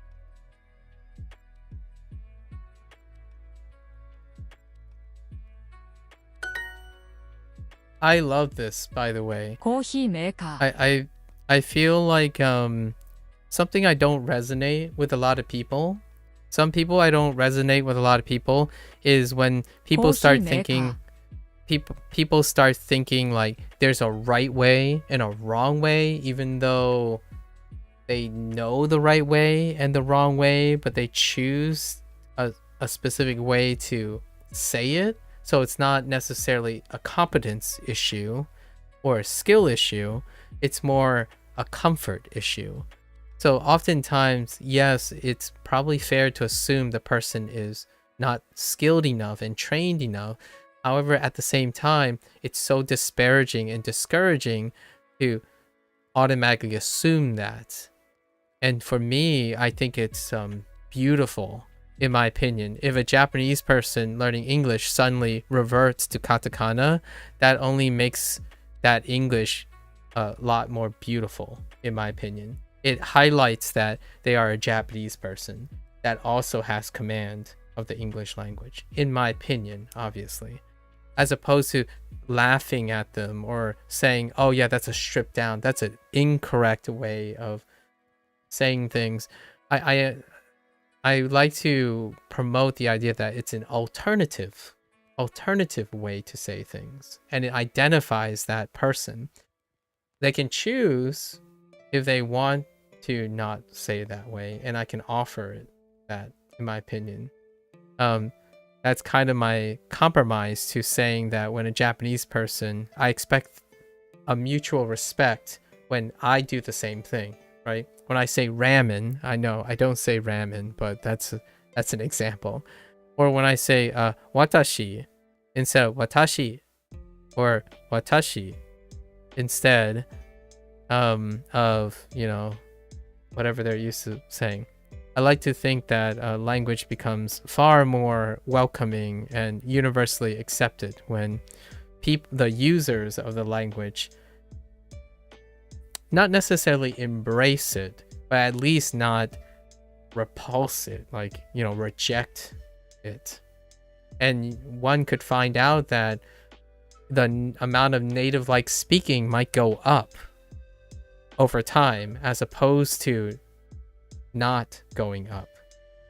The reason why I say this is if you are having a more welcoming foundation, people are more likely to make compromises and reach for the extra effort instead of trying to change the thing. So when you're really hyper-focused on what's right and wrong, you're going to have camps that try to change the language so that they know it's right and wrong. So things like in English, what's the right way to say something? That usually comes from a camp that has been told they were right and wrong a lot of times. So naturally, they want to change what is right and wrong so that they are in the right. And that splinters a language so much. And I don't think that's felt in a bad, this is like slightly in an undesirable way. I don't think that is felt any more, arguably, debatably, any more than being a native English speaker. That happens so much more to a language that everyone has significant population to determine what's right and wrong, because you have enough backers. So there are enough people who learn English in Germany. It constitutes a separate rule set. So they, you know, there's a lot of bickering often, and it kind of splinters the togetherness that a singular language could bring together in people. It's a no contest for Japanese because the rules are the rules. Japanese people make the rules, right?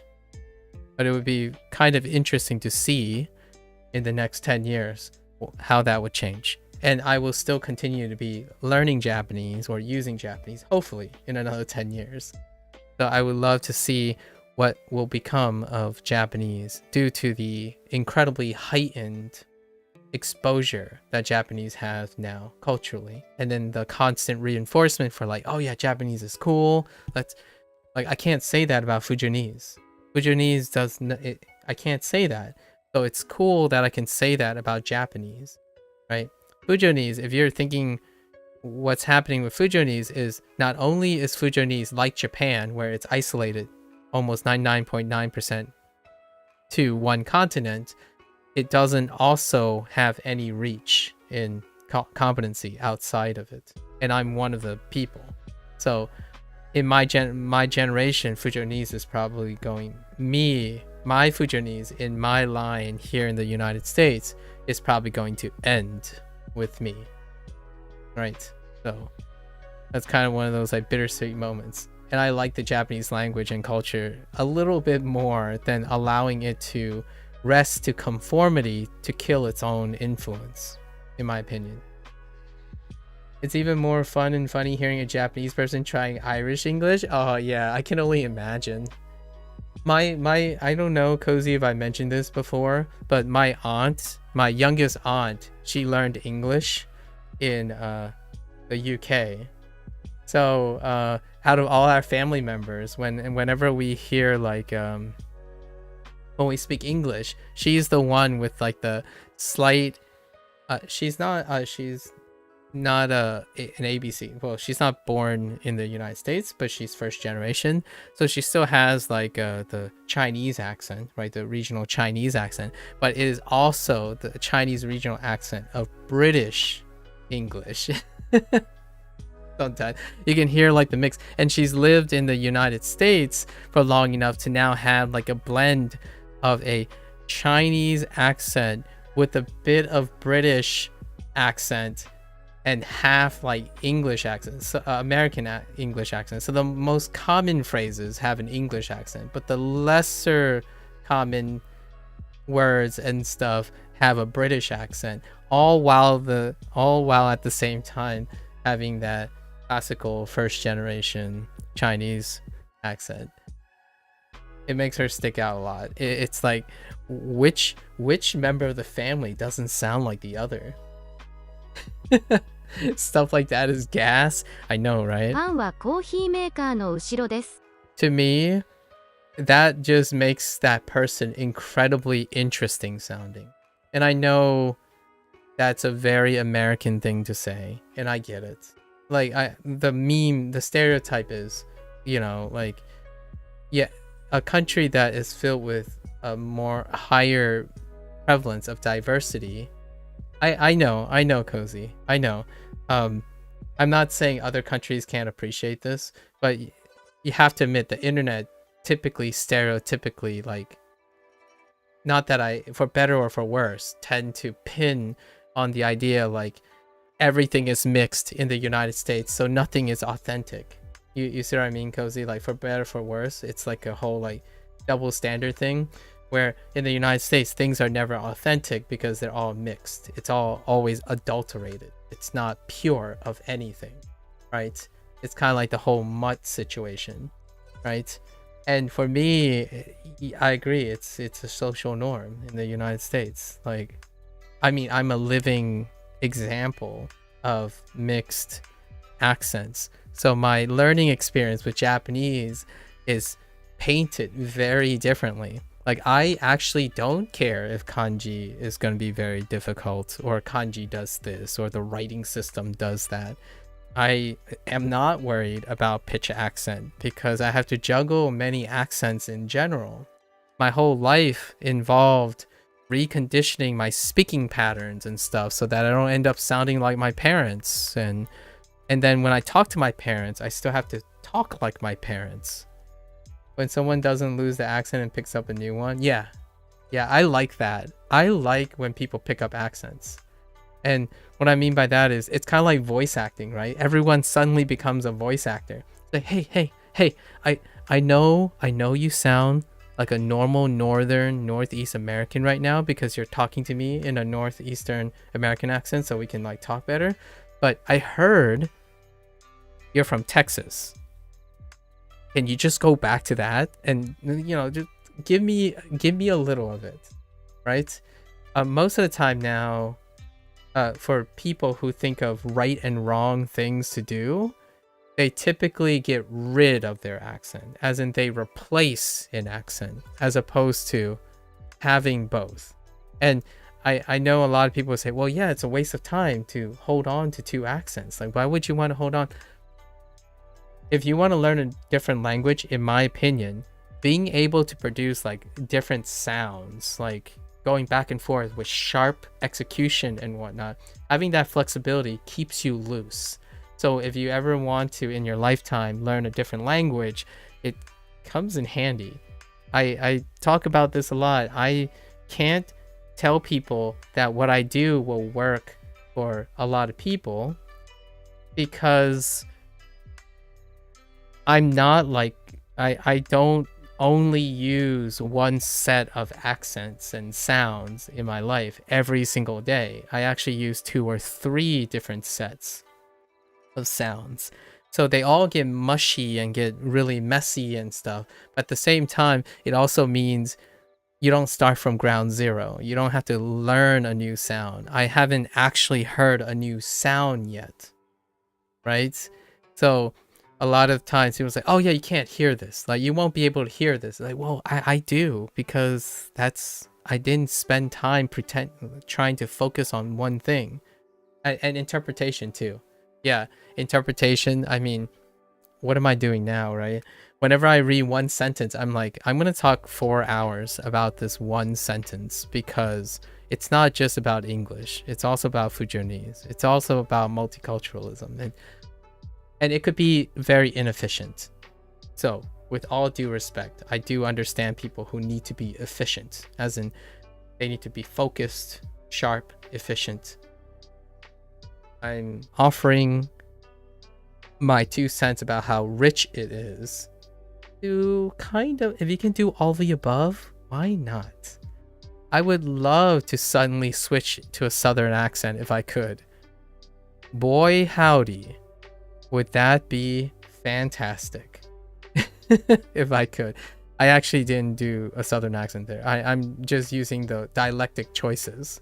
Like, what I mean is, if I say boy howdy, even in a northern accent, the dialectic choices of saying boy howdy is part of the accent of southern, you know, like, what's a good one? I have no idea. Used to be something like first gen Chinese people do this a lot. For example, not a southern accent, but first gen Americans do this a lot. First gen Chinese Americans do this a lot. The R's in EA like this. So I have no idea. My parents do that as well. No idea. The vocab, yeah, the vocab is southern, even without hearing it or speaking it. Yeah, the vocab. Yep, exactly. Oh, good golly gracious. Oh, good golly gracious. Well, Lao be. Whoa. We'll fix it in a jiff. Actually, that's not very southern. It's kind of like country. It's more like country versus metropolis, like country versus city. And I pick up a lot of those. I say shenanigans, hooligans.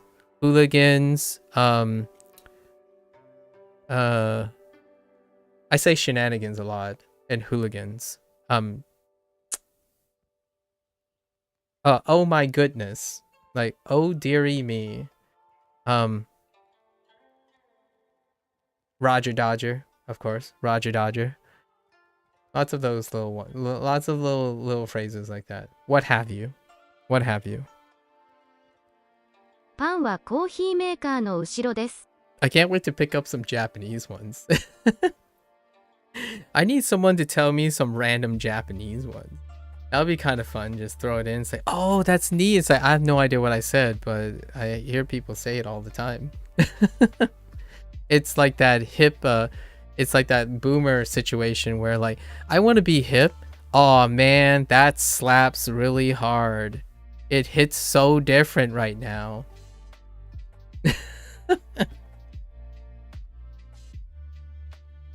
You know, awkwardly. I think it's fun when you can make people laugh too, right? You know? So if I make people laugh by being a boomer, by saying that slaps differently, then yeah. It's useful. It's very useful, in my opinion. パンはコーヒーメーカーの後ろです。パンはコーヒーメーカー。コーヒーメーカーは、what? パンはコーヒーメーカーの後ろです。Oh no. 後ろです。Okay. パンはコーヒーメーカー。コーヒーメーカーの後ろです。The bread is behind the coffee maker. Okay. A lot of stuff on TV is usually Americanized, so sometimes a person who is Irish pick up American vocab. I think that's funny. I think that's endearing. I sound like a okay. I sound British temporarily after binge watching British shows, so I don't want to alarm anyone every once in a while, but occasionally I find myself forgetting that I'm watching a British show. So then immediately afterwards, all my A's shift temporarily. And I found myself in various compromising situations from time to time. Like, although there are some fun ones. Lost in a Pond guy, Lawrence, told me about things where like the British people are shifting, meanwhile the Americans are shifting into British words too. One of them, in terms of British thing historically, is schedule. What is it? Schedule. How do they do it? The schedule. That's a schedule, right? The schedule. I like things like that. That stuff is so fun. Hatotogu. No, that's not hatotogu. That's bakupaku. Bakupaku. Backpack. Yeah. Schedule. Schedule, I think it's the schedule is the thing, right? Instead of schedule. And then now schedule is taking over. Yeah, schedule. Lawrence covers a lot of fun things between the United States and British English, like British English and American English, where like some of the words that are out of trend in the United States is taking trend in Great Britain, and then back and forth. And I thought it was very enlightening, really funny. Language is trends, right? Language is fluid.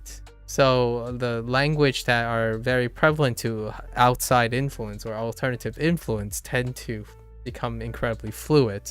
So when you follow it, it's so interesting. It's incredible. Barbecue. It's practically systems evolution in real time. Only it takes like several years, but still. Which, by the way, for the record, soda. I'm taking fictitious's free content again. Soda is the majority in the United States now. Actually, what do Irish people call soda?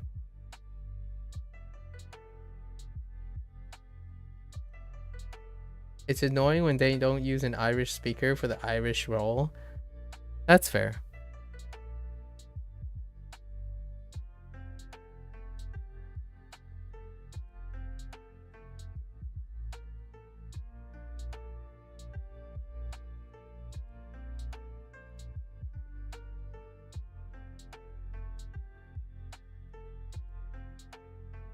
I have a different type of I have the reverse appropriation issue a lot of times, where people get upset when the Asian role is represented by an Asian American as opposed to an Asian, a very specific Asian. So while you're saying it's annoying that they don't use an Irish speaker for the Irish role, I have the opposite double standard issue where when I, it's the opposite problem where like you have movies like Crazy Rich Asian and stuff. Those are multinational Asians most of the time because of the production crew and stuff. So like when people say things like I'm sure you watched the Karate Kid, right? Karate Kid. And Mr. Miyagi, right? Mr. Miyagi. Actually, I don't even know how to Miyagi. Right? Mr. Miyagi. Oh, there might be a Y in here, but Mr. Miyagi, that guy is a first gen. I'm pretty sure that guy might be second gen, first gen or second gen American. So his accent is role playing, right? He's an actor. So his accent is a reflection of his heritage, not his actual accent that he defaults to. So a lot of times you're like, oh yeah, but he's not even a Japanese person per se, right? He looks like one, he sounds like one on screen, but not that kind of thing. So I typically have the life works funny that way, right? In different perspectives. I typically have that issue, or not really an issue. I think of it from a pragmatic standpoint. If you're a production crew in the United States, well, it can be very difficult to attract talent from overseas to come to the United States to play a role.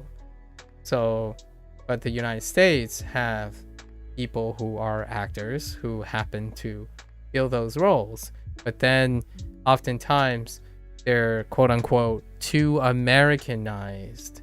So then you get the reverse problem where people look from outside in and say, well, that's not what those people are like. These are American versions of those people. It's like, well, those people exist in the United States. And that raises that whole thing like, oh, I totally get it. I understand. But at the same time, like, do you understand? Right? Like, are we mutually understanding in this case that they might be going for American Asians? And then, the people from outside would say, well, not all Asians are American. And I'm like, yes, that is absolutely true. I totally agree. Right? What more can I say about that? It's like, well, you can't. It's tough, right? So like, well, yeah, but that's what they used, and they wanted to tell an Asian American story as opposed to an Asian story. And that's kind of the rough part. It's really murky when it comes to the United States and their representation. Oftentimes it becomes the meme or the stereotype in online is that anything from the United States is a cheap imitation of its originators. And that can be very deflating as someone who is literally those things. As in, oh yeah, you see this guy? No one behaves like that in real China. And I'm like, okay, well, I better start calling myself something else before I confuse people. Right? And then you have, ironically, in the United States, when someone shows this, it's like, well, that's not what real Americans behave like as well. And I'm like, well, that sucks. Now where do I go?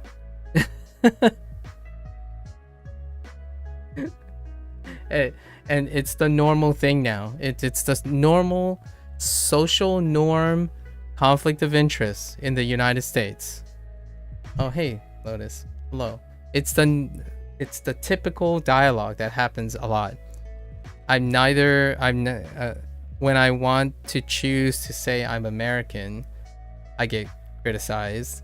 And then when I choose to say I'm Chinese, I get criticized as well.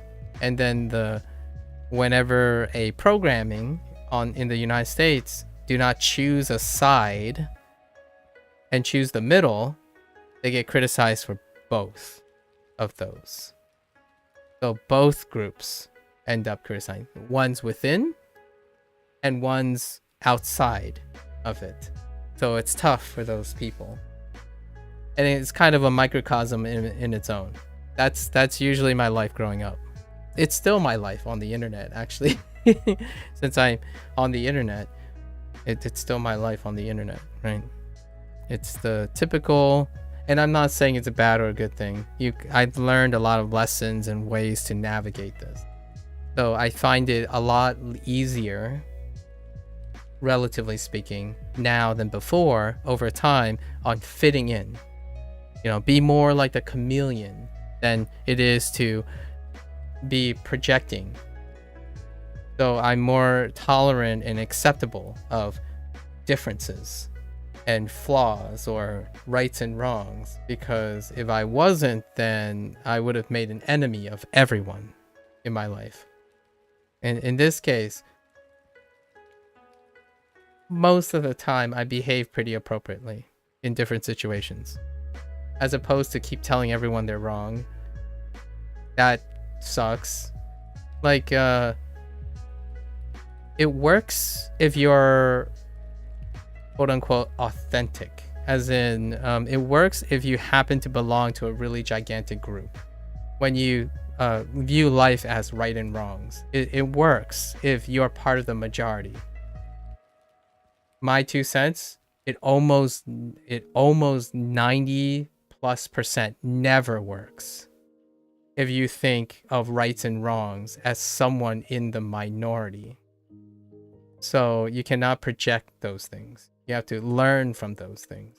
Learn how to fit in with various majority groups so that you can benefit from the culture. I'm benefiting from Japanese as a minority. I am a secondary Japanese learner. So I am a minority. So all the skills I have as a multicultural person makes it so that I always feel comfortable and not discouraged when I'm learning Japanese, because my entire life is filled with discouragement, right? Oh, why are you trying to be Chinese? You're not actually Chinese. Why are you trying to be American? You're not actually American. These are the things that become really normal. So no longer is learning new things so scary, because I have to learn new things all the time. If you're learning one culture, I'm learning 3, because I need to learn 3 cultures. The 2 that I'm born with and the 1 that I need in order to do something. So that's what happens, right? So you can paint the world black and white if you're part of the majority. It's very appropriate and it's very efficient. It's incredibly efficient. And being efficient is a great property for being productive. Being someone in my position, it's going to be relatively inefficient. I generally have to navigate more than one culture every time I say something or think about something. But it makes life beautiful too, at least to me. And I hope that I hope the internet becomes a place like that. It normalizes that type of thing where, like, oh yeah, that's right, that's a good idea. I thought lemon was pronounced lemon, but it can be pronounced lemon. I literally was told by one of my friends that, why are you saying lemon like that? It's lemon. I'm like, oh. And I've said lemon ever since. But now I can say lemon and lemon, because I know there are 2 ways to say lemon and lemon. Dear Lord, if someone says lyman, I don't think there's anyone that says, or we can throw in like a fake French accent, like lemon. I don't know anything about French. I'm sorry, French people. I would love to be able to randomly switch to a French accent. Allowing a foreign person to become native.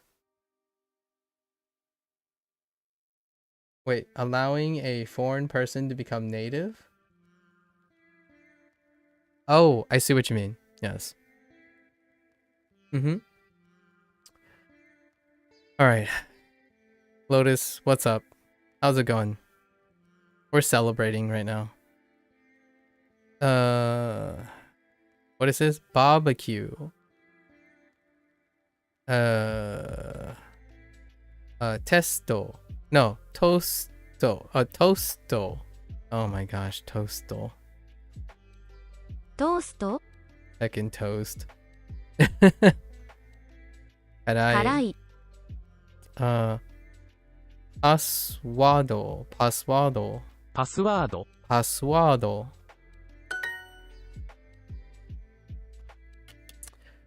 この、この部屋は、コーヒーメーカーがありません。カフェに行きましょう。カフェ。That's great. I like that. 昼ご飯は11時半から2時までです。昼ご飯は10時半から2時までです。You weren't born here or born from a native person, so you can't ever be native? Yeah.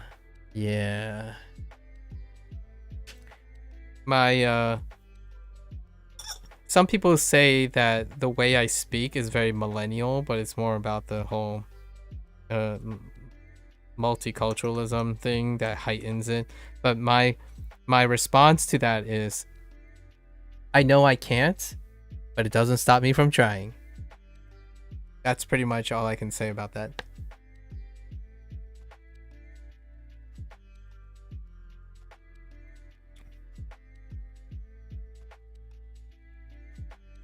It's just so undesirable that someone like me wants to be all up in your business. Actually, I thought of a better phrase.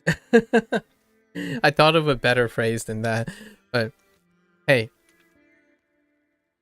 I'll be that sunshine and rainbows that are hanging out right on the outside edge and tell you that your culture is super cool. Can I be part of it? Your culture is super cool. Can I be part of it? And they're like, no. It's like, can I try without annoying you? And if the answer is yes, I mean, I'm going to try then. Right? I think Japanese people are one of them. Like, hey, you can't be one of us. However, we love that you're trying. It's like, awesome. Then I will continue to do so. Right? That's what keeps closed cultures alive. Right? That's what keeps their language alive and all that stuff. Lotus just disappeared. All he did was like salute and say nothing. Such a butthead. I'm coming at you. All right, so let me guess. Arigato gozaimasu. Yes, that's our default phrase now. Arigato gozaimasu. The lunch is from 12 o'clock to 2 o'clock. Okay.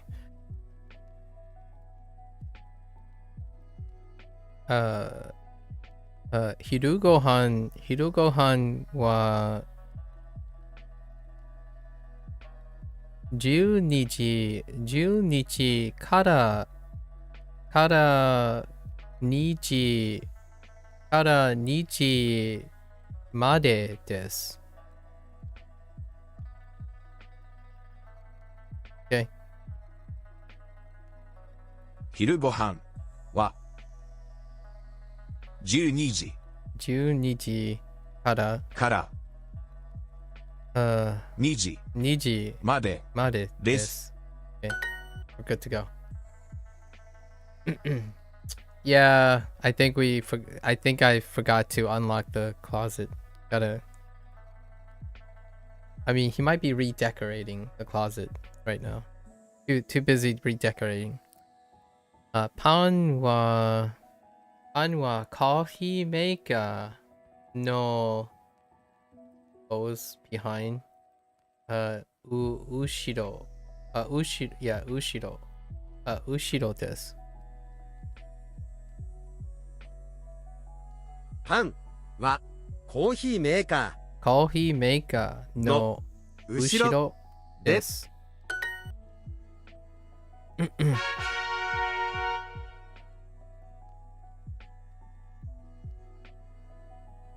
クレジットカード Credit card.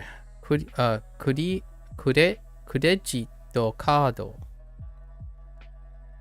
タオルはベッドの隣です Were you a beginner when I started studying with Duolingo? I have only, yes. Duolingo was my sole source at the beginning, yes. I was a beginner. I had many years of listening to Japanese, but I haven't ever studied Japanese before Duolingo. In any way.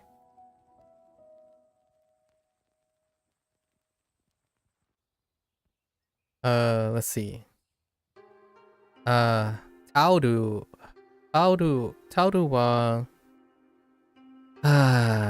wa bento. Oh, hey. Taoru wa bento no tonari desu. Taoru wa bento no tonari desu. Tonari desu. I don't really like tonari. Doesn't sound that great. Tonari. Towels are next to the... Oh, beddo. I said bento. Beddo. No wonder that didn't make any sense. Taoru wa beddo. Taoru wa beddo no tonari desu. Oh man. Tonari desu. Tonari. Okay. Beddo no tonari. I keep wanting to say donari.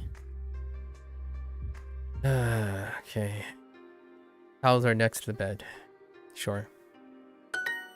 Can we get away from tonari? What the heck? Room service. Room service. Room service wo tsukaimasu? No. What are our choices? Undo shimasu. Speaking of exercise, undo shimasu. Unten shimasu. No. Doesn't work. Ryoko shimasu. And then we have onegai shimasu. Oh, as in, します。 okay, requesting. All right. I was kind of hoping for something else, like calling. We have calling. We do have the predicate for calling. That might work here too. But all right. Sure. Room service, please. 電話番号お願いします。電話番号をお願いします。That's a lot of O's. Your number? I mean, yeah, sure. Your number, please. That's fine. Your phone number, please. It's kind of aggressive.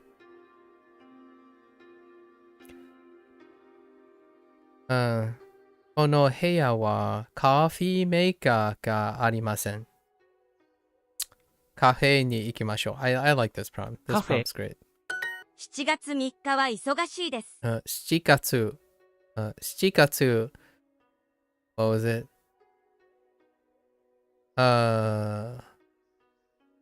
Mika That was a new one, right? 7月3日は忙しいです。Okay. I will be busy on July 3rd, or the 3rd of July is fairly acceptable. Wi-Fi no... You know, we were given the word netto, but... You know, anyways. Wi-Fi no password. Password.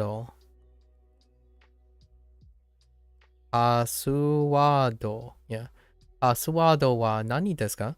パスワード。ルームサービスはいくらですか？ルームサービス。ルームサービスは something. ルームはお願いします。No, it's just kidding. ルームサービスはいくらですか？いくらですか？ Sure. いくらです Oh, か？ yeah. How much is room service? Sure. チェックアウトは8時から12時までです。Check out. You know, I'm curious if good luck with study. I hope you can become Jozu someday. Yeah, thanks. Jozu. Become Jozu someday. I love that.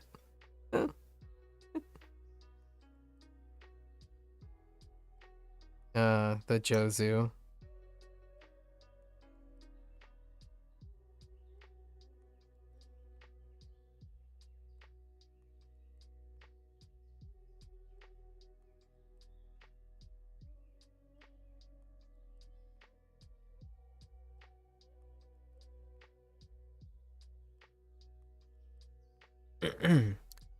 Check out チェックアウトは8時から12時までです。Okay. お願いし、not お願いし、ありがとうございます。Thanks. The checkout is from checkout is from 8 o'clock to 12 o'clock. あ、氷はありますか？氷は氷はありますか？ Oh, wait. 氷は something. Wait. ありますはありますは Oh, yeah. No, this is fine. Yeah. Do you have ice? あ、氷はありますか？すみません。お手洗いはどこですか？お手洗いはどこですか？お手洗いはジムの後ろです。The bathroom is next to the gym. Or it's in behind the gym. It's behind the gym. 氷は自販機の近くです。The restroom is behind the gym. What did you say? I heard 氷はは something. Maybe コーヒーメーカ I don't think so. Let's ー say の近くです。 maybe the ice is next to the coffee maker. 氷は自販機の近くです。 Oh no. 呼びませんか？ Oops. 自販機 Vending 呼びませ machine. んか？氷は自販機の近くです。 It's next to the vending machine. 氷は自販機の近くです。氷は自販機の近くです。 Yep. Near the vending machine. All right, personalized practice. Oh, I guess I was planning to complete this whole unit today, huh? Maybe I will stop here and then complete it on a half day because 今夜 tomorrow は次の記事を書きます。 I have Neverwinter, right? Tomorrow is reset day. So we'll do half day. 今夜は次の記事を書きます。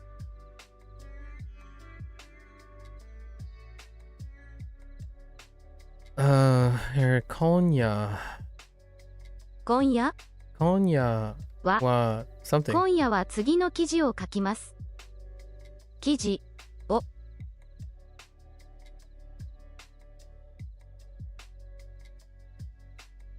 今夜は次の記事を書きます。の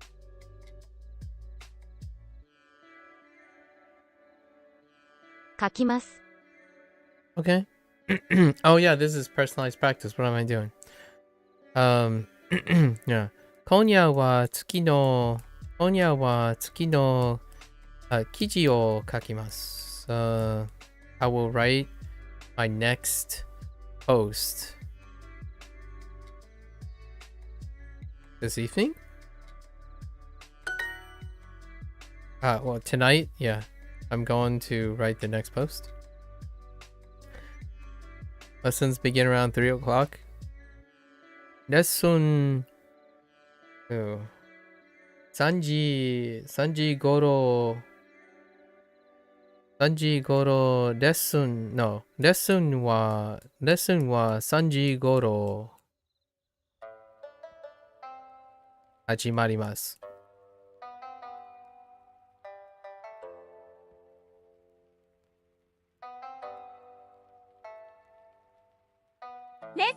レッスンは3時頃始まります。いいえ、ホラー映画は見ません。I don't watch horror films. No, I don't watch horror. I don't watch horror movies. Sure. I use the word films. That's a British thing, but I don't know. I think that's a funny British thing that's fading now. So funny, thanks to Lawrence. Yeah, films. The use of the word films is fading as well in Great Britain. Movies. Although I still use the word films. Unironically. Around what time does the performance start?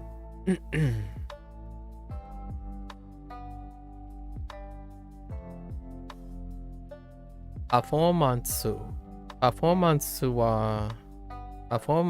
は何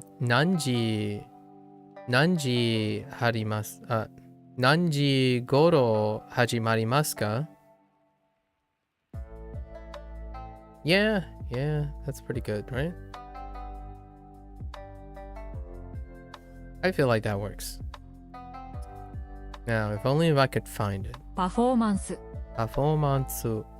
は何時頃始まりますか? 始まりますか?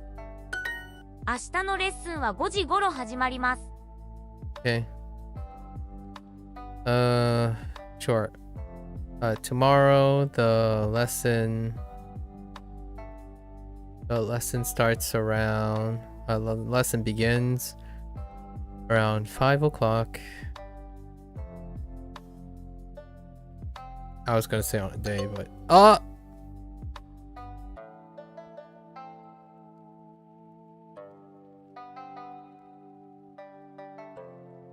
tomorrow's lesson. Give me a break, man. I dance for about 2 hours every week. Okay. 毎週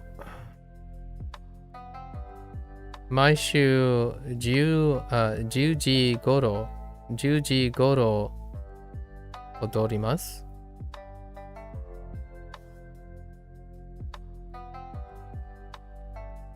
Oh, 10 hours.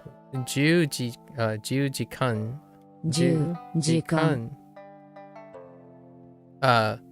ぐらい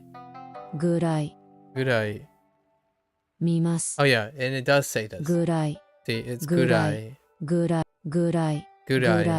Yeah. So their sample is correct with the pitch accent. They say ぐらい instead of ぐらい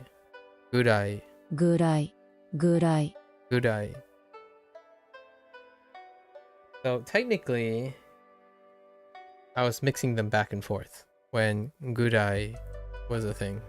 So was the only thing instead of くらい ぐらい毎週10時間ぐらい見ます。Oh no, wait. Not 見ます。What am I doing? 見ま見ます。す。踊ります。踊ります。毎日記事を書きますか？毎日記事を書きますか？ Do you write a post every day? Moving right along.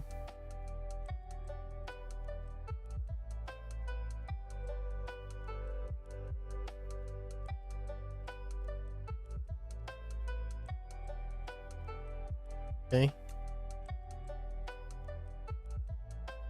Let's find him. 今日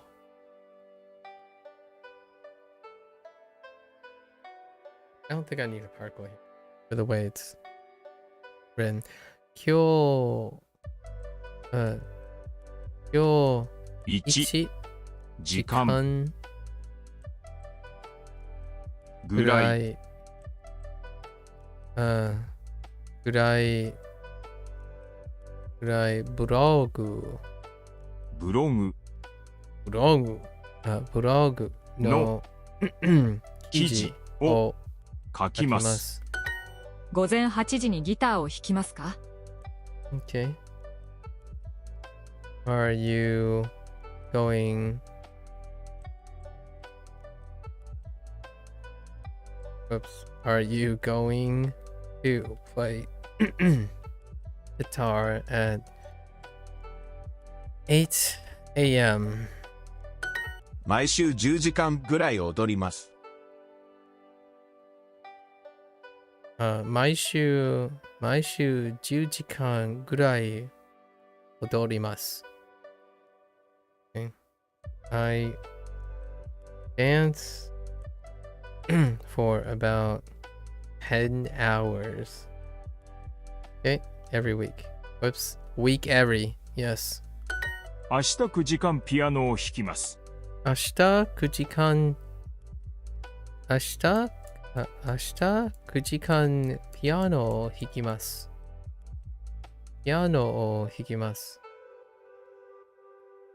I'm going to play piano for 9 hours. Monka? Oh.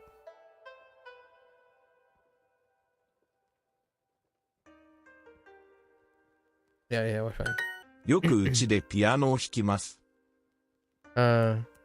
よくうちでピアノを弾きます。I play piano at home. I often play piano at home. いいえ、アニメはあまり見ません。いいえ、アニメはあまり見ません。I don't really watch anime. Forgot the no. 恋愛映画はあまり見ません。恋愛映画はあまり見ません。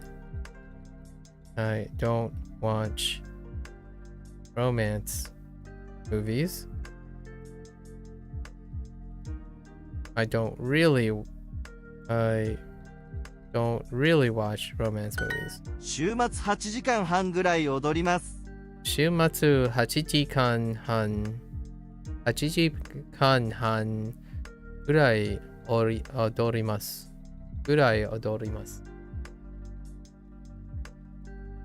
Tomorrow, or no, not tomorrow. I'm going to dance for 8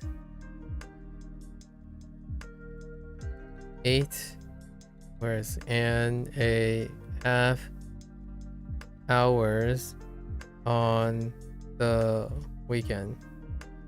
About 8.5 hours. 明日のレッスンは5時頃始まります。What did I mess up here? Oh, tomorrow's lesson begins around 5 o'clock. Okay. Short.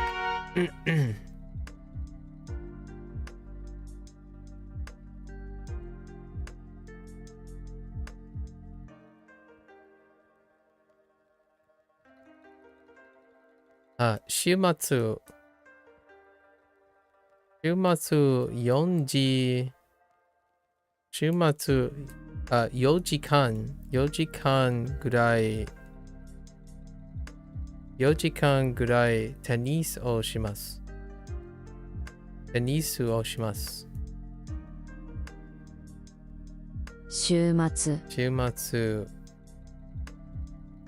4時間ぐらいを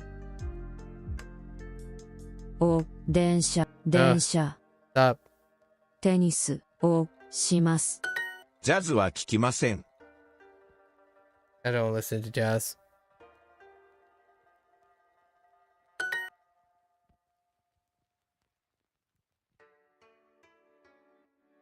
バスケットボールの試合は金曜日です。バスケットボールの試合は金曜日です。来週サッカーの試合があります。来週サッカーの試合があります。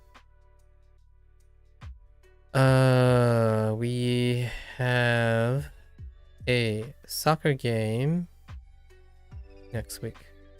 パズルゲームをしますか？パズルゲームをしますか？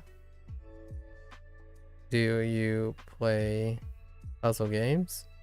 よく家族とパズルをします。よく家族とパズルをします。I do puzzles. I often do puzzles with my family. その RPG は楽しいですか？その RPG は楽しいですか？ Is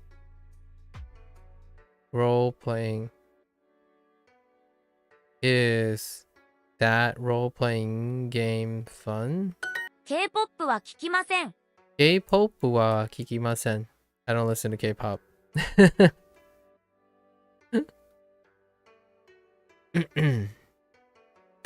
次の試合はいつですか？次の試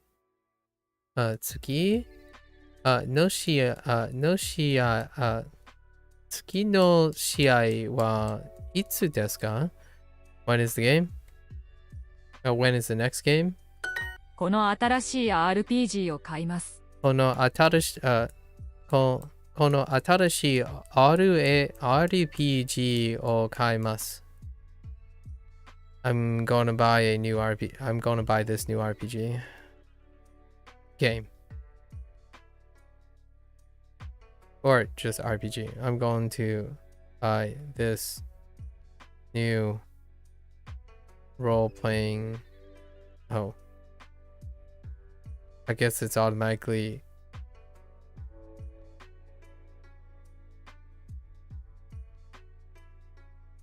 I guess it's automatically assumed as a game. RPG は好きですか？ No, I guess RPG game. Yeah, sure. I get it. Role-playing game. Yeah, fair enough. I was thinking of game in a different way, but I get it. Yeah. RPG は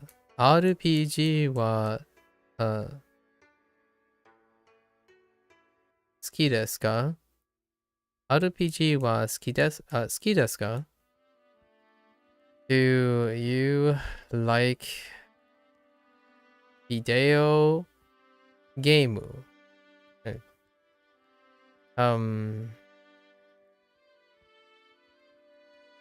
Role-playing games. 明日4時間バドミントンをします。明日4時間バドミントンをします。I'm going to play badminton for 4 hours tomorrow. Okay. 毎日パズルゲームをします。毎日パズルゲームをします。I'm going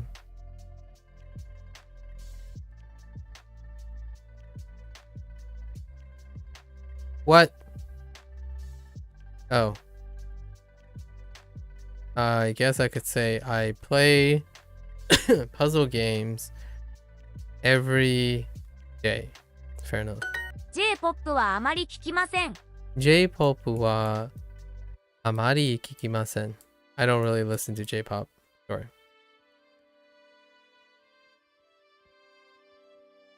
今日4時間サッカーをします。今日4時間サッカーをします. I'm going to play soccer for 4 hours. So I'm going to play today. Alright. Fair enough. Let's keep them going. Oh no. G-show. Maybe. No. Uketsuke. Uketsuke は多いですね. What front desk? 息子 G-show. This blank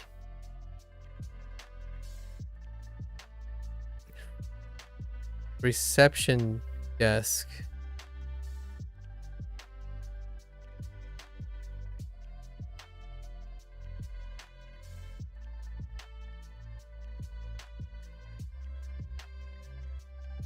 Kaisha?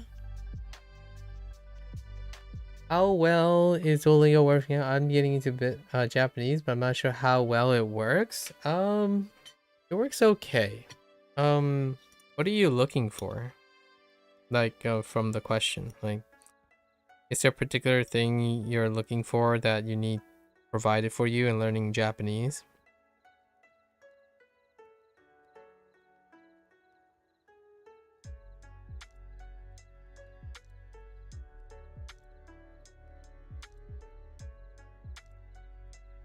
I can probably give you an idea of what it doesn't have and what it does have.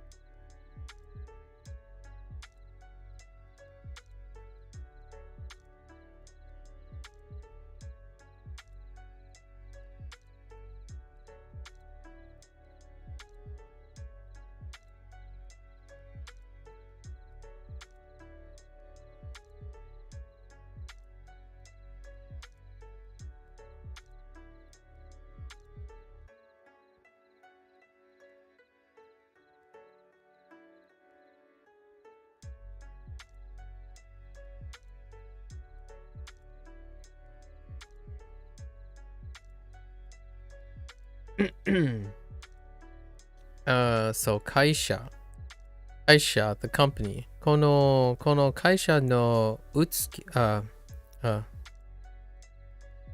この会社の受付は遠いですね. Is the company's 受付 reception far? The desk? I mean, that's the only one that actually works. 昼休みは12時からですね。 Yeah, 昼ご飯はどこで食べましょうか？会社の食堂で食べましょうか？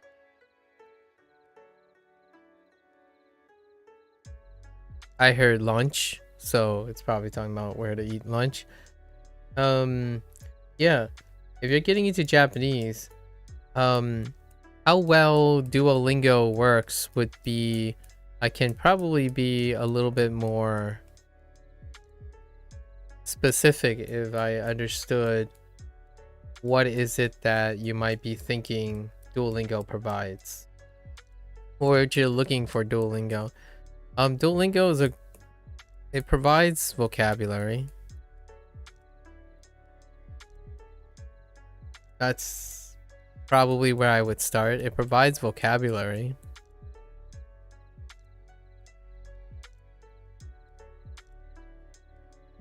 it does provide, I think, reasonable amount of ear exposure, some ear training exposure. And some things it doesn't do well, or not at all, is it doesn't take vocal input. So, or at least I haven't done any vocal input. It does not provide context-specific dialogue very much at all. And some other things that might be important when people talk about how well Duolingo operates. It doesn't teach you grammar. It doesn't reinforce sentence construction. So you'll probably have to find those things as well. It provides daily reminders. It keeps you regular. It'll give you notifications. It provides a structure. So it gives you vocabulary thematically in groups so that you can group them together in vocabulary. Although there are other things that do that as well.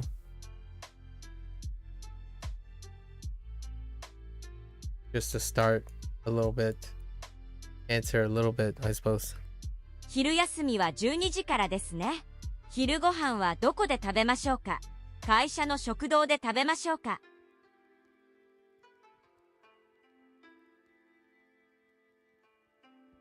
What's the last bit? 昼休みは12時からですね。昼ご飯はどこで食べましょうか？会社の食堂で食べましょうか？ Oh, okay. Okay.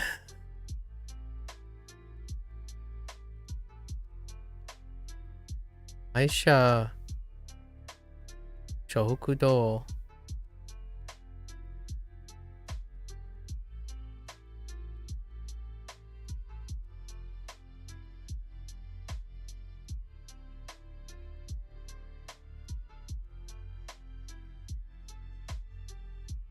Shokudo.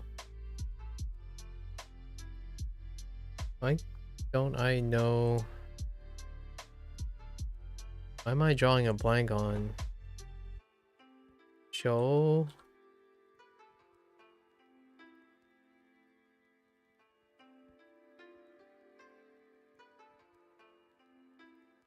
I'm gonna have to see that written.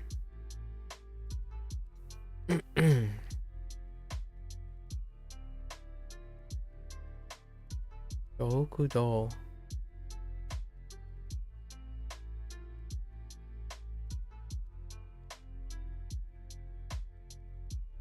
Yeah, I'm drawing a blank on that.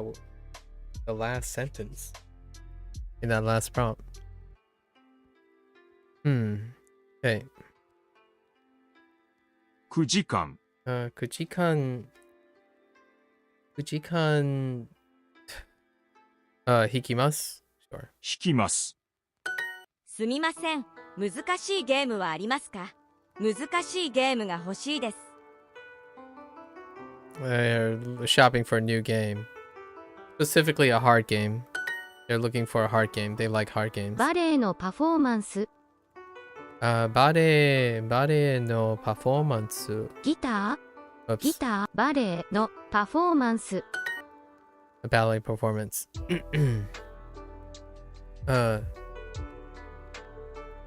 つまらない。つまらない。ジム。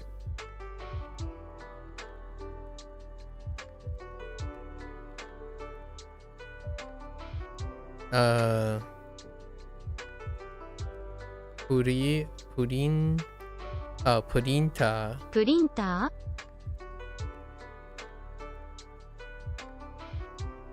ゴーカート。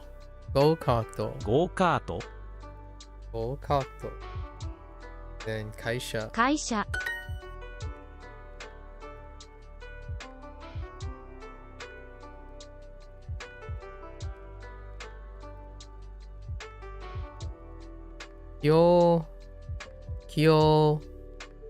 クライアントのレーゼンプレゼンがあります。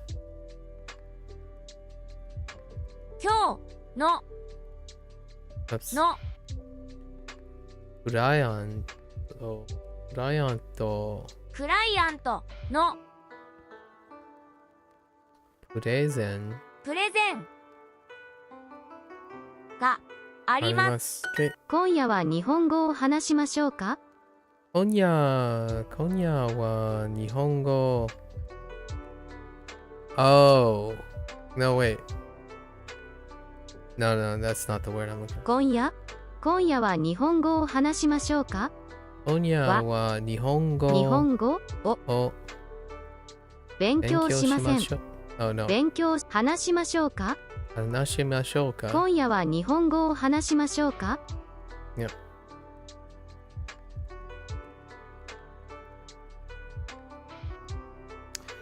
Should we speak Japanese tonight?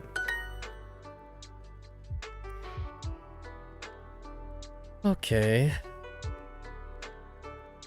Go. Go Goji niギターを弾きます。午後5時にを弾きます。ギタどのバーに行きましょうか？どのバーに行きましょうか？ Which bar should we go to? クライアントとミーティングがあります。クライアントとミーティングがあります。Actually, we have a meeting with a client. お手洗いも2階ですか？お手洗いも2階ですか？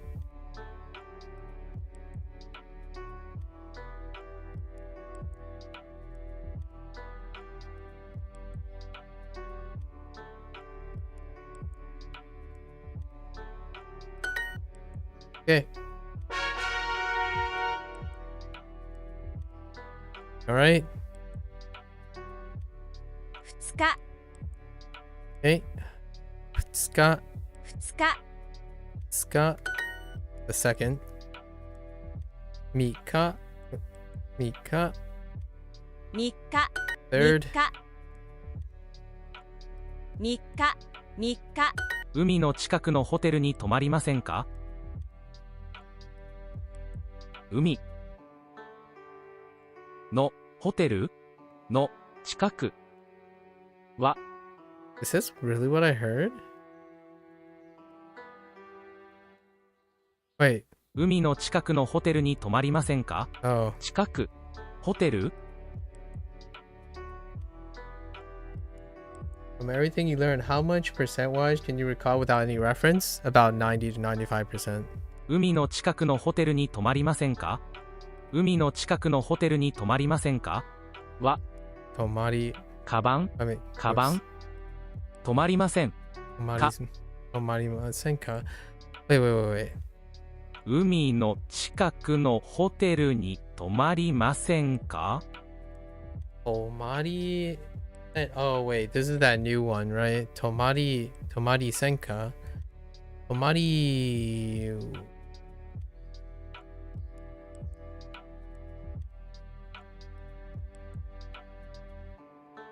せん。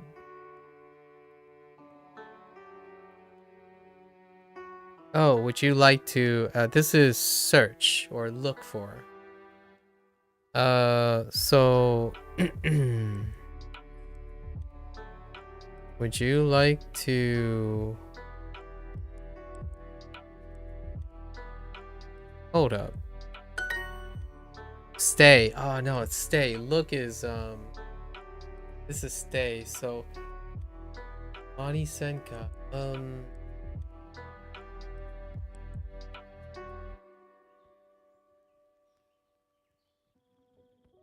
Well, I don't know when I see it, I suppose. 夏休みは家族と京都に行きます。今日授業の後、ネットでホテルを探します。Oh, there it is. Look. Ogashimasu. Planning a vacation, I suppose. Actually,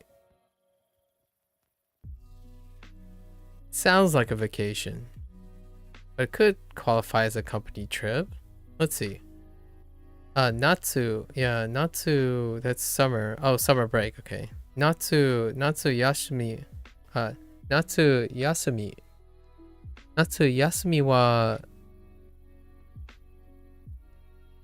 kazoku to, okay, with family. Kazoku to Kyoto ni ikimasen.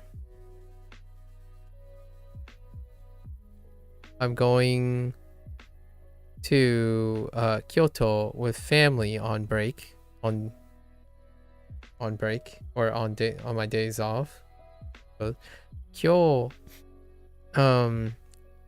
jigiro kyo jugyo no, oh, it's a student. Jugyo no jugyo no ato netto, yeah, netto de hoteru o sagashimasu. So today after class, I'm going to look for a hotel on the internet. 12月3日12月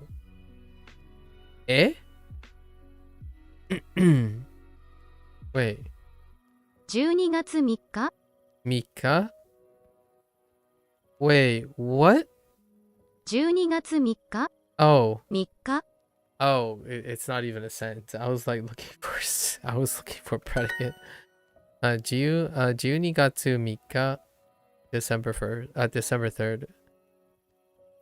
3日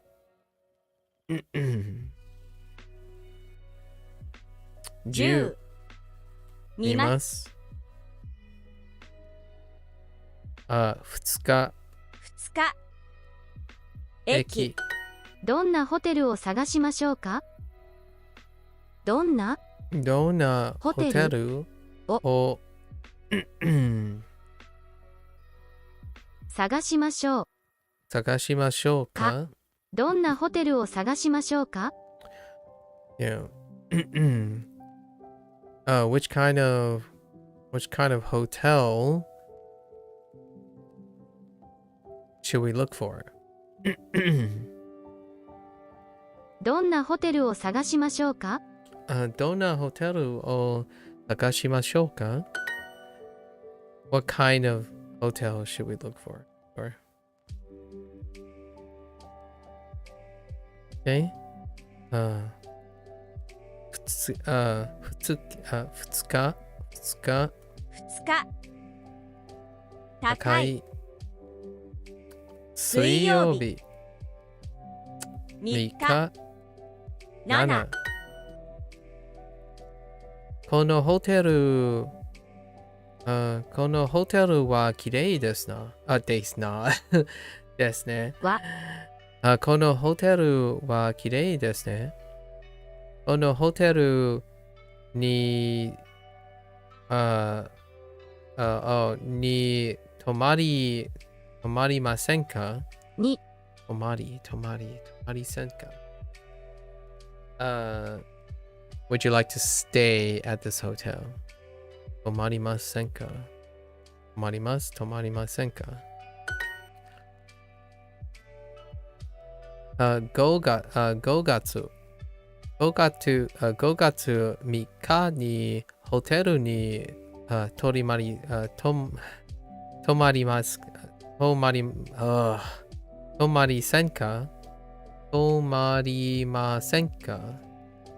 ませんか5月3日にホテルに泊まりませんか Okay. This is yoyakushimasu. Okay. ネットで部屋を予約します。予約します。5月2日がいいです。5月2日がいいです。5月2日がいいです。5月2日がいいです。Okay. 5月2日がいいです。I don't know about 2日がいいです。No, that's fine. May 2nd is good. Sure. What kind of hotel should we look for? どんなホテルを探しましょうか？どんなホテルを探しましょうか。9月2日はどうですか？9月2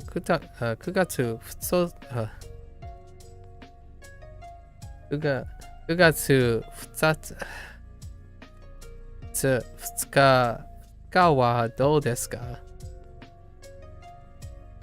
？5月2日Okay, hold up. 5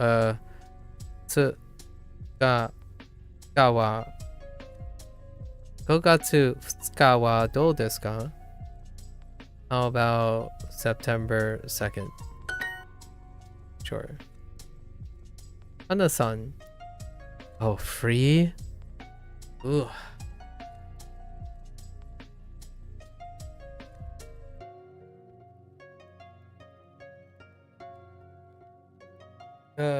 Hima? Hana-san.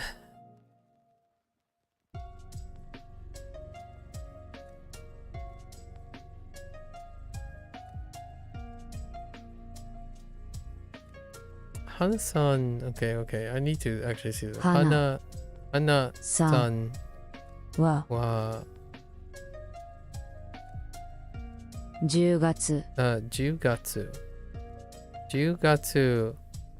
2日2日は暇です翻訳か Wait, what is this? 翻訳しませんか翻訳しませんか Oh. 翻訳しませんか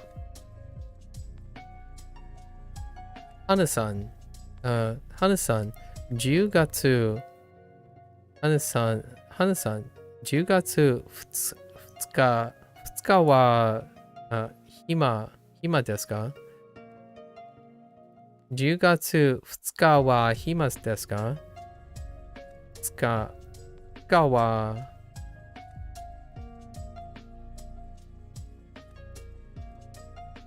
Hana-san 10月2日は暇ですか？ It will be busy on July 3rd. Okay. 7月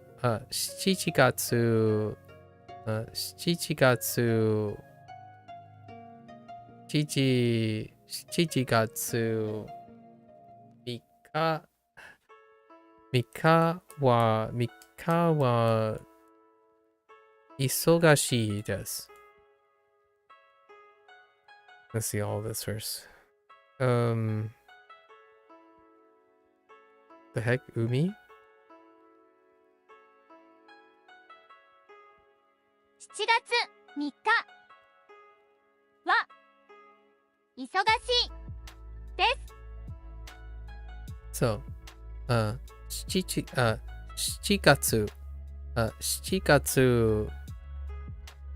月3日は忙しいです。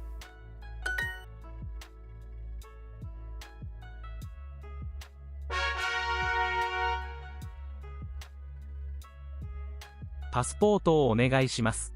パスポートをお願いします。お願いします。Sure. Oh no. クレジットカード。クレジットカード。クレジットカードクレジットカードはありません。ありますか？ありますかありますか？電話番号をお願いします。電話番号をお願いします。Okay. Sure. 電話番号をお願いします。牛肉。牛肉。エビ。エビ。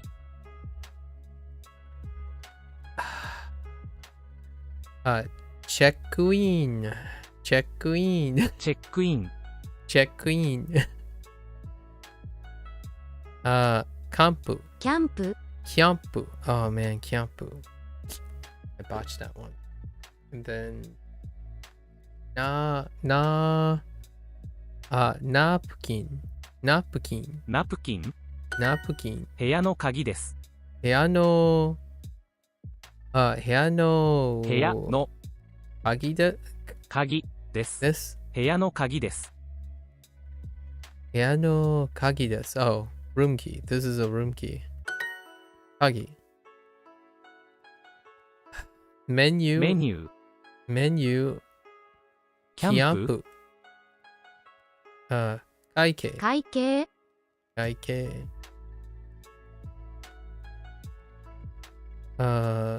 キング。鍵。クレジットカードをお願いします。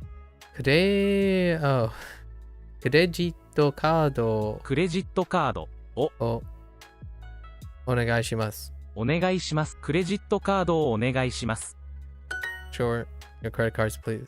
Your credit card, please. 部屋の番号は624です。人気。I'll show you a 人気。部屋の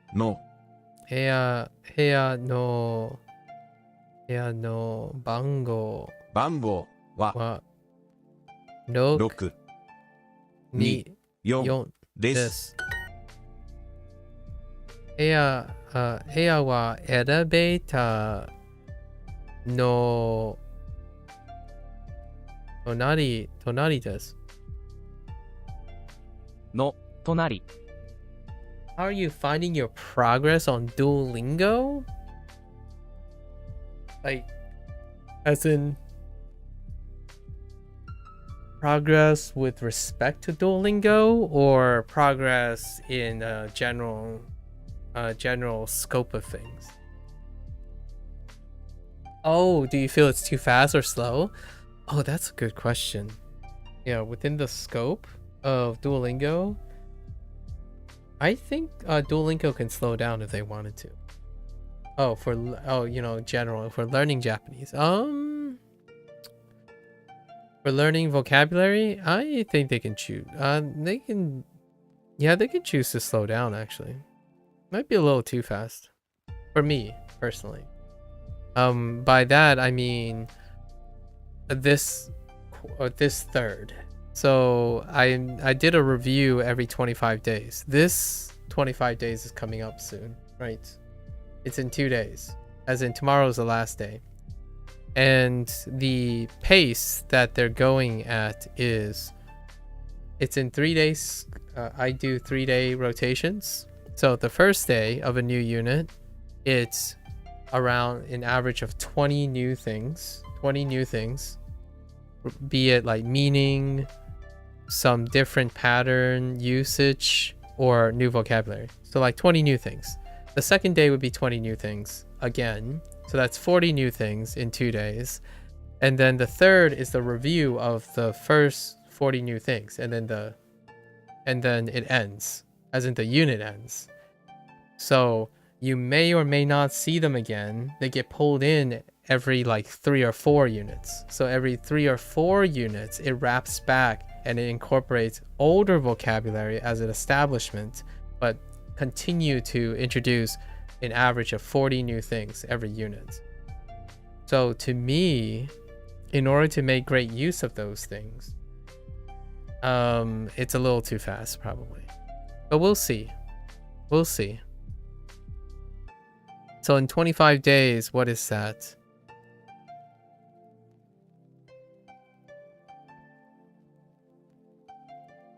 That's close to 350 new things every 25 days, which brings us really close to 1,000. Right now is 1,070, right? Yeah, that pretty much checks out. 1,070 things. Am I doing anything alongside Duolingo? I am. So every time I find new predicates, I'm looking at conjugation tables. I either read about grammar on Tofuku or patterns that I've already noticed, or I do grade reading. And then I continue to do everything else that I already do that's exposed to Japanese. Watch anime once in a while with my friends. Watch multicultural streams all the time. Generally, my environment is typically in an environment where it's English and a different language. It's generally both, at least 2 languages each day. Not exclusively Japanese. Sometimes it's like Spanish and English, and then I do like listening to people say French words, and so it's usually a different language and English with relation to English. And then I watch a lot of documentaries on word usage and stuff like that. So that may or may not play into learning Japanese. But in terms of expecting to remember, total recall, right, long-term memory, remembering 40 new things on average every 3 days, I think that's bold and very tough, even for myself. I don't think I have that much of an edge when it comes to recall, and I think it's tough, but I think my recall abilities and memory strategies and stuff are above average, being someone who's has a higher education background. However, even that, being able to recall 40 new things off of memory, or expecting to have 40 new things without context, without association, like if someone just raw dogs, that was a little lewd, my bad. If they brute force using Duolingo, I am not surprised that a lot of people do not comprehend much, let alone have long-term memory storage of it. That's a lot of elements. The coupling of the topics make it a little bit more bearable. Like, it varies in Duolingo how well it's coupled together.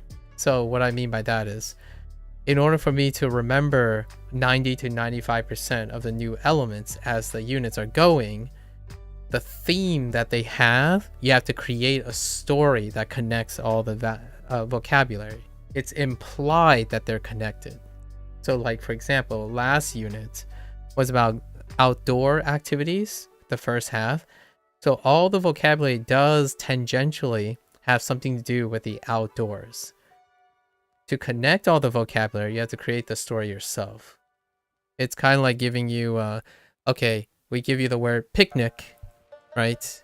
Barbecue, picnicu, and then you have like, baku. You have to somehow connect all of them so that you're remembering less, as in like you're making your memory more efficient. That the story, there's no story providing the connection. There's no context providing the connection. So it becomes very hard, I would say, and it becomes much, much less efficient. So as a person who uses Duolingo, if you're going to use Duolingo as a vocabulary base, it's arguably no more effective than having Anki as a flashcard thing, where you can add more contextual clues onto Anki, right?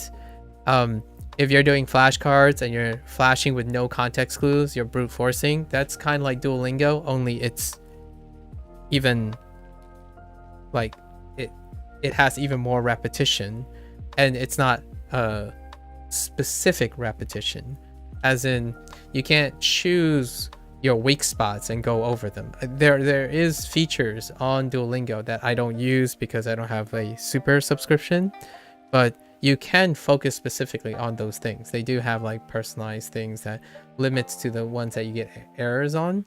However, if you don't make any errors, it can be random. In Anki, you can manage how long it takes you for some things. So you can take out flashcards or skip flashcards that you remember very quickly. So it's very rapid. So Duolingo is slow in that way if you're a person who specifically wants contextless bootstrapping. Like have 100 random words. They are not thematically related at all. So you're not using any other form of memory aid to do that. In Duolingo, you have to slow down. So my sessions are longer than the average person's session on Duolingo. In the beginning, right before I start every session, I create the story that connects all of the vocabulary in my head.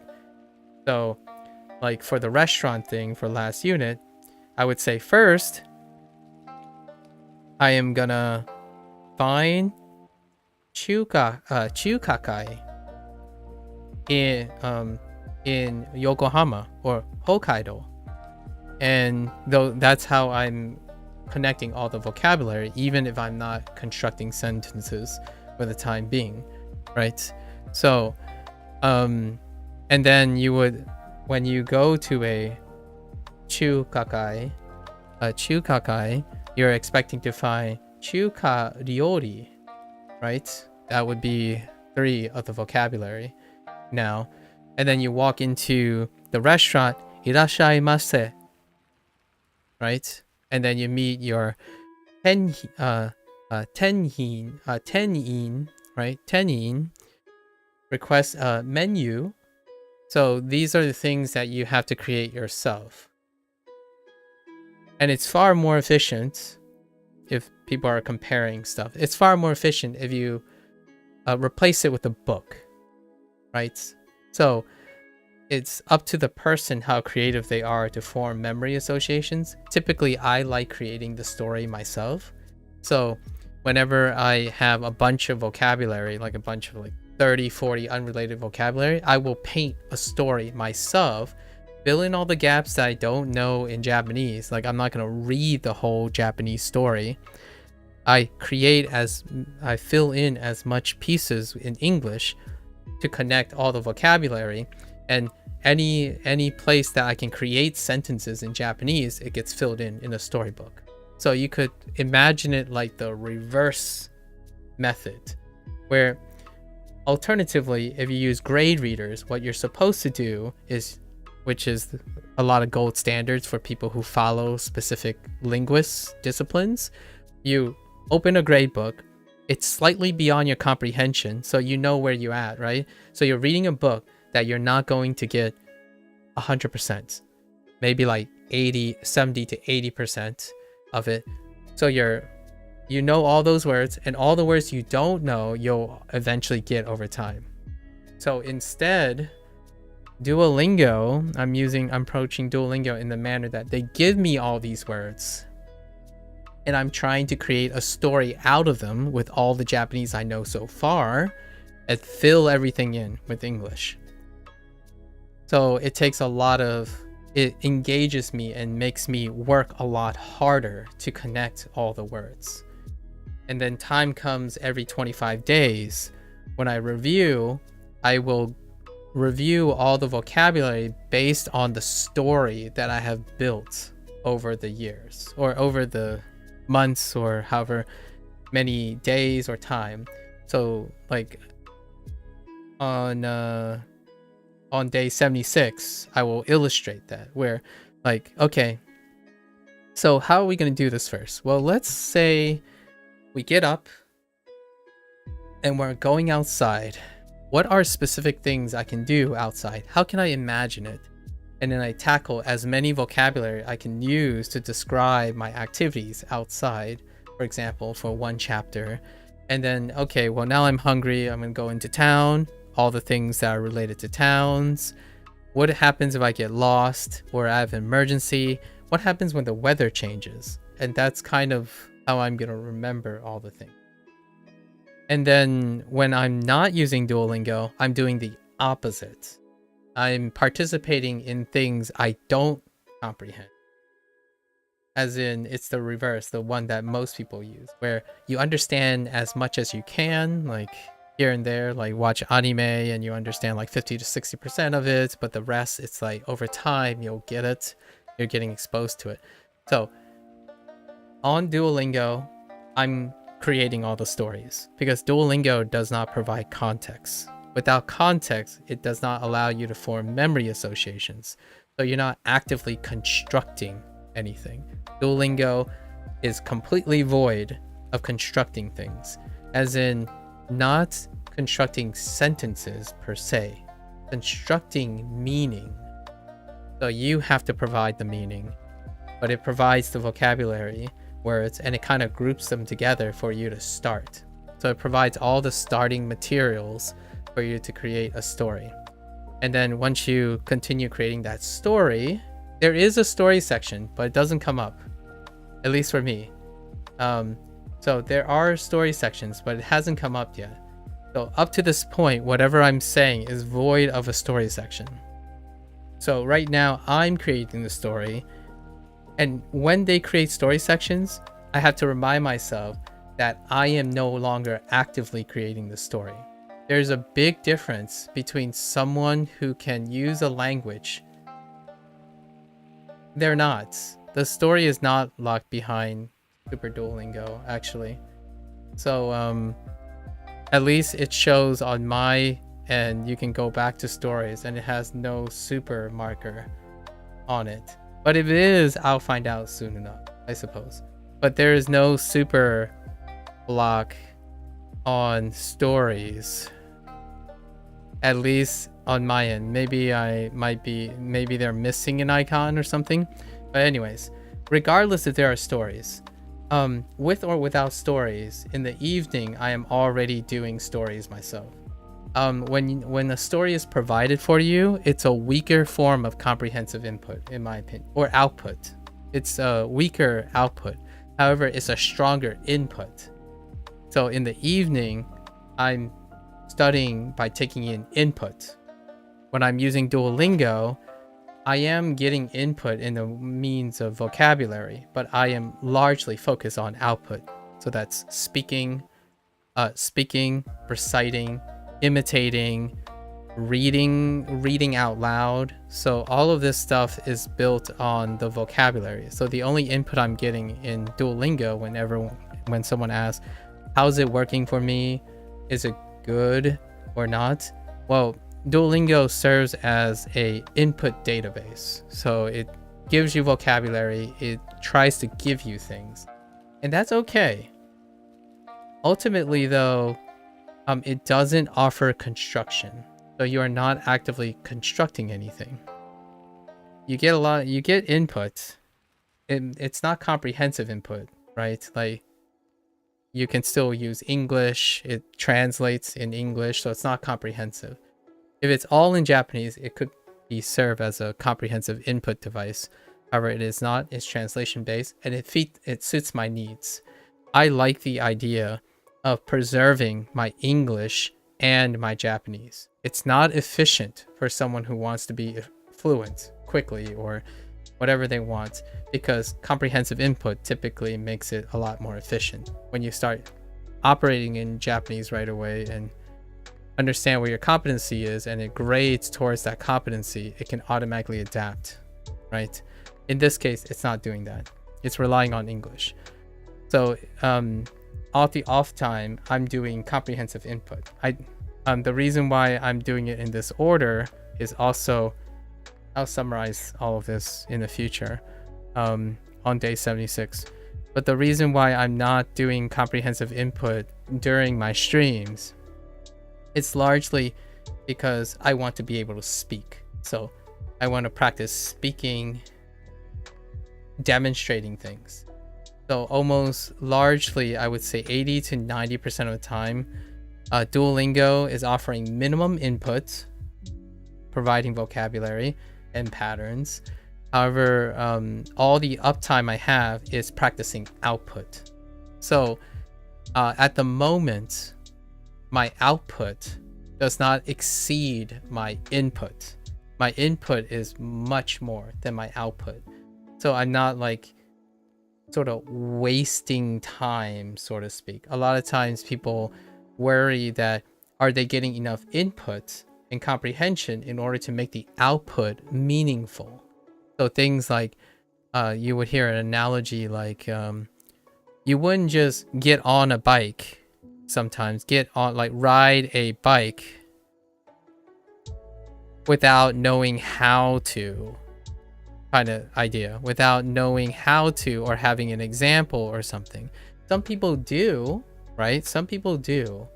However, in general, the way of people talk about efficiency when it comes to like input and output in terms of language learning, as I've come to know nowadays, like second language acquisition, tons of input at first to guide your readiness for output, right? Basically, listen to a lot of people's native accents, like read, soak it in, and then eventually you'll use it for speech and construction, right? That's kind of the idea. At the moment though, to even increase that efficiency, you can try to maintain a balance of output exercises and input exercises. And usually the output shouldn't exceed the input. So I checked on all the Japanese doesn't have a practice tab for the stories, etc. It's in practice and it does show it. So I don't know what you're talking about, but maybe it's on mobile thing. I'll show you in a bit. But that's where I am. So I'm focusing on maximizing input when I know it's just outside of my output range, is what I'm doing right now. So that's what I'm doing. If that helps. So right now my inputs are grade reading,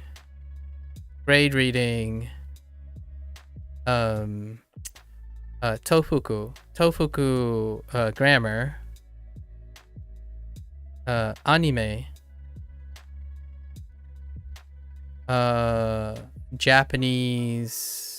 Japanese dominant multilingual streams. Also like flash hard like videos with like images and kanji and kana.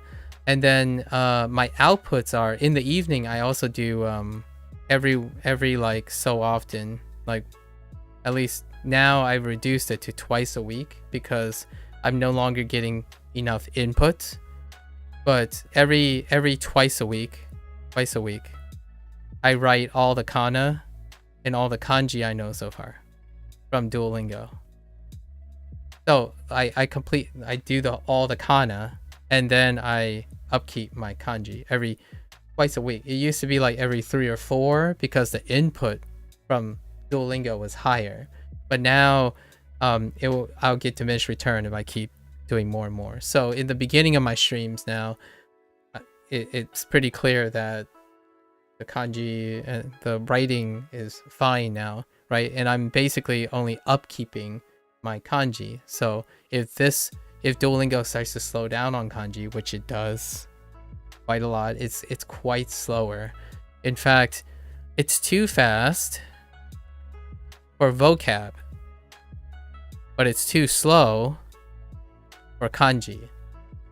Is what I'm adapting to now. Kanji has slowed down to a crawl, so now I'm maybe even reducing this down to once a week.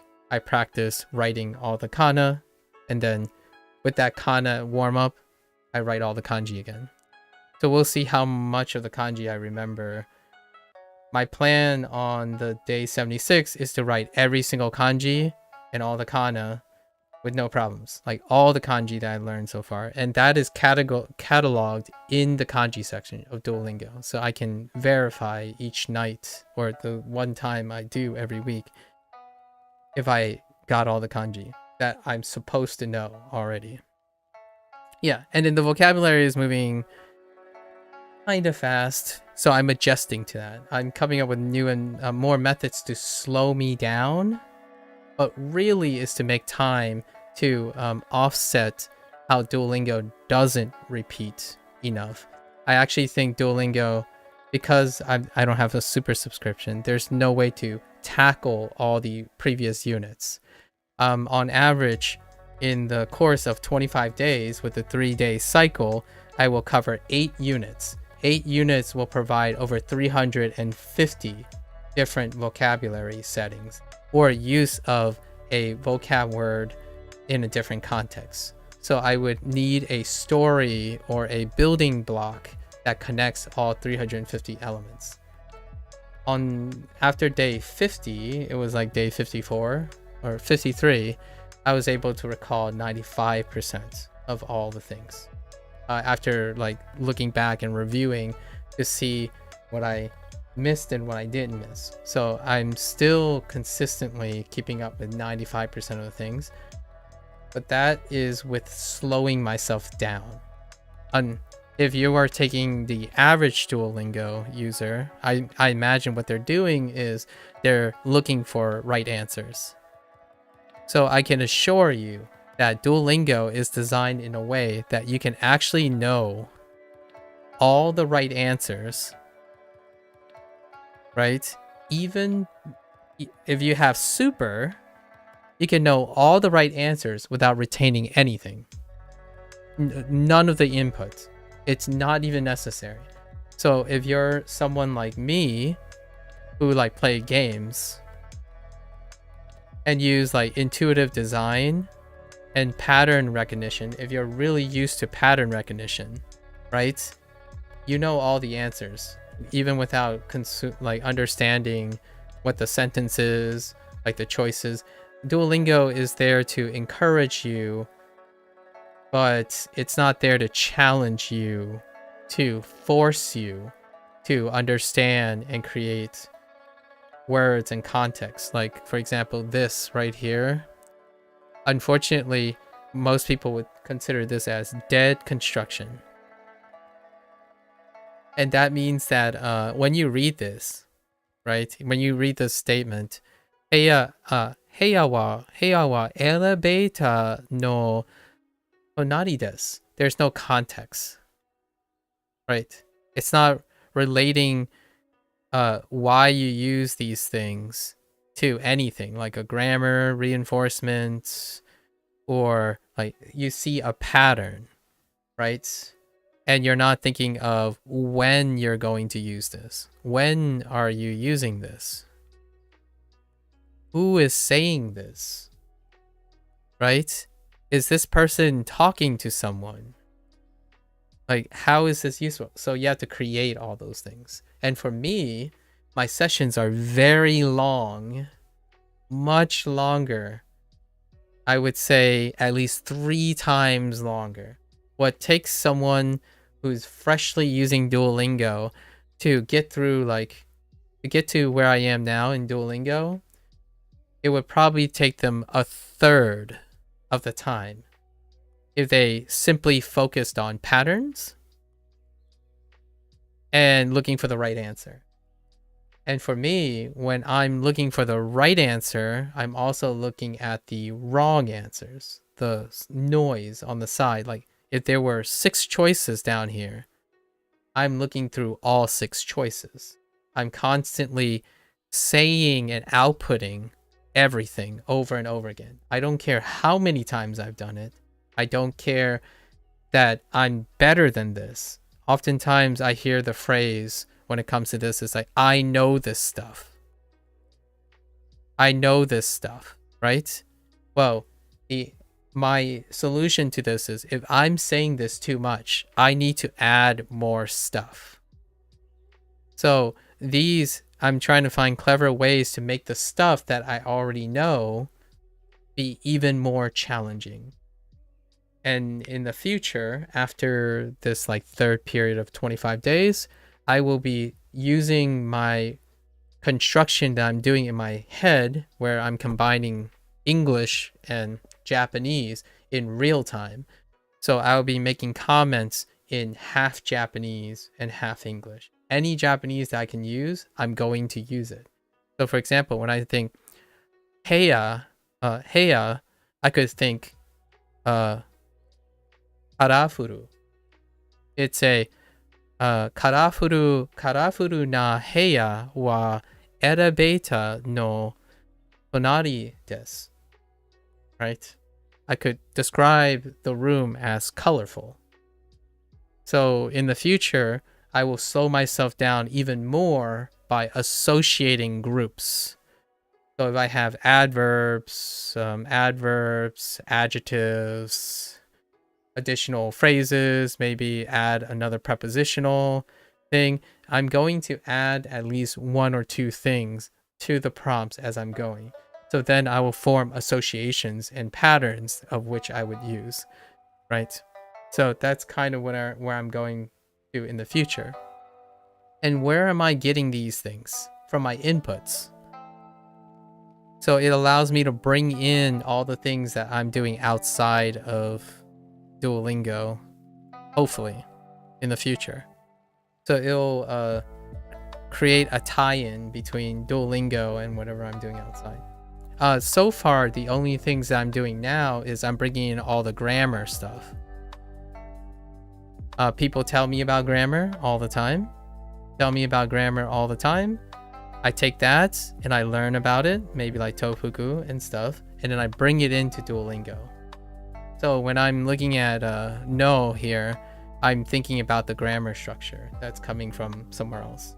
To further make my time using Duolingo useful, my strength in understanding and being consistent over time is usually because all my inputs are being engaged.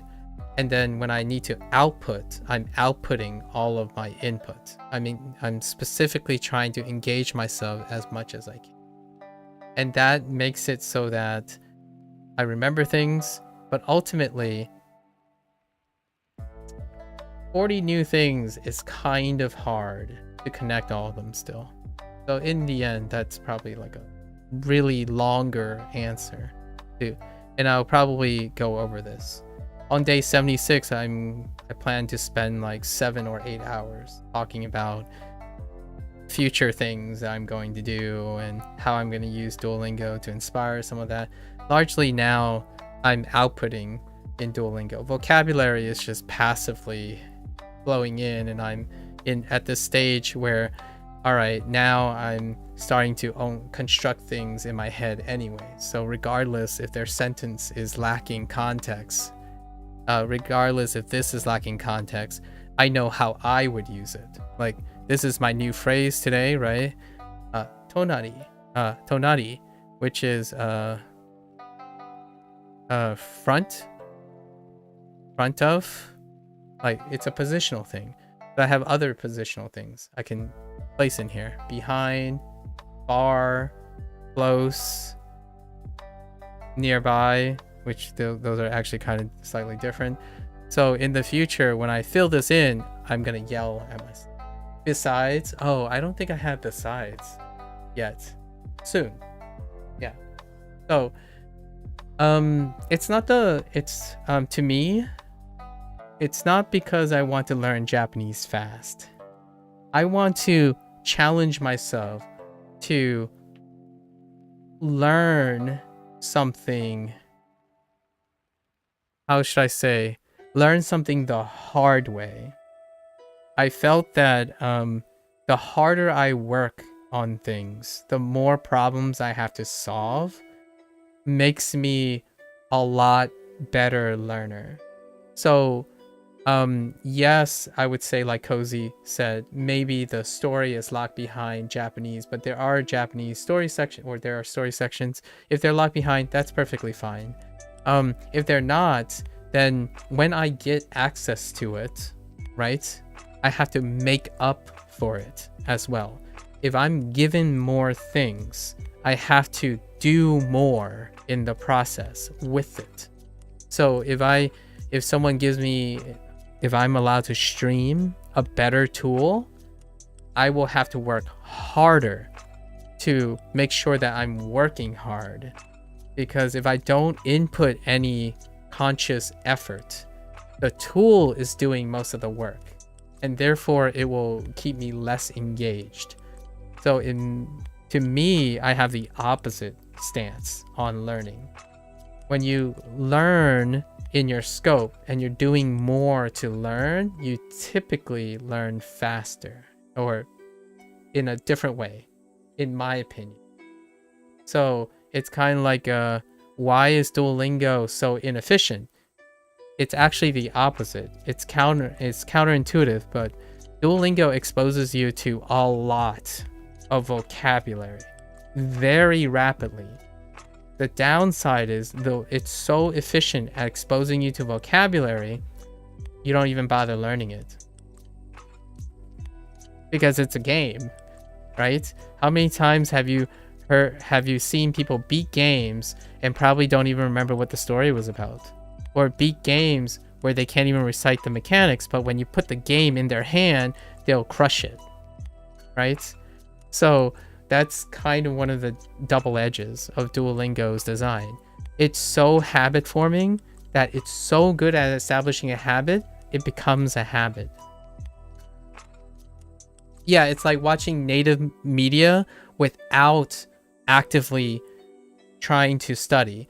Like, I spent over 2/3 of my life watching Japanese native media, but I learned nothing. You know what I mean? Like, I didn't learn how to speak the language.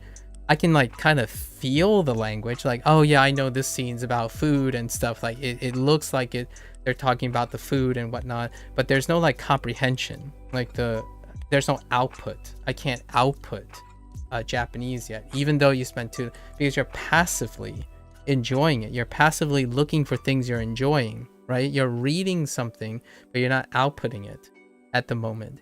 And Duolingo that is my 2 cents about why Duolingo is so ineffective at times. It's so good at forming a habit. That habit becomes salient almost immediately. And you know what happens to habits? You become complacent. You stop noticing everything. When was the last time you noticed what you eat? Or how you feel when you eat? When was the last time you noticed the intricacies of taking a walk or getting up out of bed? Those are habits. They're autonomous. So not only is Duolingo shooting them, it's a double edge with Duolingo. You can get on, refresh your streak, get on, refresh your streak. And then you just refresh your streak and nothing happens. Because it's a habit. It makes you feel good, but you don't comprehensively work for it. And that sucks. And I have illustrated it a little bit here. There were times when I ran too late, like using Duolingo, and I like digress. I talk a lot during this. It's to breathe like value into Duolingo, or like using my time. But when I run out of time, I immediately can show you that I can find all the right answers without even thinking about the prompts at all. Like, this is the right answer. This is the right answer. Actually, if you go over it one loop, you know all the answers just by looking at the answers.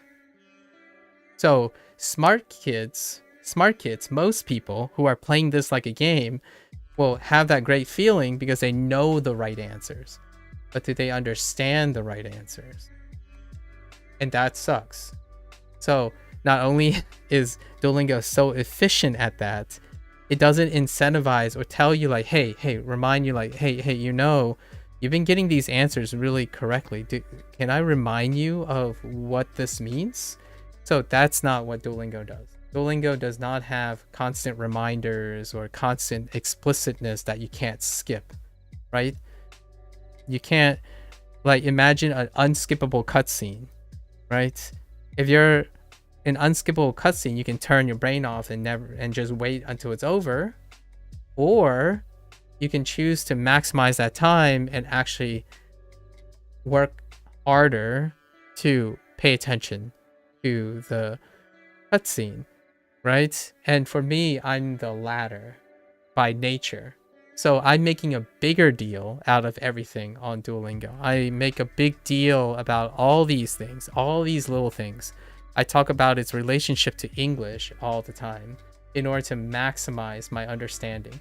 So if I can't be doing pure input right now with Duolingo, what else can I do? Well, I can learn more about English. I can meet other people, right? Meet other people. Talk to them about their experiences outside of Duolingo. And then relate it back to Duolingo. So making these connections make me work harder, right? And then it reveals things that I need to do outside and inside. So it's one of those things. I honestly think on the surface level, when you're an end user, it can be difficult to know if something is too good or too efficient to a fault versus not efficient at all. So the way Duolingo is designed now is it is incredibly great at getting people to do something. But the way they go about doing it is incredibly detrimental to the purpose of its learning. So it puts me at a very odd take on how effective Duolingo is. So my only recommendation for Duolingo are for people who already has established habits and then they need more exposure to reminding them of what they learned outside. So the most consistent acceptable use right now, including myself, is if you're reviewing something, Duolingo is exceptional. It is absolutely exceptional for reviewing things. And here's another quick hot take here. When people say like, but Duolingo has errors and it's like its AI voices are not accurate and stuff. Well, here's the thing. Do you know that the AI voice is inaccurate? Can you pick out the nuances? Can you pick out the errors? If you can, that's more review. So in that way, isn't a trap a tiny bit? Isn't it a trap? Like Duolingo is a trap? Yeah, I mean it is. But they're not advertising. It's not misinformation though. So there's no deception, but there is a human condition flaw, in my opinion. It's a human condition flaw. I don't know how they're gonna leverage this in the future. It's not that you don't learn anything from Duolingo, especially the Japanese course. You don't learn anything. I can tell you now, the output that I've been practicing on Duolingo has taken me leaps and bounds of my input. What I mean by that is my anime, like the anime that I watch half of the time, like once in a while, like once a week with friends, I'm very specific ones. It's like 50 to 60% of it. Like immediately. Like it's very quick. So it's not like it's not doing anything. However, it's not selecting for people properly, if you know what I mean. So like a lot of times the product is most well received when it is marketed very appropriately, right? the design of Duolingo is the barrier is so low because it focuses on affective factors, as in like motivation, right? And that is a human condition thing that can be generalized to a lot of people. So naturally, there will be people that feel like it trapped them or it led them to false expectations because the barrier is very low. What is the barrier? You go to their website and you use it. That is the barrier, right? That's the lowest barrier you can possibly think of. So naturally, it will get to a point where someone isn't engaged like I am, right? And that's probably a lot of people, in my opinion. So they have better effectors, they have better results with other tools because those tools specifically put a high barrier. What's the barrier for Anki? You need self-motivation, you need a direction, you need know how to retrieve and find the information that you want. You need to have the information that you want to look for and or download, right? The barrier is really, really high for something like Anki. We're not going to even jump to things like italki, where you start finding how to select for a progressive teacher that you exchange and meet, and then there's investments and cost as well and upkeep, and then there's another human being involved. So the barrier is so low that yes, it will probably feel like a trap for individuals this is not target for. Statistically though, it is teaching something, or like it's a positive force, even though, yeah. So when someone asks me, hey, do you recommend Duolingo, or how well is it working for you? I would ask the person first, what do you need? What are you currently doing? What do you think you need? What do you currently are doing?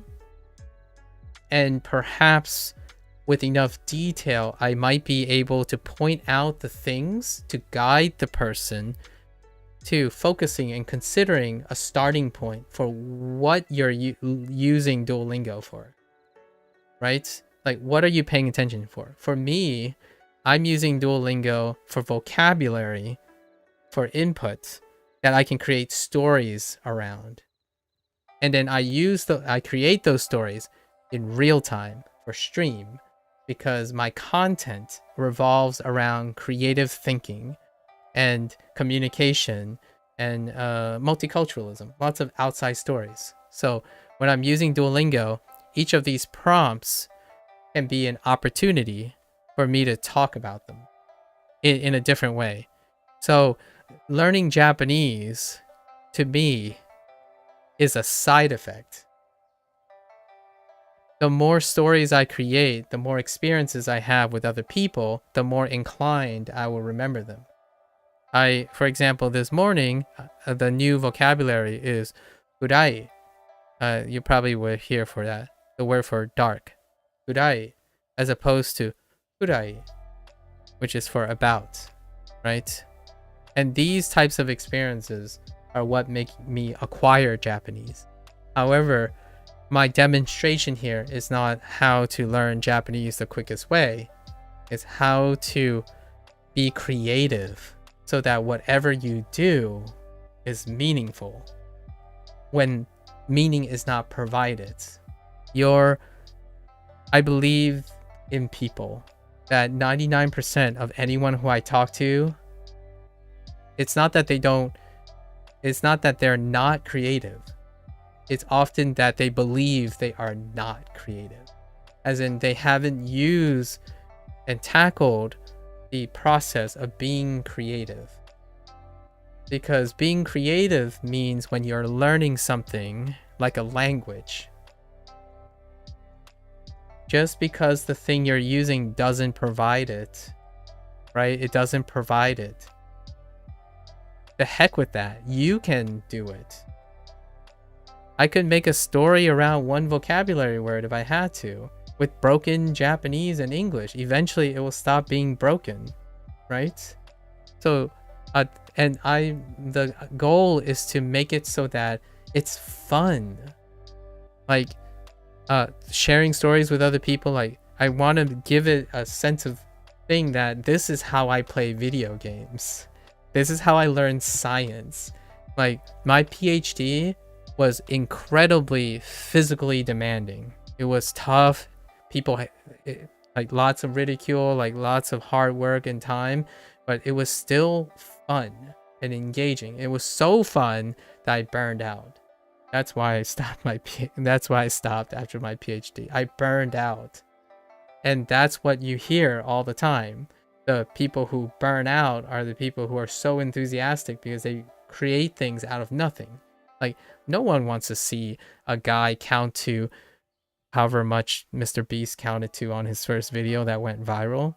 The idea is to have the mindset and the creativity to be able to do that so that you're not bound by tools. You're not bound by tools. Tools are there to make you better. Tools give you a boost. But you are greater than the tools. You are way greater than the tools. So that's kind of my message for most people. And what better way to show that than to probably use something that most veteran language learners nowadays, especially the Japanese learning community, despise because their tools are more efficient than this one. And I would agree. If you are self-motivated, you already learned everything beyond the vocabulary that's offered in Duolingo. That eliminates almost 90% of Duolingo's value. If you're self-motivated, you don't need to use Duolingo. You could use anything else to be more efficient. If you're not self-motivated, start with Duolingo, and I advise you to pay attention to what works for motivation. As in, if Duolingo ends up working for you, pay attention to what is working. And once you don't get anything anymore from Duolingo, take all of that and use another tool, but bring all that experience to that new tool. So learn from using Duolingo why it motivates you, and then take those motivational tips and tricks, and then you can move on, and you won't need a tool that can do that for you. You can do it yourself. That's what I typically call learning from a process-oriented point of view and not a goal-oriented point of view. Even those people who say like, I used Duolingo for 2 years, right? I used Duolingo for 2 years. It sucked. I learned nothing. Okay, well, describe it. How did it suck? How did you not learn anything? What did it not do? Why did you even use it for 2 years? How did you get stuck using it for 2 years? These are all learning methods. So in the future, you can carry all this experience. You can avoid what sucked if you want, right? You can avoid not learning. You can find out why you could use something that sucked and not learn anything for 2 solid years. You can take that part with you too. So then when you pull up Anki will not be Duo, right? So if you remember, okay, so Anki doesn't give me the motivation I need to use it for 2 years. What did Duo do that kept me engaged for 2 years? Let me mimic that or use that and then elevate Anki. That's kind of what I'm demonstrating here, I suppose. And you can't demonstrate this by having like a 15-minute summary because it happens over time. So I've been doing progress reports every 25 days, and then over time, if I do enough progress reports, I'll see the maturation, the differences in my approach over time. What I'm doing now is nothing. It's not even close to what I was doing before day 50. And at day 50, I was doing not even close to day 25. And then when I was starting, I was doing the bare minimum because I was taking in all the new things about Duolingo. I actually haven't ever learned this way. I've never used an app to learn anything until now. So I didn't even know what it was like to learn in the modern age. I usually learn by immersion. So if I need to learn like science, like a discipline I don't understand, I literally slap myself into a textbook and only consume that stuff for a very long period of time. It doesn't have to be a language. It could be a skill. How do I get proficient at a skill-based task? I legitimately surround myself with it. The language, the lingo, the community, the culture, the framework, and get down to brass tacks, right? So this one was a very different situation. So I'm learning a lot about myself in the process. There are definitely things that Duolingo does not work for me. I get 0 motivation kicks, by the way. Duolingo does not motivate me to do anything. So what do I have to do? I'm streaming it. I already knew that Duolingo isn't going to motivate me. My motivation's off the charts. I don't require any help from motivation. So I need to create extra motivation. And my motivation is I take outside media, outside input, and I talk about them every time I start doing Duolingo.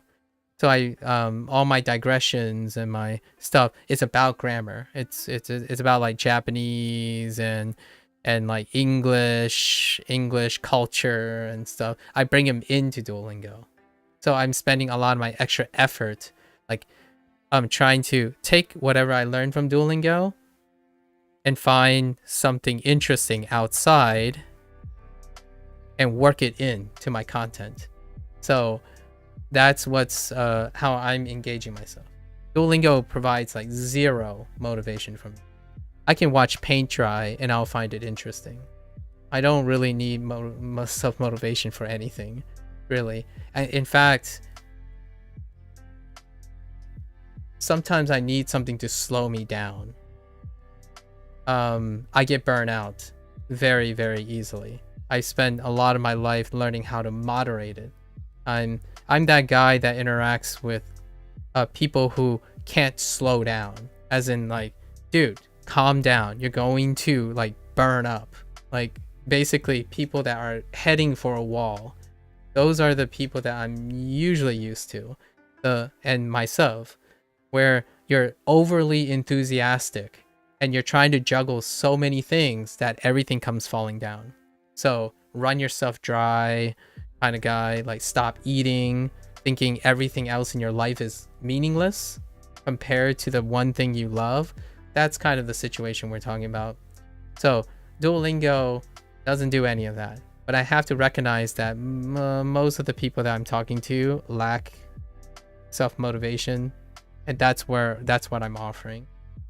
If they're not self-motivated, if you're not self-motivated, come here and I will try my best to convince you can motivate yourself. That's what I guess if I had anything worth showing or using Duolingo, is that a lot of people find it very surprising that I'm so motivated. It's not because of Duolingo. I hope that it's very apparent to most people because people think that Duolingo is a waste of time. So that's fair to them because it is a waste of time. If you are self-motivated, you're going to see that Duolingo is a waste of time. If you can't find other value in Duolingo, it is 80 to 90% about whoever is using it, which is a lot of people. I'm gonna turn this into a digression probably.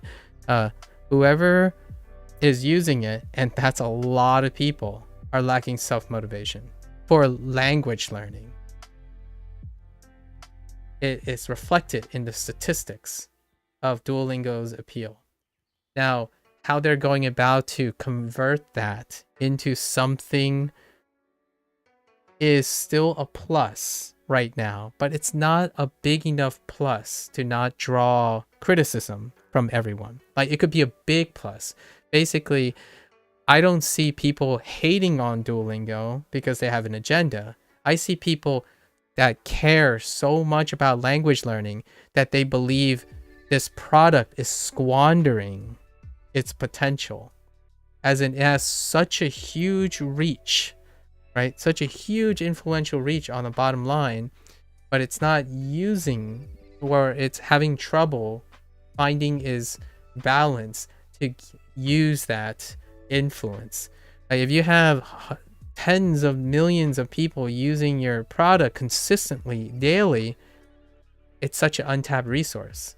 So I usually see people who criticize me and tell me like, oh, I'm wasting my time, I'm not going to be fluent, as more of a place of compassion, like or like a place of passionate projection. Basically, they're so concerned with how efficient people are using, they're discouraging people from using Duolingo because it's so slow, if not effective at all, if you're a person that don't think about easy things. When things are easy, you are learning very little. Like, that's kind of a harsh truth. I'm not saying easy things are fun or hard things are unfun. Hard things can be fun. Easy things can be boring. So all of that is possible. I have fun doing hard things. What is a hard thing to do? Learn Japanese with Duolingo when you are self-motivated. What is difficult about using Duolingo as a streamer? You attract challenges from other people. I tend to often place myself in a difficult position. So I'm constantly engaged and always thinking about, oh yeah, you're right. This is another way. This is another thing. Like, oh yeah, this is another thing I have to consider. So I'm not trying to raise controversy. I'm trying to engage myself personally. I don't know if other people feel the same way, but I like when I'm trying to make something harder for myself in order to challenge myself to see if I can make it better, right? So all these days, not only do I need Duolingo to feed me Japanese content or Japanese vocabulary, I have to spend all my extra time when I'm not doing Duolingo to compensate for everything that Duolingo is missing or lacking. And being able to see all these things is a personal challenge to me. So I wouldn't have looked at Tofuku if I didn't know Duolingo lacked grammar.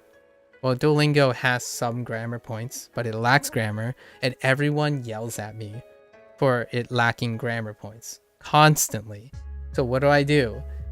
I go and tell them I need to learn the grammar. And then when they see me use Duolingo again, I can explain the grammar and I can tell them I didn't learn this from Duolingo. But you know what it did? It encouraged me and set up an environment in which I am encouraged to go look for Tofuku, through Tofuku for grammar. So pretty much everything up to this point, the interesting thing that keeps me going is I'm looking for my next challenge. I'm constantly looking for my next challenge. Eventually someone is going to have something to say and I'm going to learn something from it. Like people asking me, oh yeah, how is Duolingo going? That's a challenge. It's a really big challenge to answer that. It's kind of like if someone came up to you and asked you, how's your study going? And your only answer is, oh, it's going all right. I'm not that guy. I'll explain to you what my plans are, what my rotations are, what my unit is, what my unit plans are on top of whatever I'm using. Because I'm spending more time planning and structuring and thinking about all the implications of what I'm doing. If you can explain it like the back of your hand and you don't have ums, likes, for example, what I'm doing right now, which tends to be very spoken, well organized, it's largely because I've done this already at least once every 3 to 4 days. So every single once or 3 to 4 days, I'm reminded of something Duolingo doesn't do. And I'm spending all the extra time plugging those holes. And I'm learning Japanese at a much, humbly, respectfully, I'm probably learning at a much faster rate than a lot of people would anticipate using Duolingo and other things.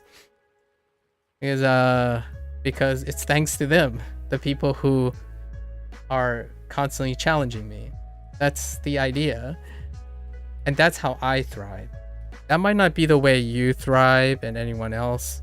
Usually the best advice I can give is I get challenged all the time. I do lots of other things.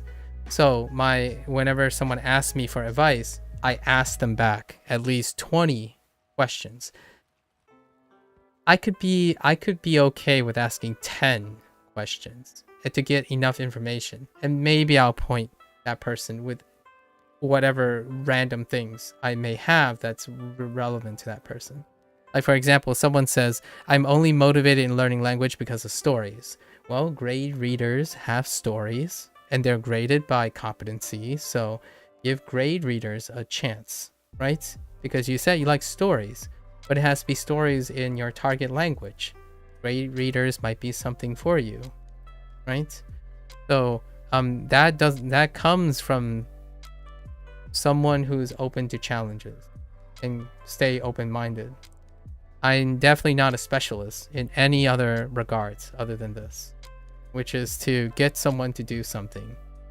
I would say the thing I know most about from a negative, from like a mental health perspective, is how to change habits and establish new habits. I am constantly overly concerned, almost to a fault, of people's mental health these days, because I am one of those people. I have burned out so hard before that it could be as much as thinking intrusive thoughts. So have I gotten to pitch accents? If I'm into challenge, I have gotten to pitch accents, but I'm approaching it in a different way, and it will take time. And I talked about this earlier.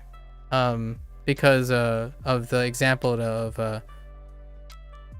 kurai, and kurai, right? Or Duo introduces it as the more modern now, gurai, instead of gurai, right? Gurai and kurai are an example. The way I'm approaching it is that I'm collecting.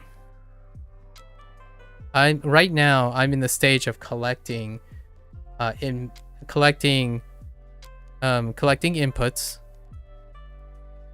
but I'm experimenting right now. I'm still in the experimental stage of outputting. So I hear lots of different inputs for pitch accent right now. And I haven't really decided on what type of pitch accent I'm gonna be focusing on. However, meanwhile, I'm experimenting with pitch accent output. So one of the outputs is to be able to say different pitches. So like, for example, watashi, right? Watashi, right? You have to be able to say, even if you don't know the pitch accent of the words, you have to be able to maintain the mora without being inclined to switch over and engage in your native language, which my native language is English, which is stress accents, right? So I don't want to end up saying watashi to emphasize low, high, low, right? Watashi.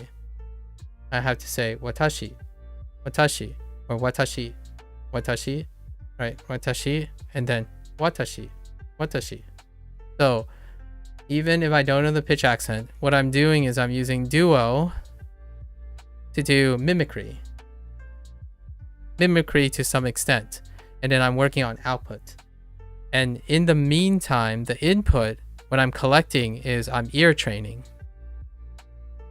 So what I was doing it for a while in the beginning, but it was way too slow. Like it took too long to say, oh, this is low. I hear a low, high, low. This is what I hear is high, high, low. This is what I'm hearing is low, high, high, regardless of what the thing is. So I did that for a while, but it took too long. It's too long. So I do it in my head most of the time. So in my head, I'm thinking high, low, low, low, high, high. And then I'm confirming it when I'm doing input. I'm confirming it with another source. And have you done minimum pair test to verify my perceptions? Yes. I already do ear training and perceptions based on music. So I was a musician before. And usually it's a lot easier. It's more dynamic to match pitch musically. It's not, it's to me, I make a disclaimer usually, but a lot of times I have a background in music, and pitch production also can be vocalized, and I typically do vocalization a lot for purposes of like reading and speaking, as opposed to like reading out loud and speaking, like public speaking. So usually for me it's perfectly fine to do that. So what I'm doing now is I'm basically collecting pitch accents, seeing if they match, right? Using a reference material. Like, oh yeah, I just learned this vocabulary. Like, what's a hard one that is very confusing? Like something like, hatotoku, like hatotoku, hatotoku. Might be one, and I'm like, okay, well, okay, I take a guess, or like obviously it doesn't matter if it's up or down. The idea is you're training, and eventually you might see an uplift over time. So that's kind of what I'm doing now. I'm not paying attention to pitch accent accuracy for as in like the native accuracy, but more for listening accuracy. And that's what I'm doing right now. And I don't expect to be looking up every word. The litmus test is Japan. The litmus test is Japan, Japanese language, and Japanese person.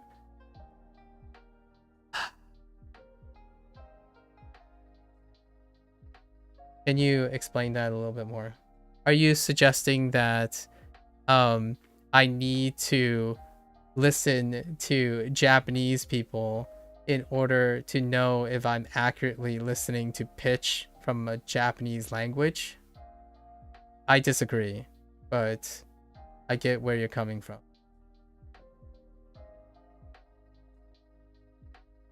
I disagree with you. However, I do understand what you mean. Yeah, if you want to be native and all that stuff, the litmus test would be that. We're not gonna digress into that, but I'm just saying a common litmus test is the 3 examples above. Oh, you're talking about Nihongo. Yeah, you're talking about Nihon. Yeah, you're talking about Nihon. Nihongo. Nihongo and Nihonjin. Yeah, Nihonjin. That thing. Right. And then because of Dogen. Thank you, Dogen. he went over that too.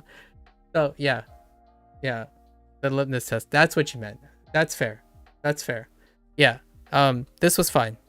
I actually did it with Dogen. So I don't know who you did it with, but I did it with Dogen. I followed along with Dogen. Yep. Agreed. It's a fun litmus test. You can also do pitch testing if you want. So what'd you call it? A more musicality thing is it's like 10 tests. Oftentimes, first they tell you, like, they give you one pitch and they give you another pitch. Is it higher or lower than the current pitch, right?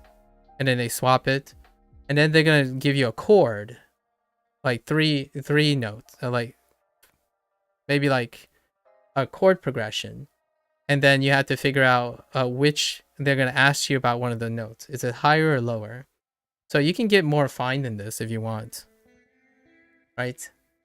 And then you can hum to it if you want. You can hum to it, which is another great way to test your pitch acuity. And most of the time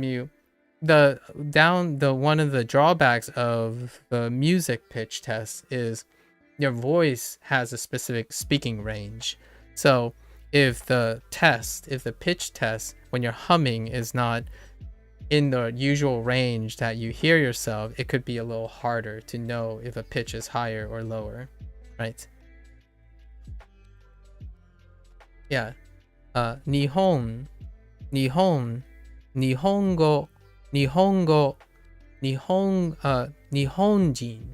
Nihonjin, right? So, what was it? It was like, right? I think that was the examples that they used. Oh, the down steps are a bit off? Huh. Is Nihon... Wait, which one is off? That's what I did. So, regardless of its accuracy, if you think for what you said at least... Oh, so I said Nihon. So, was it this one? Nihon. Nihongo. And then Nihonjin. Okay, Nihongo.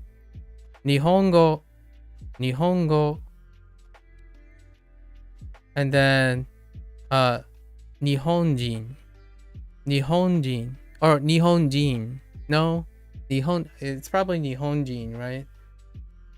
Yeah, it's Nihonjin. So I actually don't say this too much, but this is the pitch pattern I'm aiming for. So I still need output practice on here. Pretty sure this is the pitch pattern, right? Yeah, I'm dropping too far. It's sounding like this. So to my ears, I'm doing this. Yeah. Yeah, exactly. So you see what I mean by cupcake. You see what I mean by that, right? I can actually hear it, but it also requires output practice. So like my hearing is accurate. Yeah, a common issue problem have is that they can recognize the accent. Yeah. Well, but the placement is a bit off. Yeah. So, it's not a problem to me. Just to give you a perspective check, I don't see it as a problem. If people can recognize my accent as being a problem, that's perfectly fine. I work on output and input regardless if the results of the goal. So it keeps me motivated.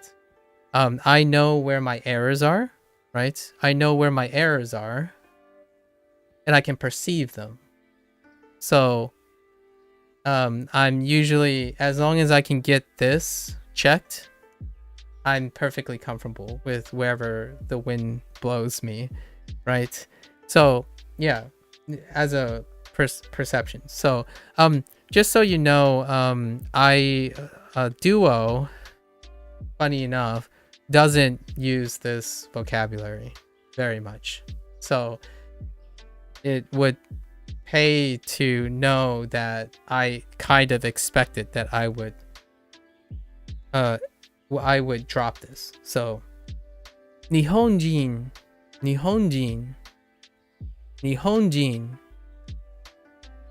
yeah, 日本人 is probably the closest I can get to it at this point.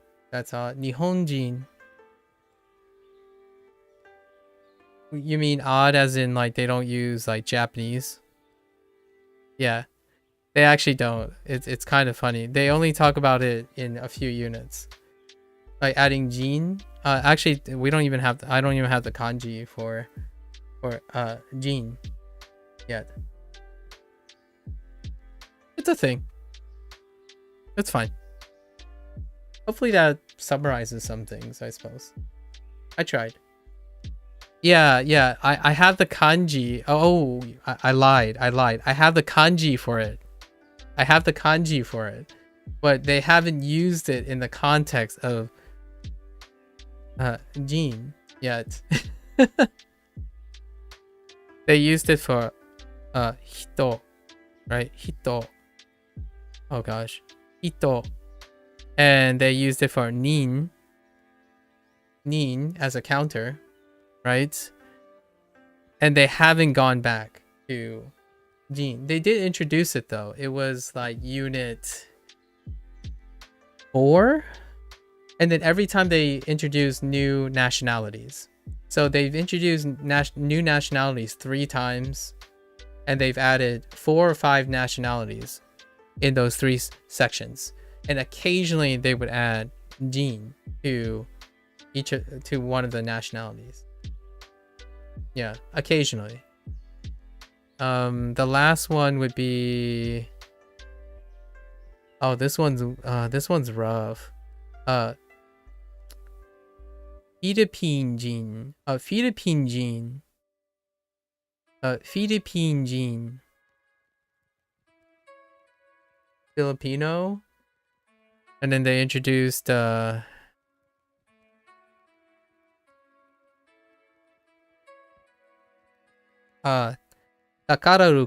Takaraguka. Yeah, Takaragu. Takaro.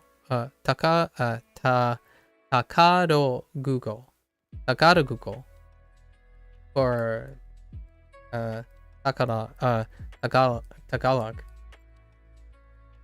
Yeah. Or Philippine. For Filipinos out there. Yep. There you go. Japanese related things. I won't worry about the digression. It's related to Japan. In the end, I don't know any of the accurate pitch accents of the 1300 to 1400 vocabulary words I know from sound alone. And I'm okay with that. So if I sound odd and not odd, that will work itself out, in my opinion. So one day, when I have enough competence, right, like vocabulary and stuff, I'm just gonna listen to one of my favorite guys, or 2 or 3 favorite things, and I'm basically gonna assimilate some of their accent, and then I'll move on to the next accent and the next accent, and then I will eventually mold whatever it is to them. That's how I learned English, and that's how I've developed my English speaking patterns, and also how I speak Fujianese. I model my execution, my output, after the person, but after something. So first, I collect and imitate. So right now, Duolingo has 7 or 8 synthetic voices, and I go back and forth. I go up, I go down. Some of the synthetic voices go up here and down here. I'm basically mirroring a lot for output practice. And then I'm hearing them in my ear so that in the future, I can pay attention to them. Like, oh yeah, this character speaks this way. I want to voice act like it. I kind of approach it as like voice acting, where like, yeah, I like this one. And that's kind of where I'm going with it. So if you're asking if I'm going hardcore, or like if I want a challenge in pitch accent, I'm challenging myself every day. And in pitch accent, but not in the way I would disagree that it is challenging to know the correct pitch accent and only practice the correct pitch accent. I think it's incredibly fun to just imitate any pitch accent and listen to any pitch accent. My goal is not Japanese fluency. Also, my goal, I mean, if it happens, that's pretty sweet, I would say. And my goal is not to sound like a Japanese person. If I end up coincidentally sounding like a Japanese person, nice, cool. But for me, I am a multilingual I would consider myself humbly a multilingual person already, and I don't particularly like to sound like anything, really. I just like to sound like whatever I can get my hands on. So my Fujianese might not sound like someone else's Fujianese. That's so perfectly okay if I can communicate with them, right? Much like if anyone comes up to me and they speak to me in English, I will love their accent. I'm not gonna like somehow hammer their accent away from them. And that's my spiel. People will cry foul and get angry at me. I've already gotten people pretty angry at me, but I live from a background that requires this type of perspective, and not the other type of perspective. I'm not from a background where I don't spend constantly juggling different types of accent patterns and stuff. Like I can't even say the most recent one was Mabo Doufu. Yeah, Mabo Doufu. Mabo Doufu. It's kind of like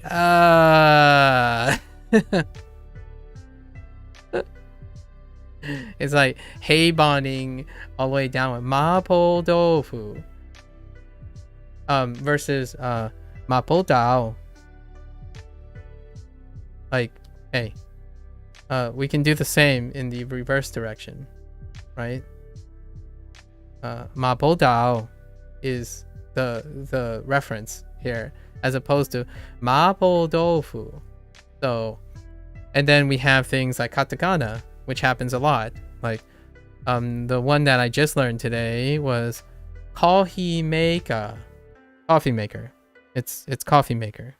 So I'm not gonna go and say like, oh yeah, you should get rid of your katakana accent, because no, I know you're saying coffee maker. It's just a lot slower than all your hiragana is so much, whatever is in hiragana tends to be faster than whatever you're saying in katakana, because most of the katakana words are double beaded and t's and vowels held everywhere. But that's cool. It means you're Japanese. That's pretty sweet.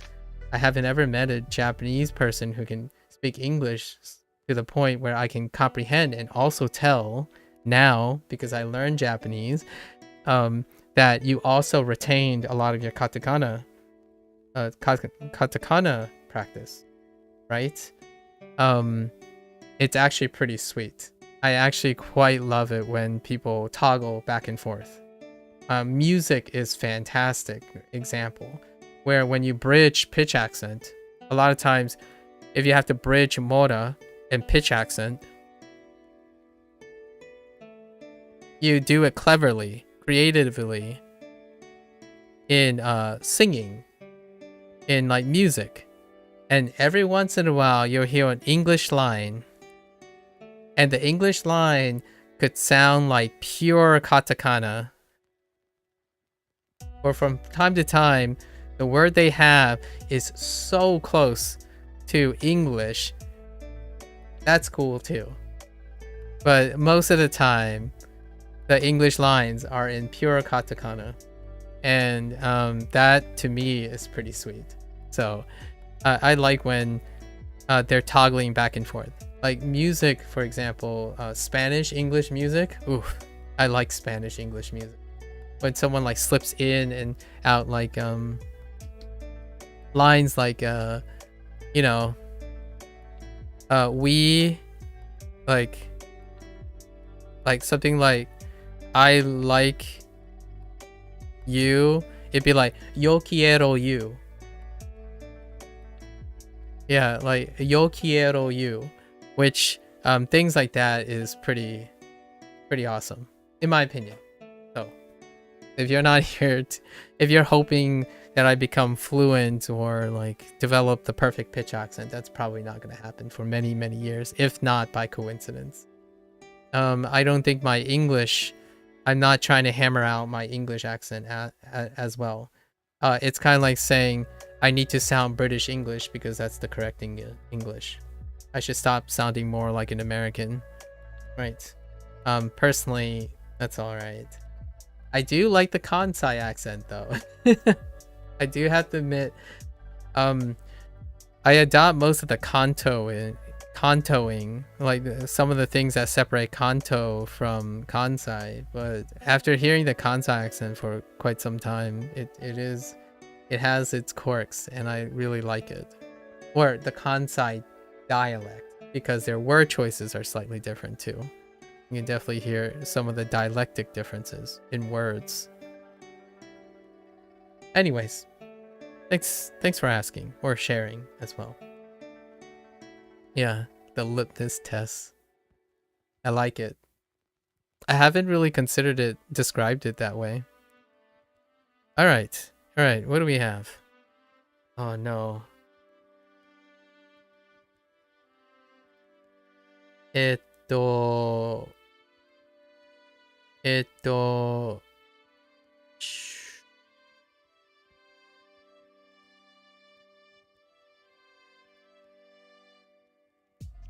Check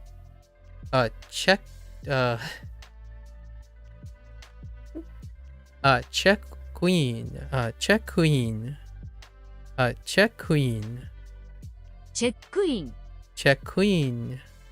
Check queen. Check queen wa nanji kara desu ka? Desu ka? Yeah, nanji kara desu ka?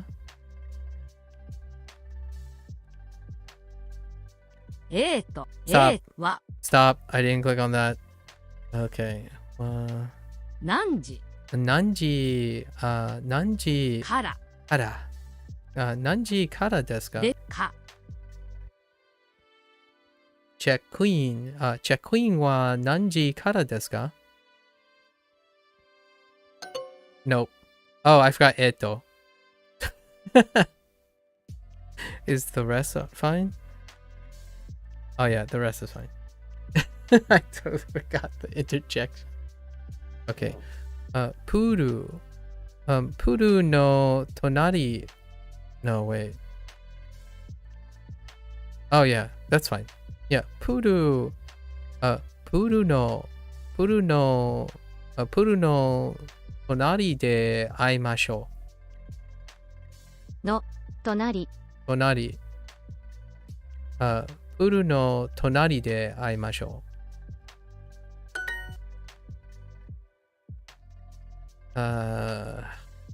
Check queen. Check queen. Check queen. Check queen. Check queen. What was the other one? Check. Check out. I don't know. I'm gonna have to look at that again. It's been a little while now. Otearai wa jimu no tonari desu. No, tonari. Tonari desu. これは私の部屋の好き部屋の鍵です。鍵です。New vocab 鍵え、これは私の部屋の、これは私の部屋の鍵です。鍵です。いいえ、クレジットカードはありません。いいえ、クレジットカードはありません。いいえ、クレジットカードはありません。No, I don't have a credit card. 部屋の番号は770です。部屋の番号は770です。部屋の番号は770です。770です。770です。部屋の番号は770です。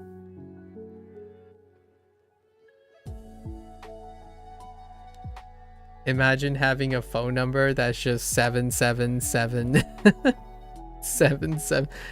Oh, that's so troll. Yo, you know what? That's so toxic. Is there a I swear, is there a, do they just remove that phone number in Japanese where like it's just a whole row of sevens? Because there's no like it's the same one. Wait, what happens when there's like a full row of sevens? Is there a way to simplify it? I mean, seven, the word seven, like English seven has like other things to demarcate it, but I don't know about nana. Wait, was that 7 sevens? I don't know. I don't even know the phone number situation in Japanese. Like, is it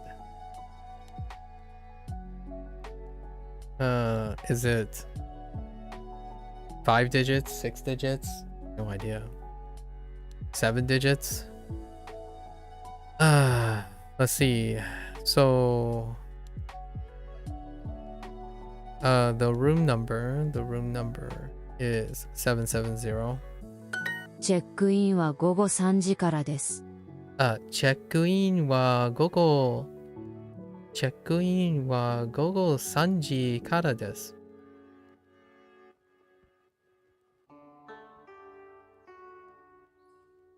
Check-in is from 3 p.m. Oh yeah, we're fine. From. The awkwardness of from. Yes. チェ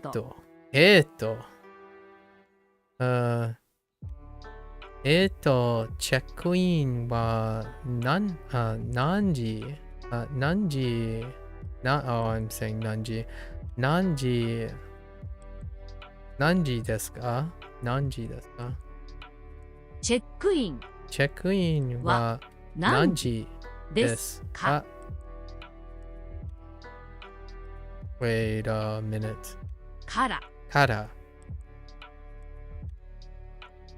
チェックインは何時からですか？ Thank you, Lucy. 3階。3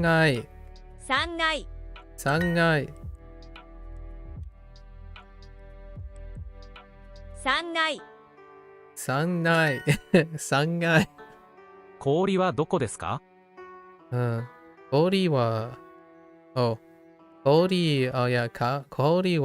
こですか？氷はどこどこですか？氷はどこですか？氷はどこですか？ Where is the ice? 氷。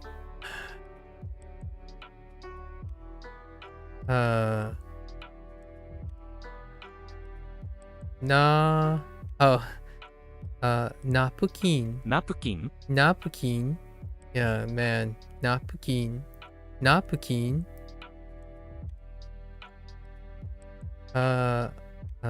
Keshiki. Keshiki?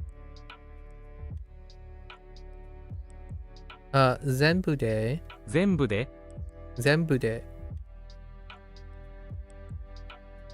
パスワード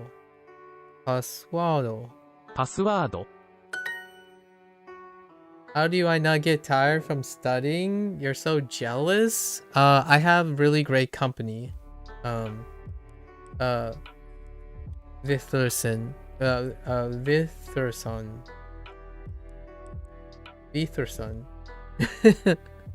have very good company. Cupcake Night asked me a very fun question to talk about. I'm not usually studying most of the time. Like, it's like half of the time. So, it's nice to talk about language and culture all the time and whatnot. So, yeah, sort of. I'm like studying something, but not like always Japanese. We talk a lot of things about English too. Yeah. So I wasn't like hardcore 7.5 hours doing just this. Yeah, for sure. You keep engaged, you know, have conversations with people. How are you doing, by the way? I think I'm not too familiar with your name. So what are you doing in terms of language learning? Yeah. Do you like language learning? What kind of languages you speak, listen to, participate in, consume, maybe even learn on the side? Give me the deets. Give me the deets. パスワードは長いですね。パスワードは something. パスワードは長いですね。パスワードは長いですね。Is the I mean the password is long, isn't it? Right. Barbecue. Oh, barbecue. Oh my gosh. Ugh. I'm never gonna. That one's gonna be rough. Barbecue.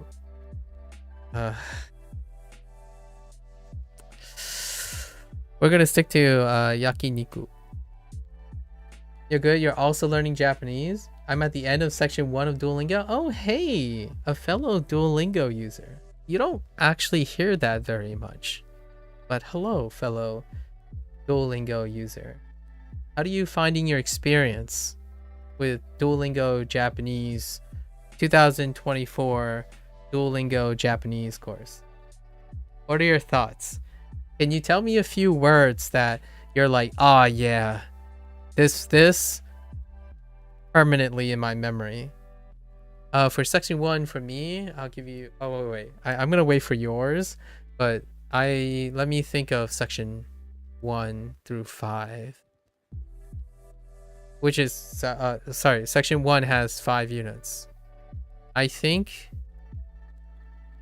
oh yeah, I have a few words from section 1 for sure, definitely, and they still recur all the time anyways. I'm at the end of section 2 right now, if you want to know. This is the last unit of section 2, and it's been really wonderful. Kaikei. Oh, okay, that's a little weird sounding. Kaikei. Okay, kaikei. So like really flat. So kaikei, just flatten out. Kaikei. Short. Kori. Kori. Run it together. Kori. Keshiki. Keshiki? Keshiki. Keshiki. Keshiki? Keshiki. Soup. 氷が欲しいです。氷が欲しいです。氷氷が欲しいです。が欲しいです。氷が欲しいです。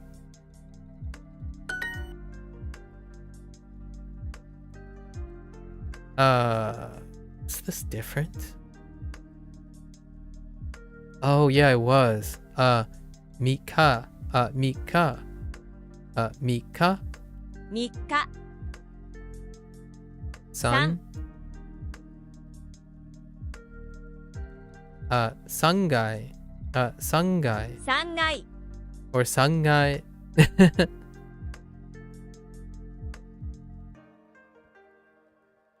Have I seen Cure Dolly's YouTube? Help me out a lot. I have been suggested a couple times, and I looked at it. It's interesting. It's a type of medium that can be very helpful to people.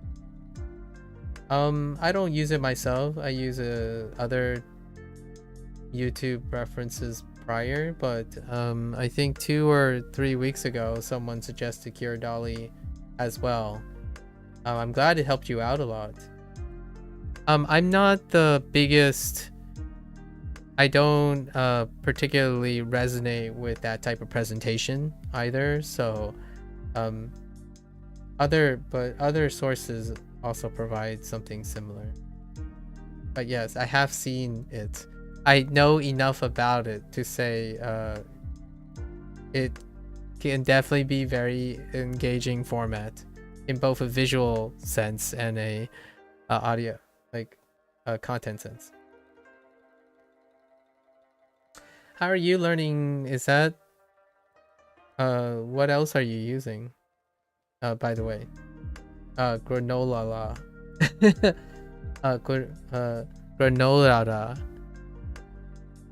Sorry, I had to convert those L's because Japanese. No. Kuda no nada. I like the name granola. Nice. There's Anki and immersion. So are you in the, like, how long have you been learning Japanese? Or studying Japanese or practicing Japanese even? So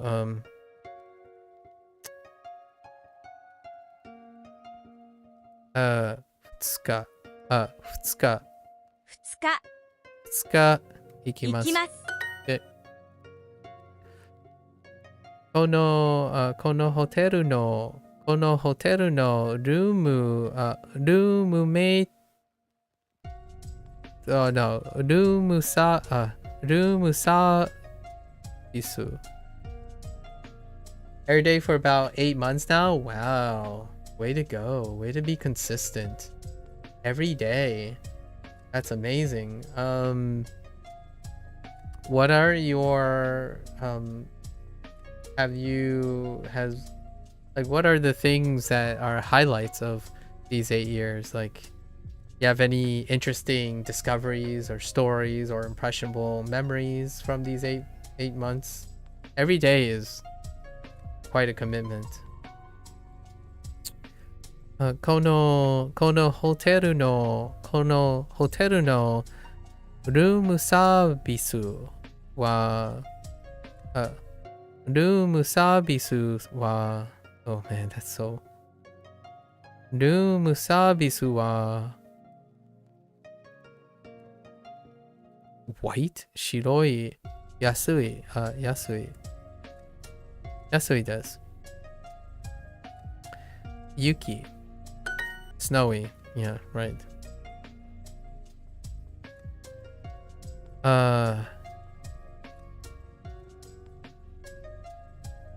Heya wa. Wait. What is this word? Okay. Heya wa 3階です。Really? Is that it? 部屋は3です。I guess the on the third floor is implied, I suppose. 部屋は3階です。Have you had the opportunity to use your Japanese, granola, in some way, like interact with the community or interact with some peeps? What are you using your I found whatever you want to improve, you have to do that thing. Like doing Anki flashcards only gets you better flashcards and not reading comprehension, etc. Oh yeah. Yeah. So what other, like, I imagine then every day, I imagine what you're doing now is substantially far more dynamic than what you do when you started. For me, it has changed incredibly substantially. Although I still stream Duolingo, though. So that it's built upon that. But what you see is most certainly not what you will experience, for example. So I don't want to give people the false impression. Usually people ask. And someone earlier asked as well. It's a question that I'm really well prepared to talk about. Although at this point it's late in the evening, so I'm probably gonna try to wrap this up soon. But yes, I totally agree with you on that's more of a learning process thing, right? The human condition, more of a psychological human condition thing, and I like it. It isn't necessarily attached to language learning.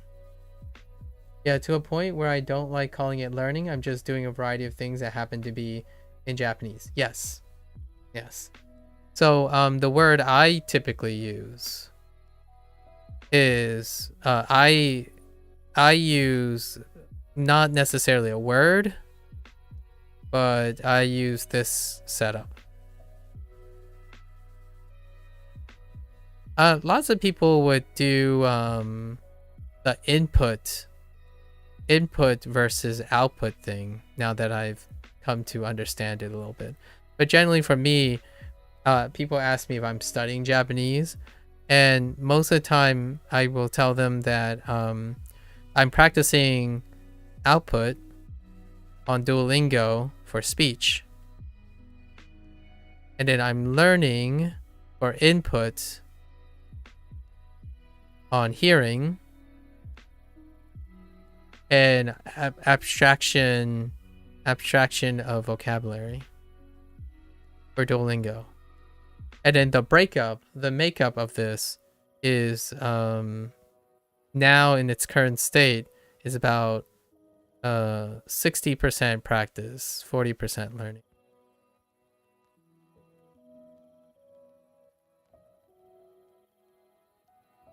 So I like that you are also using the learning thing, right? Like you're practicing what you spent so much of your time, and you're like picking up stuff, but you like the act of practicing. So you're expending a lot of time outputting now, right? I imagine you're also speaking, reading the stuff, enjoying content, right? You're enjoying that you can absorb these things. So it's no longer like technically learning Japanese per se. You're experiencing, you're gaining experience with Japanese by practicing and absorbing things. And I hope I get that. I hope I get to that point. Granola, I'm gonna put myself at 6 months to a year.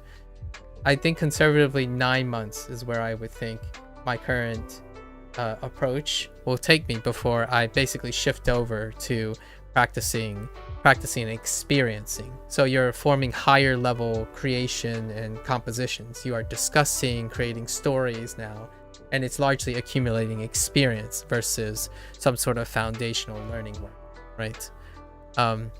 And the comment you made was refinement in learning methods, which is lovely.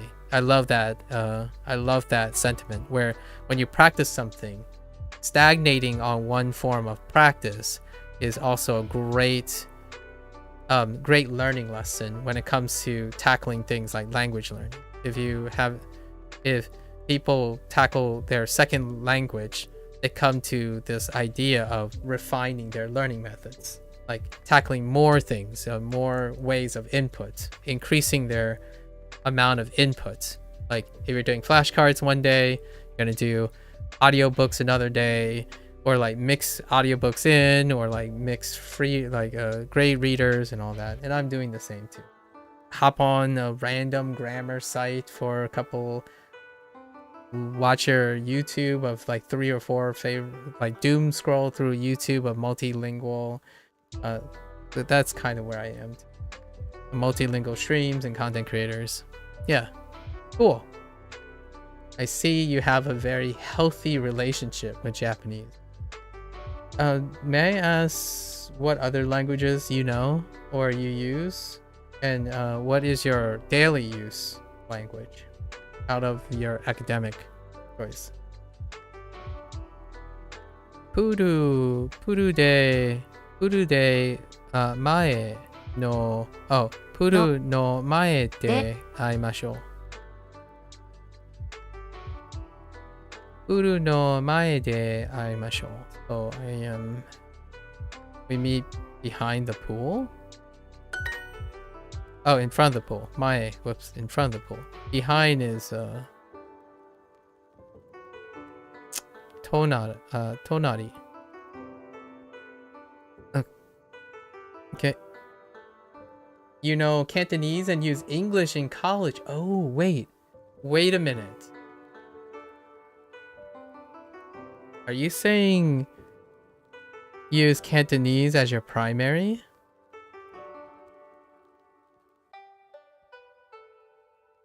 Oh man, you're probably the first one I've met that if you're using Cantonese as your primary. That's pretty cool. Sometimes I don't. Oh, English is primary. Oh, okay. How much do you know Cantonese? I have this thing that I always talk about where, you know how there's only so much immersion can help, but I grew up from immersion on Cantonese, from Cantonese and Mandarin.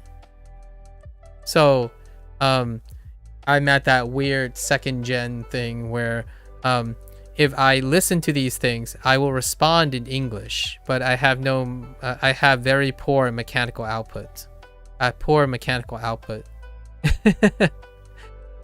And also I'm illiterate. So it's one of those things like, oh, hey, this show is great, I'm going to watch it. And it happens to be in Cantonese or in Mandarin. And it's also to the point where I don't know sometimes when I'm mechanically outputting if I'm speaking Cantonese or Mandarin. Like, "Nei hou ma," as opposed to "Ni hou," as "Ni hou." Oh, sorry, and I also have Fujianese, by the way. So, there a lot of times, like, there's a lot of, I don't know,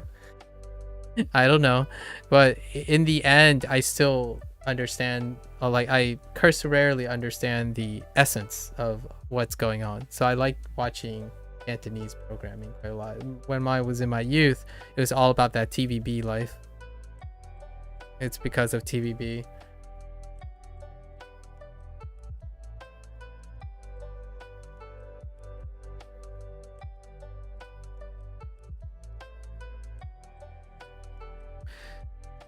Is 一点点, is that Mandarin or Cantonese?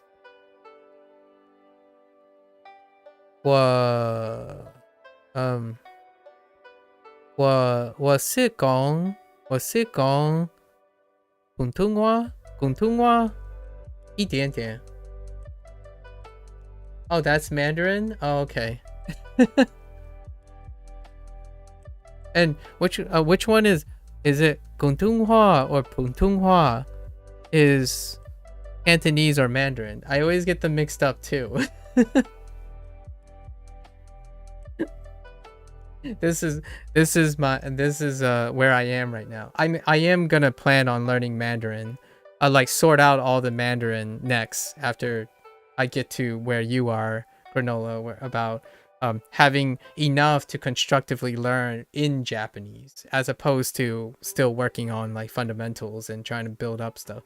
I need to get to a point where I'm competent enough that I can use Japanese to learn Japanese, and I'm gonna move on to Mandarin so that I can enable myself to learn in immersion, right?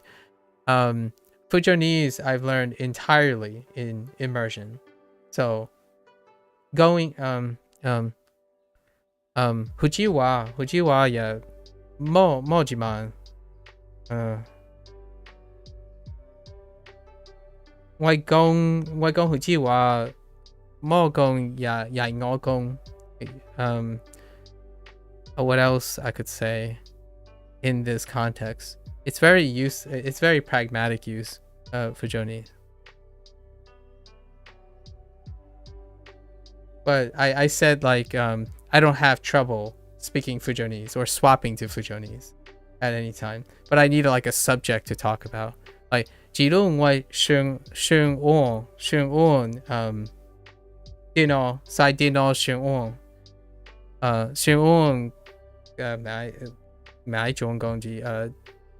how do you game? How do you, yeah, so there's also katakana s things in Fujonese where it adopts a lot of words like how do you game, play game, right?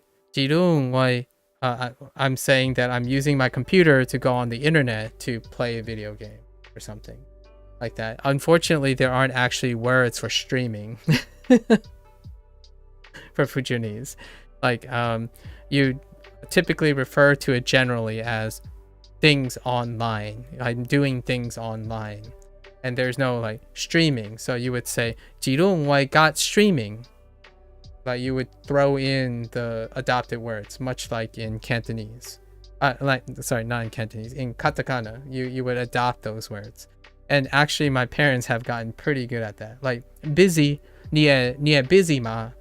Instead of when you're trying to get someone's attention, like you're asking him, oh yeah, can I get your attention? Are you busy? Nie busy ma. Basically, asking how are you and stuff. But it's repurposing lots of borrowed words, and those are inherited into Fujonese. So my parents do say things like, "Oh, what jirung mesiu do gian call hospital." There is ireng. Ireng would be the place. So, you know, I can say these things very rapidly, but I have no comprehension, and I need Mandarin in order to understand any lick of Fujonese. Because a writing system is supposed to be useful, but there's no formal schooling in Fujonese anymore. And Fujonese is a dialect of Mandarin, and you can't gain access of it. This is the most Fujonese I've ever used in public.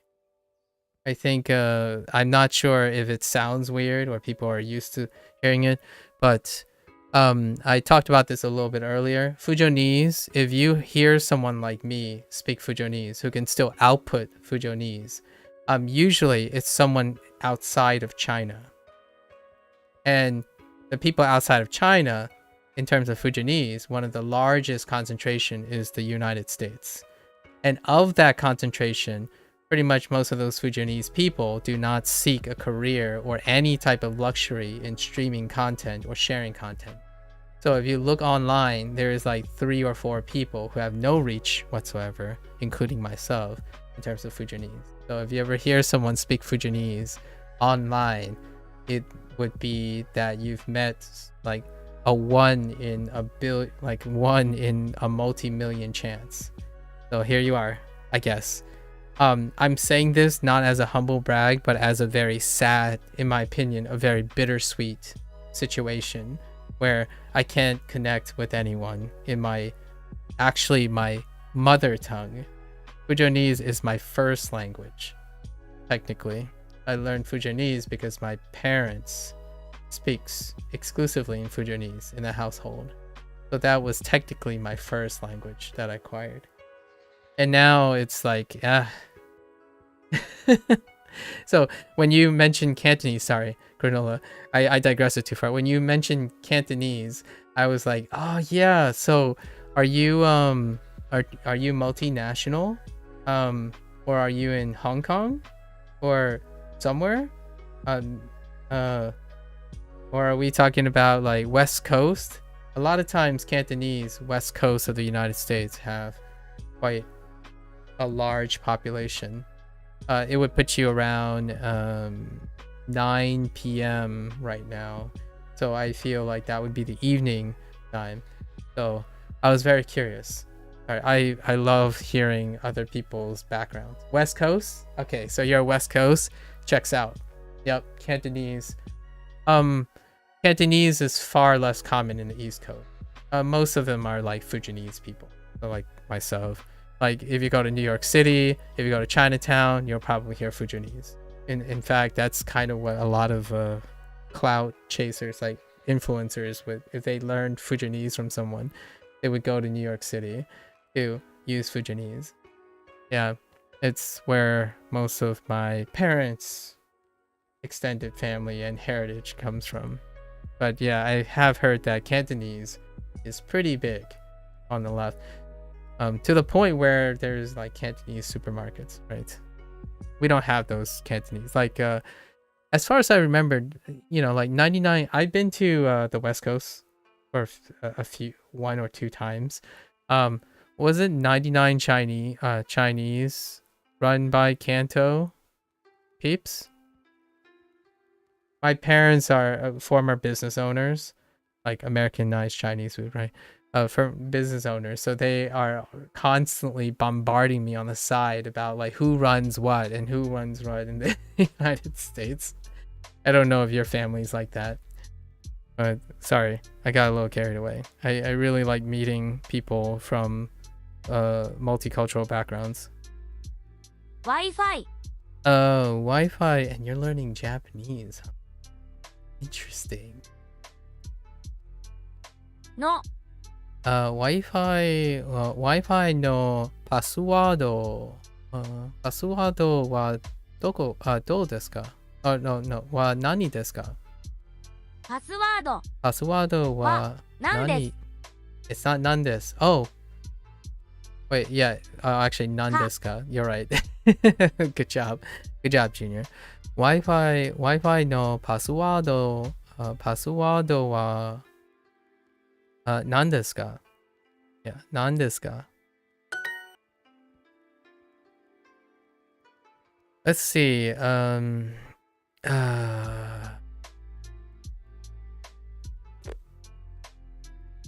Oh, 自販機。自販機の前で待ちましょう。Oh, interesting. No, de. Oh, I haven't even considered being able to say that instead. Jihangi no... I haven't used machima to wait too often.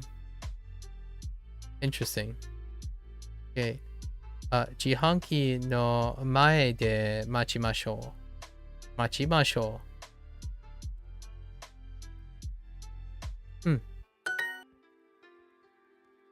Have you visited Japan? Going to visit Japan? Or maybe you're doing the thing where you visit Japan and maybe possibly Hong Kong or something?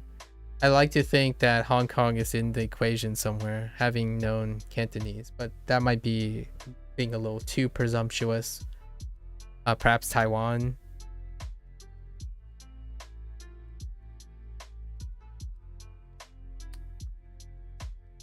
How do we... Oh, no. Oh, it's just Taiwan. Taiwan. I think. I don't think I've been given Taiwan in Japanese. I was just thinking in my head. Jimu wa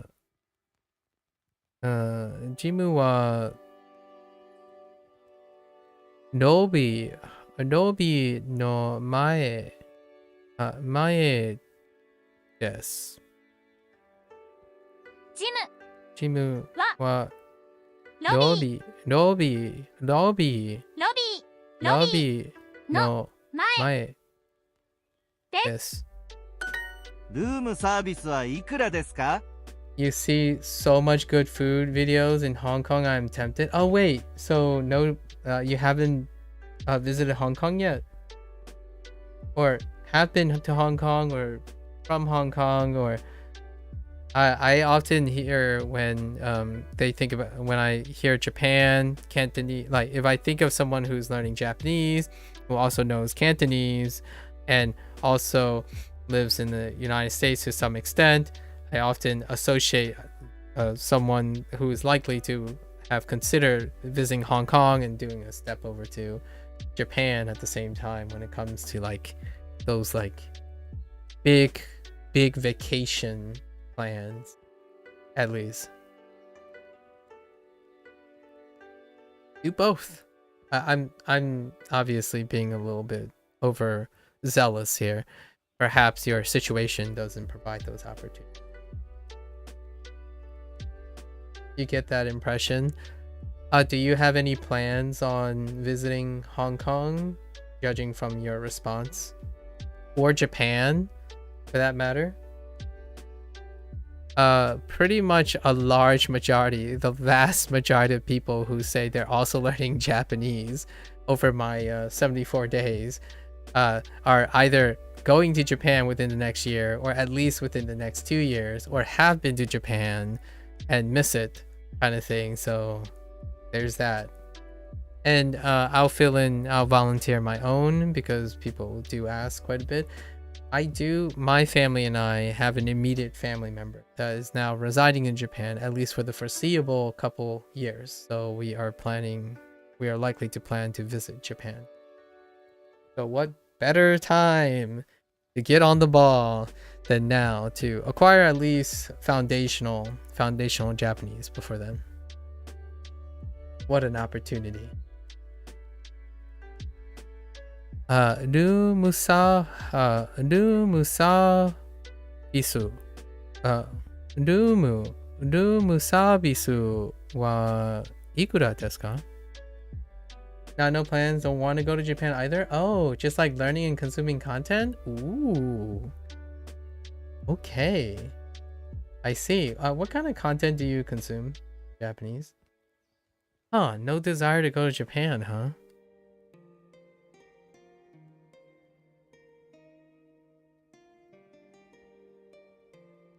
But Hong Kong, though.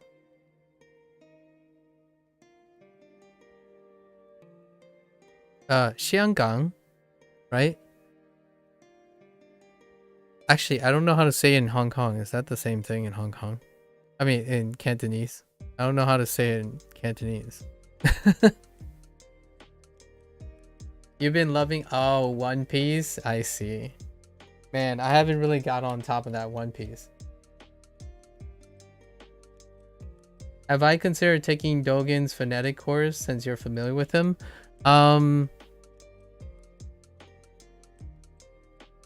That is a Patreon thing, isn't it? That's a Patreon thing, desu. Yeah, probably not.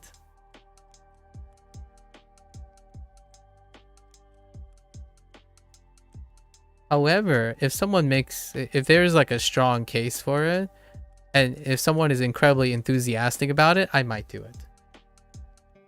The things that motivate me the most are other people's passion and enthusiasm. So like, for example, someone who's very passionate about a TV show or something, I tend to like, what the heck? Let's subscribe and experience it together. But usually there hasn't been a very strong, particular push for something like that.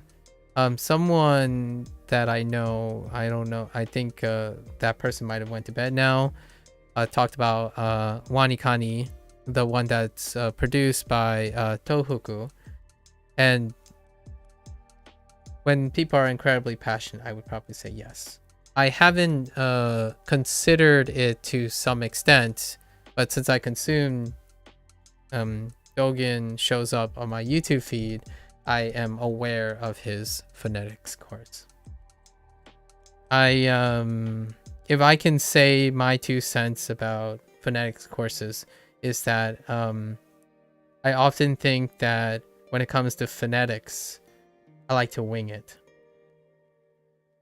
And it's not in a sense that is any I think people who strive to be incredibly phonetically geared and mechanical is incredibly impressive. However, it's secondary priority for me. Much like if you like Souls games, like FromSoft Souls games, I will play the game to extract all the sentimentalisms out of it, but I wouldn't go back to master it. It is an exercise in diminished return.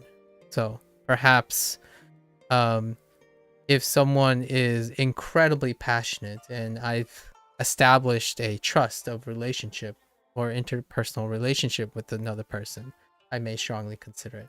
Maybe it's, I don't know, maybe we'll talk.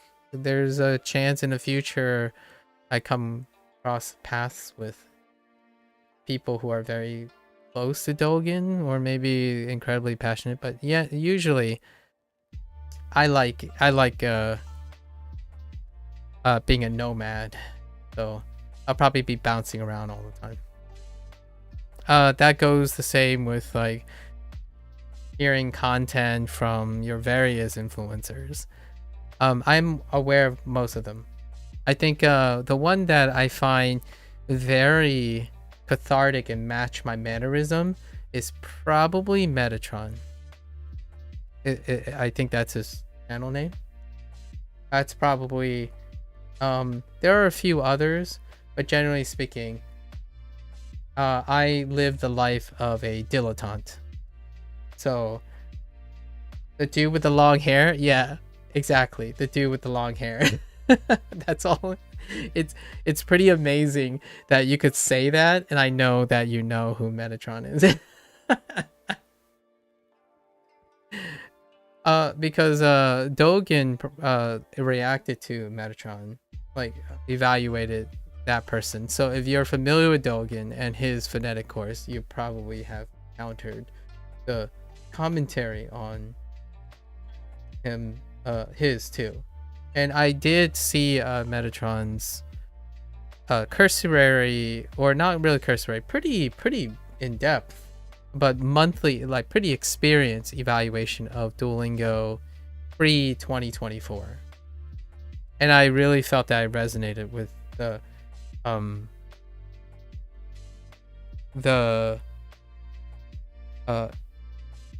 wider holistic speech that he is using. So I prefer quite a lot of that. I do understand that the phonetic classes are probably going to be a lot different from the appeal of what I've been exposed to, and obviously that doesn't represent. I did watch his stream though, like one of his extended stream that was supposed to be more of a companion piece to highlighting some of the stuff that was derived from the phonetics course. It was very insightful to some extent. What can I say about learning? I'm a very free-floating spirit, so I don't relish going back into a format like that in anytime soon.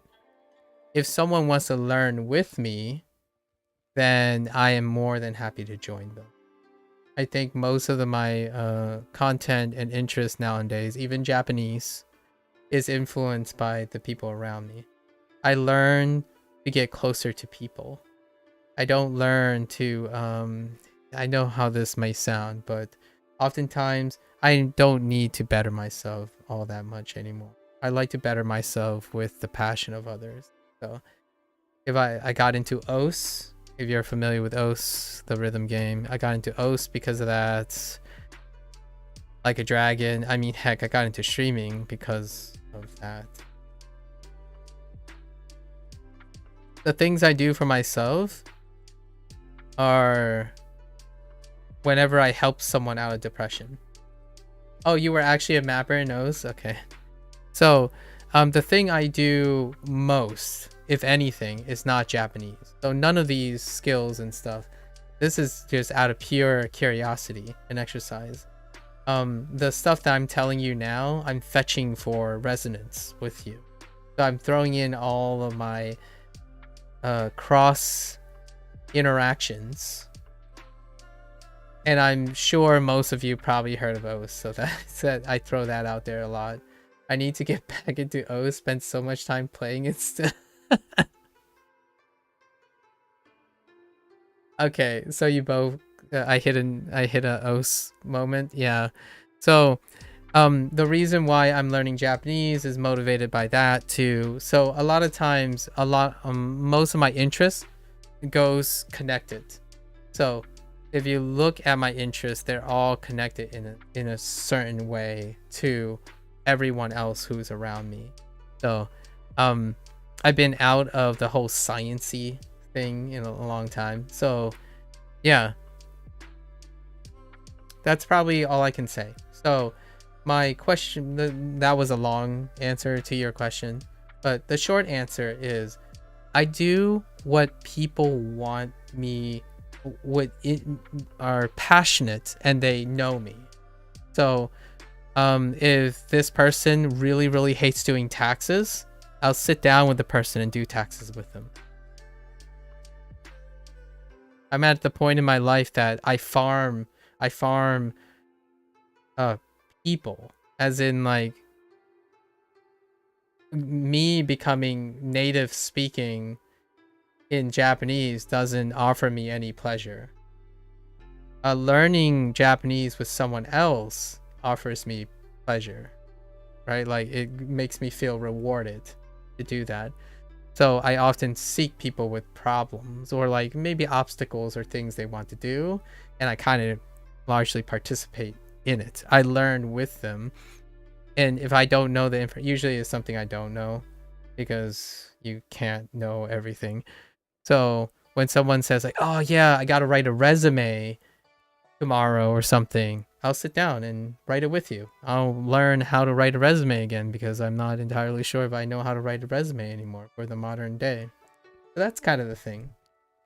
People's problems, maybe things you have to do, maybe you need some encouragement. I will probably try to do my best. If you're feeling down and you need a word of encouragement, I kind of try to read the subtext, engage people as much as I can, keep you here forever, trapped forever in my mental web of mind palace. You won't be able to unhear and undo all my subliminal techniques that I'm using to brainwash. No, I'm just kidding. Sorry. I just thought I'd bring out the Os mentality, right? You can't quit me. Os quits you. So you can't quit Os. Os quits you. Right? Right, folks? I haven't gotten back to Os in a while, largely because I started doing this. But you might catch me one of these days, maybe in like the next 3 months. So you're a mapper, Cupcake. Interesting. Do you guys happen to know a person named Sunwraith? Another streamer named Sunwraith?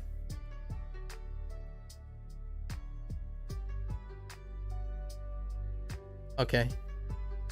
Just, I'm taking a statistical Sunwraith.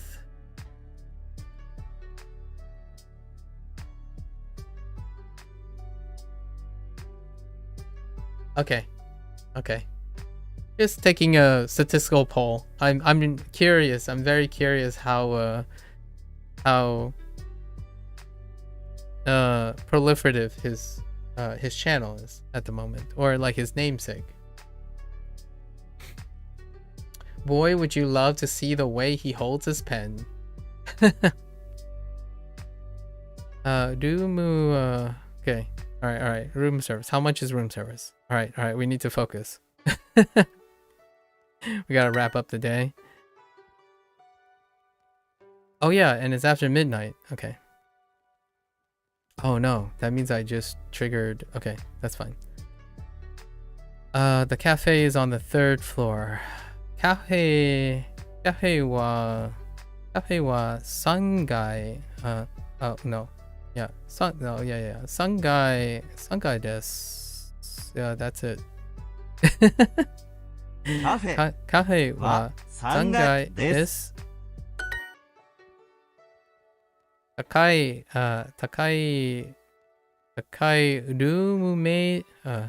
ームサービス。ルームサービス。高いルームサービス。ルームサービス。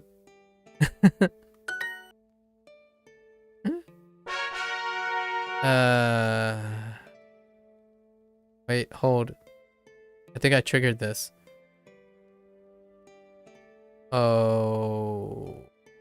Okay. Alright. I think this is a pretty good place to stop, actually. Did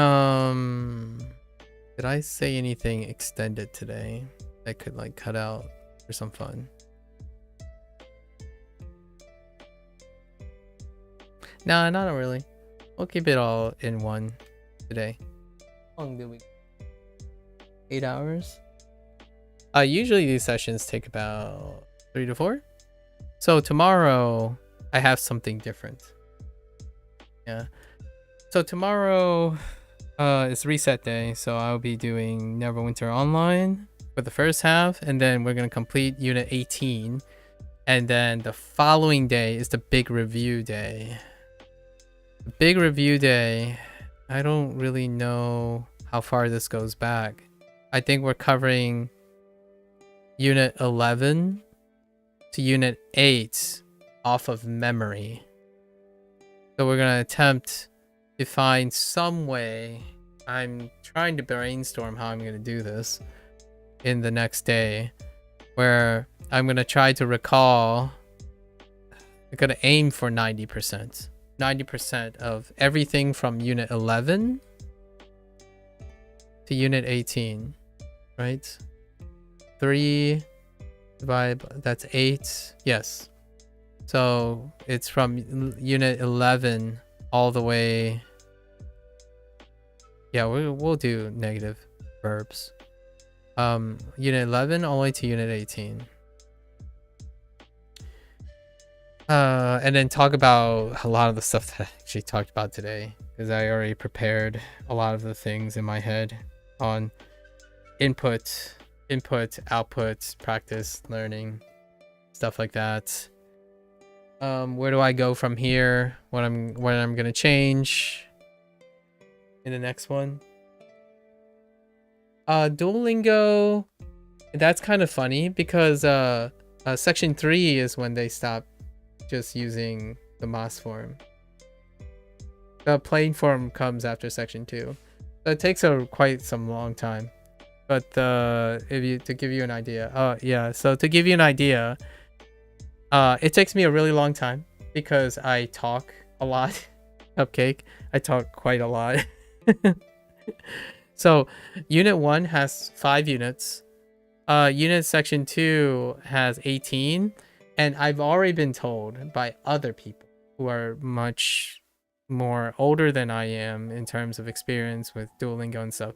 So section 3 and section 4 has over twice the length of section. Like, I got through the tutorial, basically. In my opinion, the way I describe this is I finally got through the tutorial of Duolingo, which puts me at about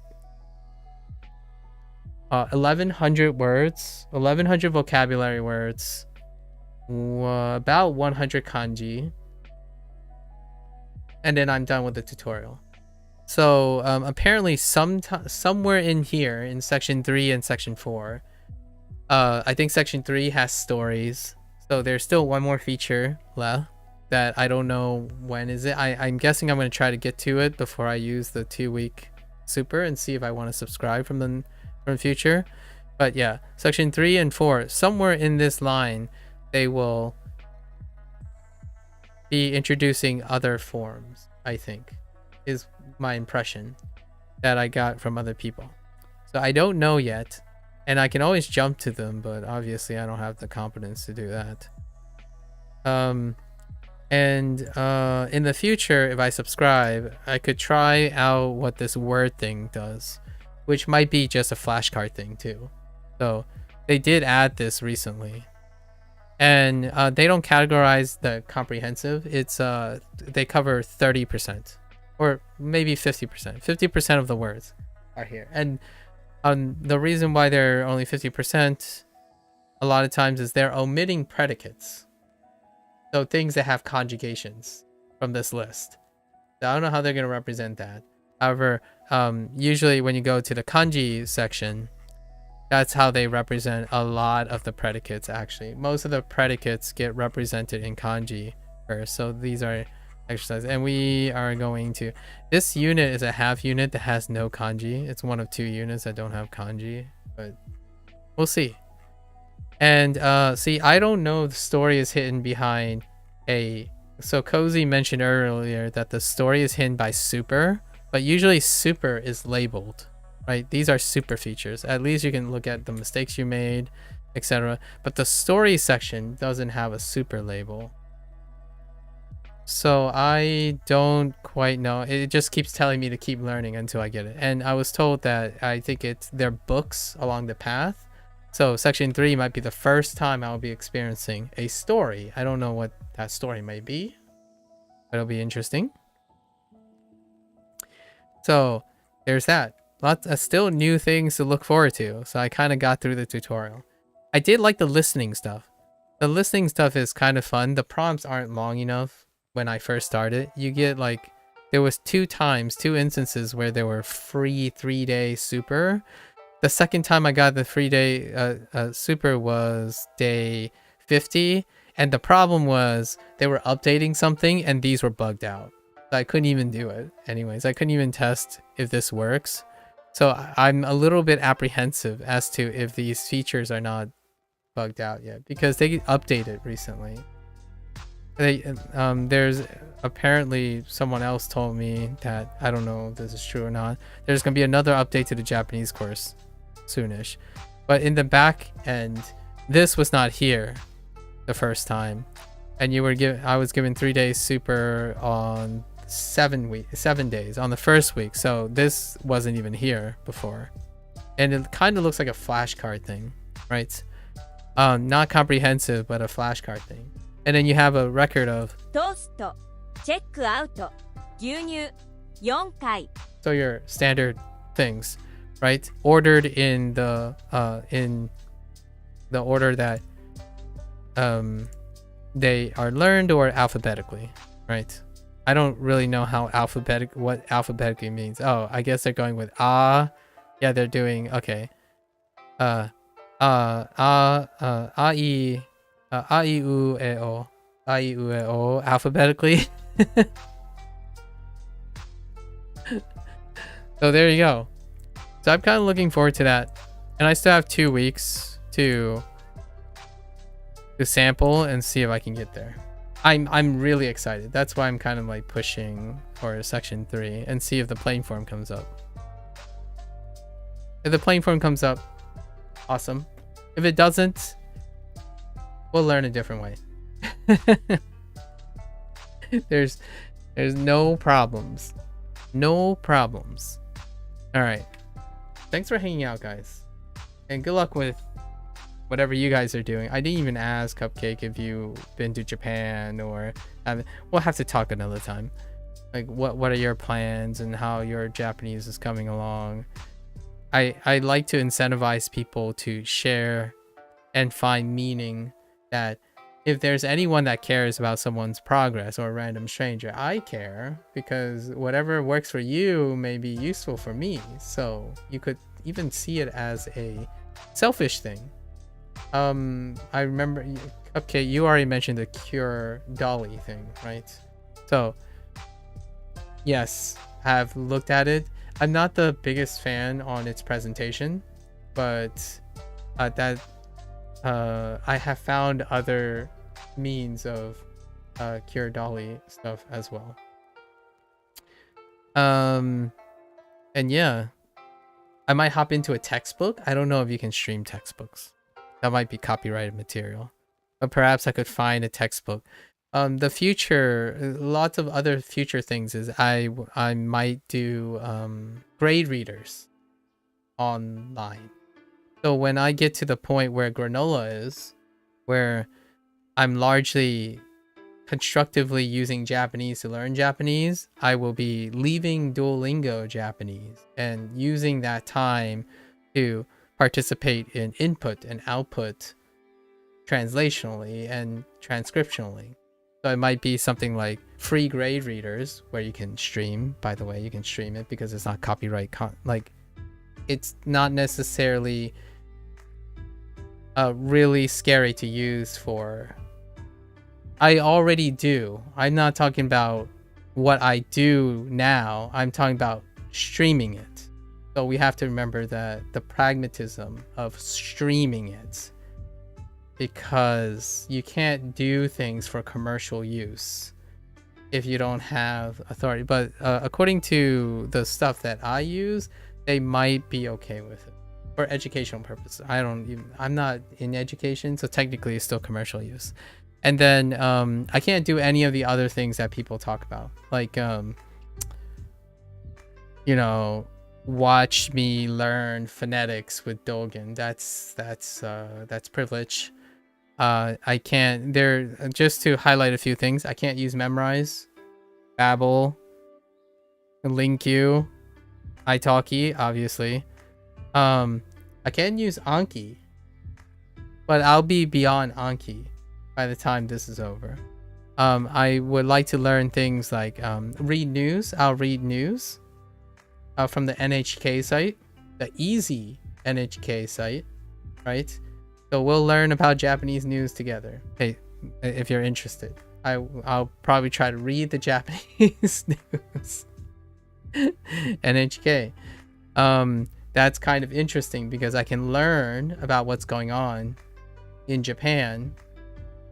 Yeah, I can learn about what's going on in Japan while at the same time using Japanese. So killing a lot of birds with one stone, figuratively speaking. And then I want to read books, so maybe we'll read books. And then I'll be playing video games. My background is in creative writing a lot of times for video games. So I play a lot of indie Japanese developers slash like story driven games that are text heavy or dialogue heavy for creative writing. And they're usually either localized or was originally in Japanese. So that's where we're going with that. And then when I move on from Duolingo in Japanese, I'm using Duolingo for Mandarin. And Mandarin will be a different story because I actually have ear training and phonetics. As in, like, my mind is already on that. As in, I actually have to pay attention to these things. So that'll be a different story. And then after that, this is like a year later, Spanish. Spanish is the one that I actually learned. A language that I actually learned both written, spoken, and grammatically and formally. But it's been a very long time. I have all the standard casual colloquialism stuff, but it would be fun to review all that. So Spanish would be last for the time being, in the foreseeable future. The reason why I pick Mandarin and Japanese is because there are quite a lot of games now that features all three: English, Japanese, and Mandarin audio.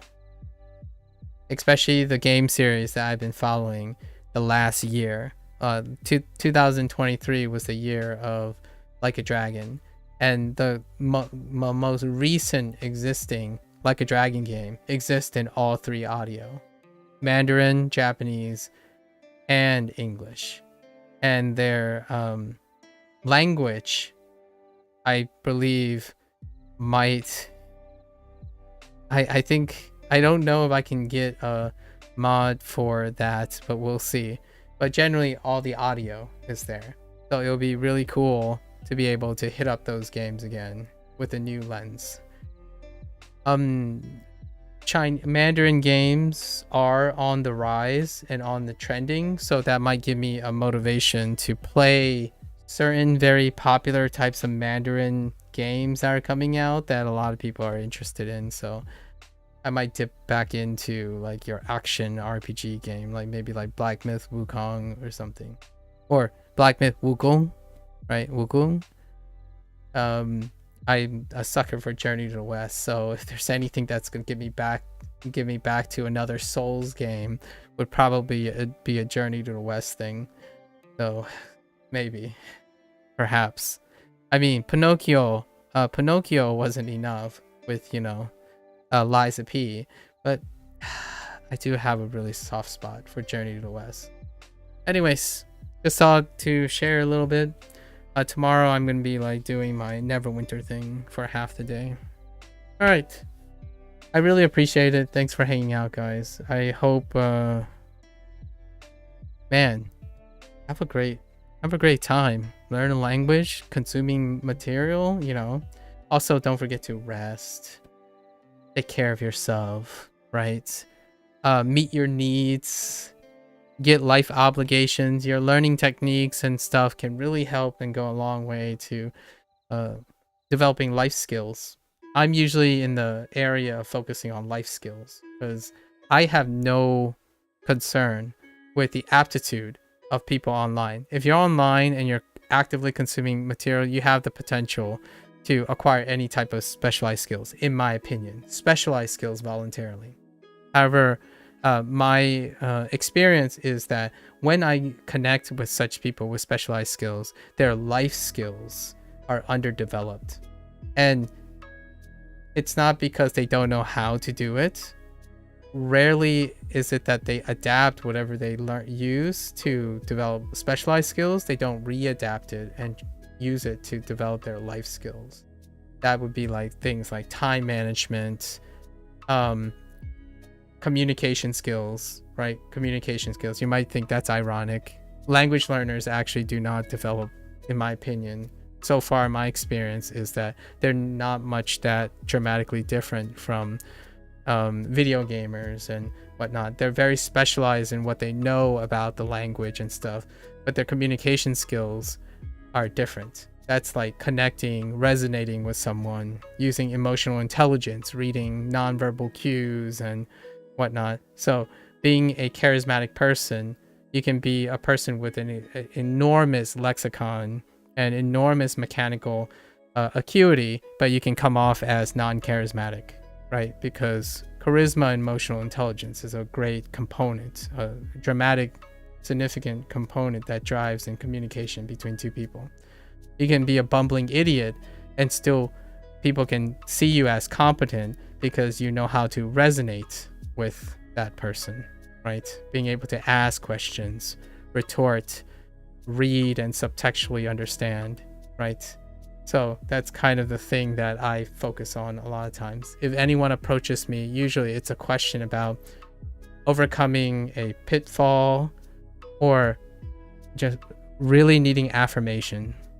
So oftentimes I get the privilege to try to offer to read a person well enough to provide maybe just some semblance of helping the person recover from something. So usually that is my focus.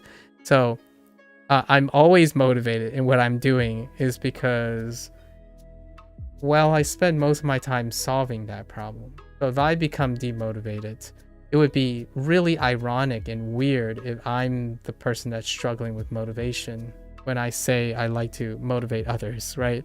So hopefully that doesn't seem like the case. If I ever seen I'm unmotivated, I hope that I'm surrounded by people who tell me that, hey, Maku, you don't seem like your old self. Perhaps you want to take a rest and, you know, do the same. So reciprocate, right? So for now, though, oh, hey, Ashton. I'm about to head off, Ashton. Sorry, but hello. How's it going? I'm making my like closing remarks, so perhaps we'll save a conversation for next time. Ashton, I hope you're doing well. Sorry to catch you right at the end. So for you guys, right?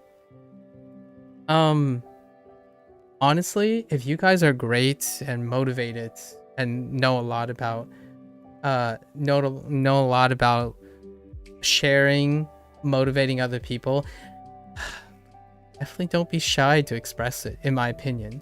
Because I can't really say for certain, but sometimes it only takes one person to change another person's life. And that's amazing. Just one life, right? It gives one such a, you may never see it happen. And that's kind of the fun, that's kind of the mystery, right? So whenever someone says like, oh yeah, I love this stuff, it changed my life, or it changed my trajectory and stuff, like that kind of stuff is so palpable, in my opinion. So if you're really happy, you're very competent, man, go out there and inspire and touch other people's lives, right? At least that's my goal to speak. So until then, all right guys, stay safe, stay healthy. If I don't ever see you, good luck with all your pursuits and happinesses in the world and success. And as always, until next time, matashita. Ja ne.